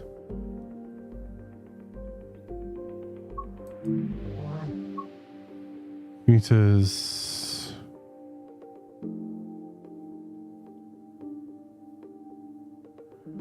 Right, I'm hoping this doesn't just dump me in. Alright, that looks like it's just going to be driving. What I'm trying to find is the new guard mode.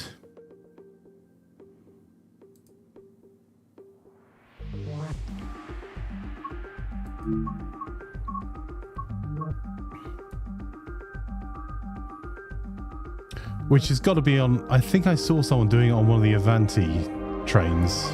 So I don't know whether it's class 390 or...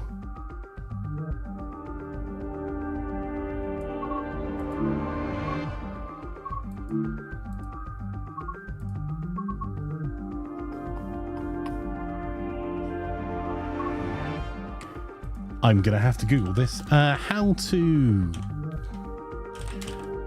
train.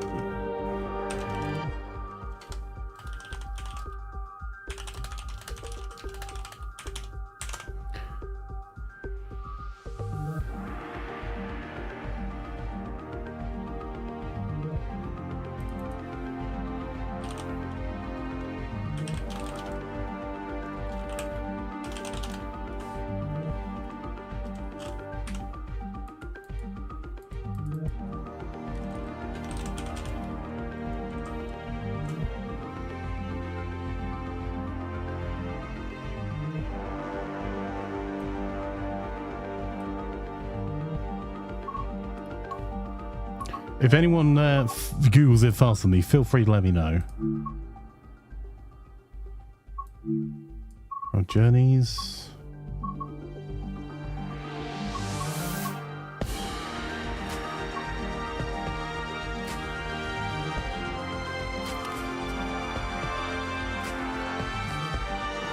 So I tried to steal your bike. That sucks, Morph. I hope your wife's okay.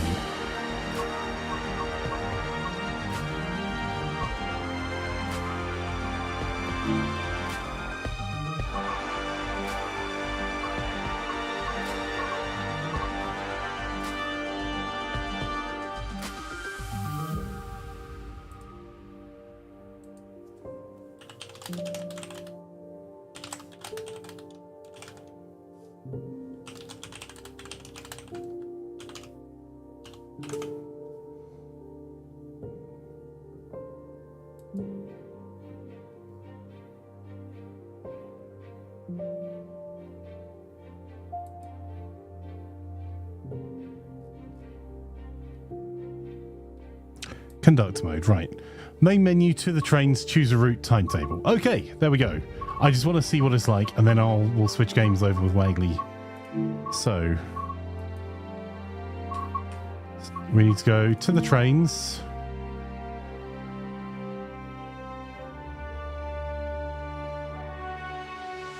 Choose a route.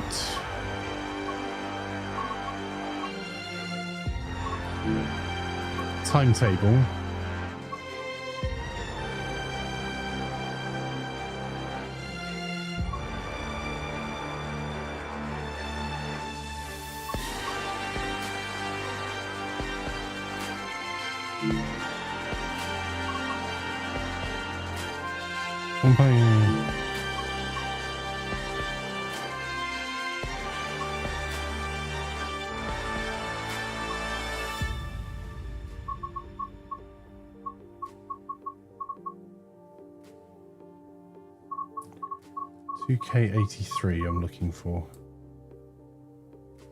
So that as an example they give.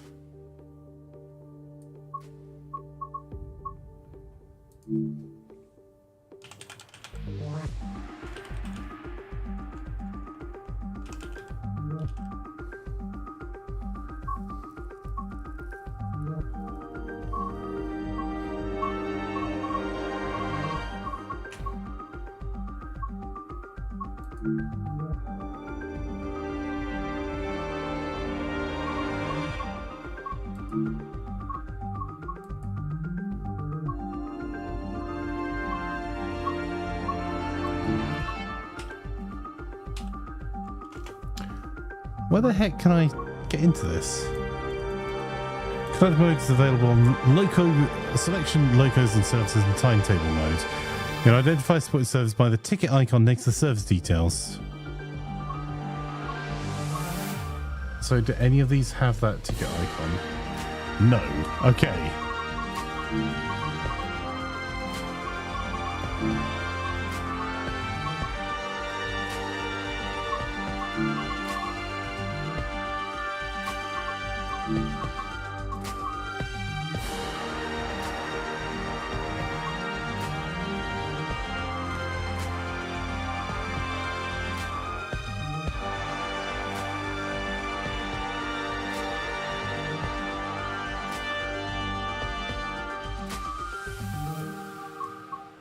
Again, did I do something wrong? So we're going to go to the trains, choose a route.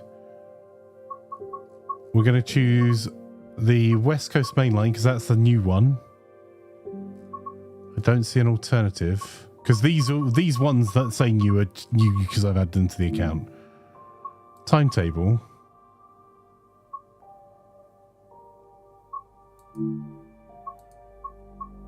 Ah, there it is. Okay, so is there any on this one?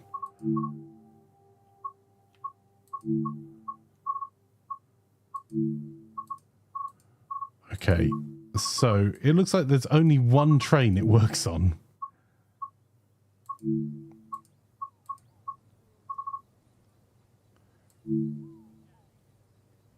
Okay, let's give it a go. We can go and have a quick look at Euston.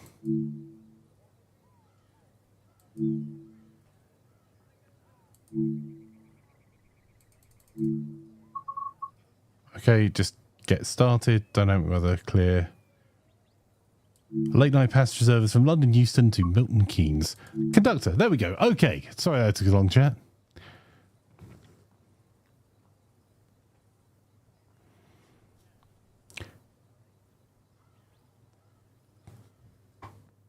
I think once you know a bit more about the what's where. So this is one of the newer stations they've modelled.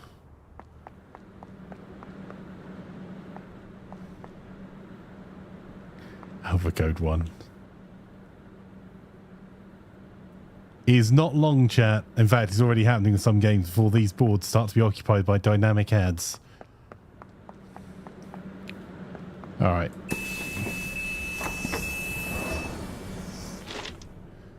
Right, we're going to have to open the guard panel. Put the guard key in.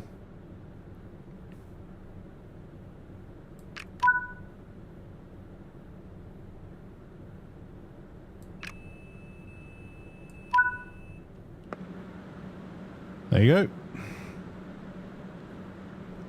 Wait for the passengers to load.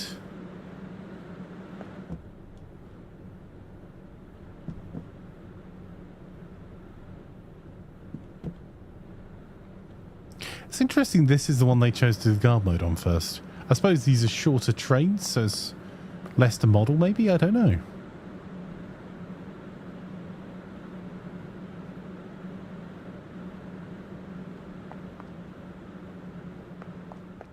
See passengers getting on.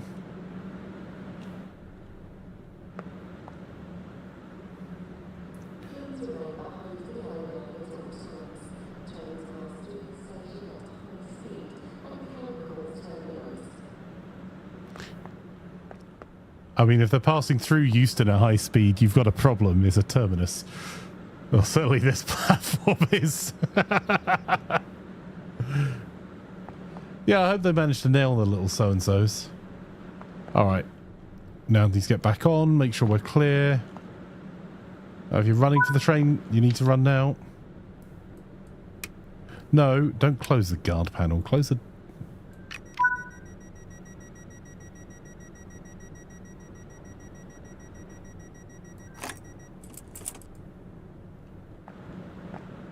Okay, that's closed all the doors.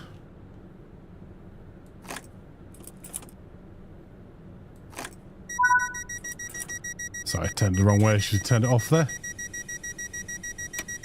And then lock it.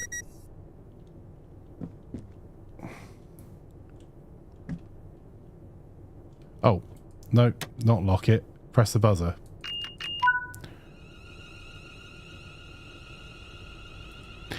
Again, they've nailed the sounds of these.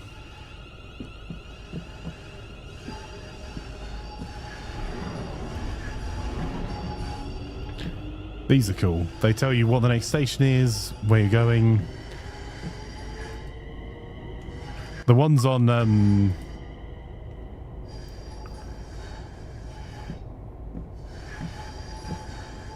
on Transport for Wales' new trains are brilliant because they even tell you which platform all the other trains are at the station you're approaching.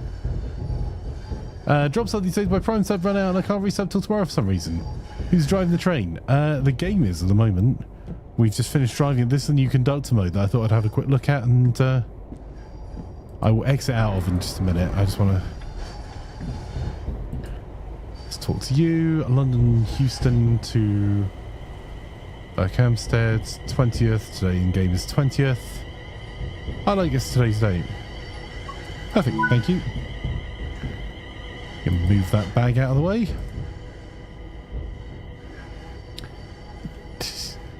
Fine, I'll work. Euston to Watford Junction. Perfect.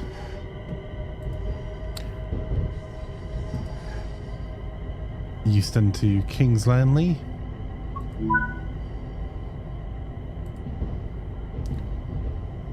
To Tring.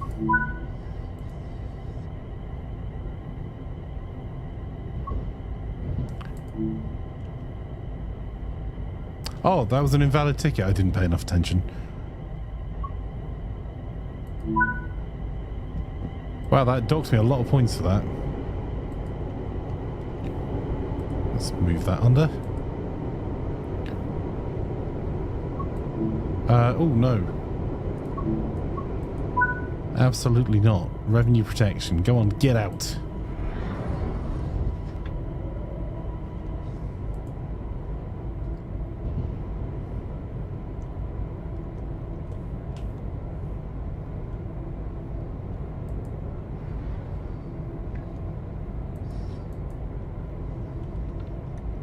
Just sit in this seat in the dark then, I suppose.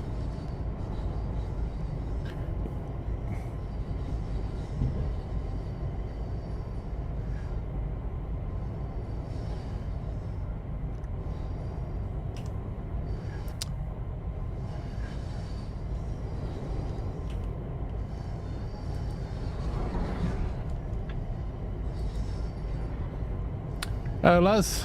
How you doing, bud? That one was out of date. Ah, fair enough. I wonder if they're going to introduce multiplayer where one can conduct and one can train drive. That would be pretty neat. Like, and it's fairly simple to do because you're only rendering the one lot. I suppose I should get myself to a door panel. The next station stop will be Harrow and Wealdstone. This is your Milton Keynes Central service.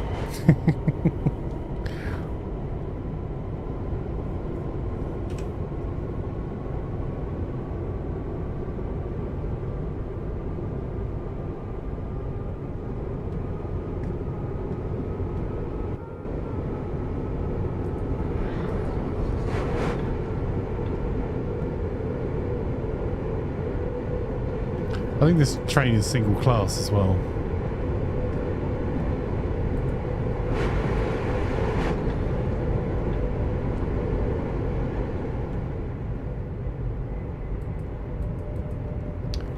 Can I not go to the loo? How rude.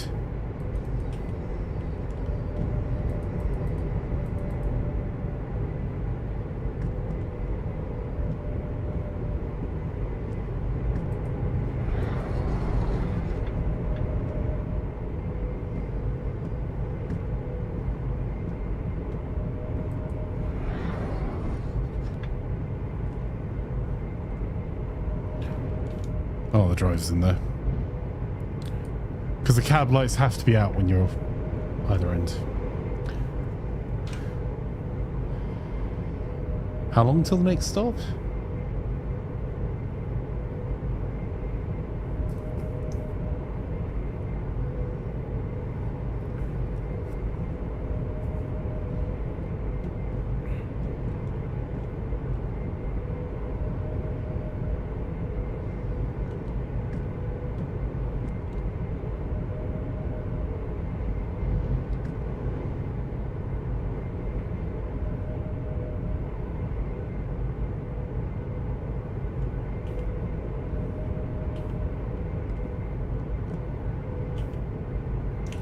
That's interesting.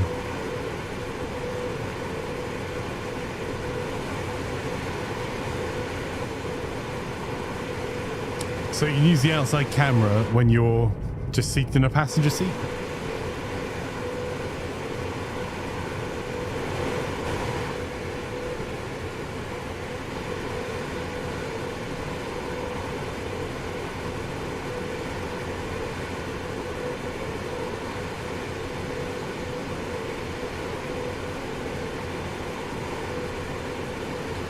Not an underground station.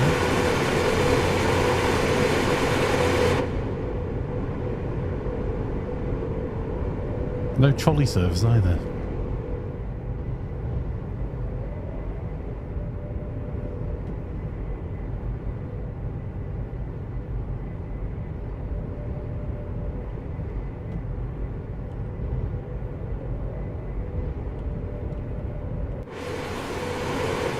How far are we from the next stop?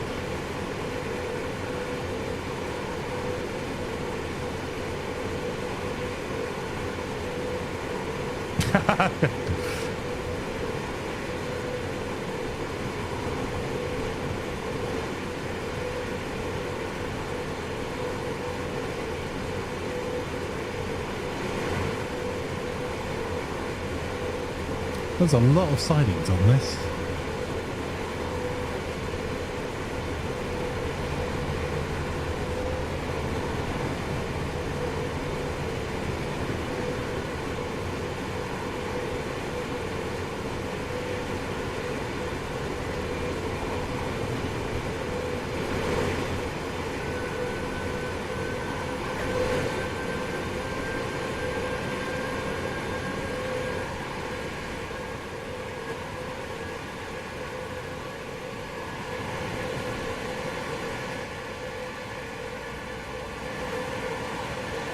Hey, that there is Wembley Stadium.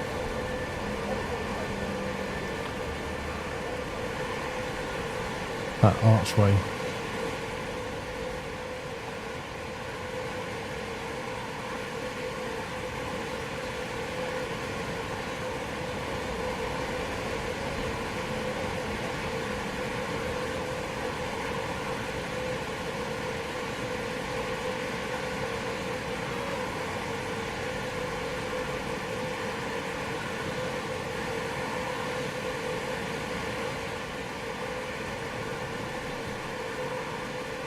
Oh, okay. Right, let's do some games with Waggly. I will come back to that. Thank you everyone that's been watching as we've derped our way through some Train Sim World for the first time. I've really enjoyed it. We've played it for quite a while. We've played a little bit of TCPG Shop Simulator earlier. I don't know how much of that, if any, you caught Waggly as well. Yeah, let's go and get ourselves all set up because that, I think, feels like a relaxing, chilled late night game we could play. And particularly, I was quite happy learning how some of the trains worked. So, yeah, but if we have a Waggly, let's make use of them. So, let's switch on over. I'm just going to take me a wee second to set all of the things up. He says. There we go. So I'll put some music on for you. And I'll set ourselves up with Grocery Store Simulator. Oh, that's kind of cool. There's been updates for Lockdown Protocol. More updates for supermarkets. Sorry, Supermarket Together. And Retail Company Sim. Holy cow, there's a lot of updates. Right, okay. So if you're watching on Twitch, you don't have to do anything. Just stay exactly where you are. I'll be back in just a few moments.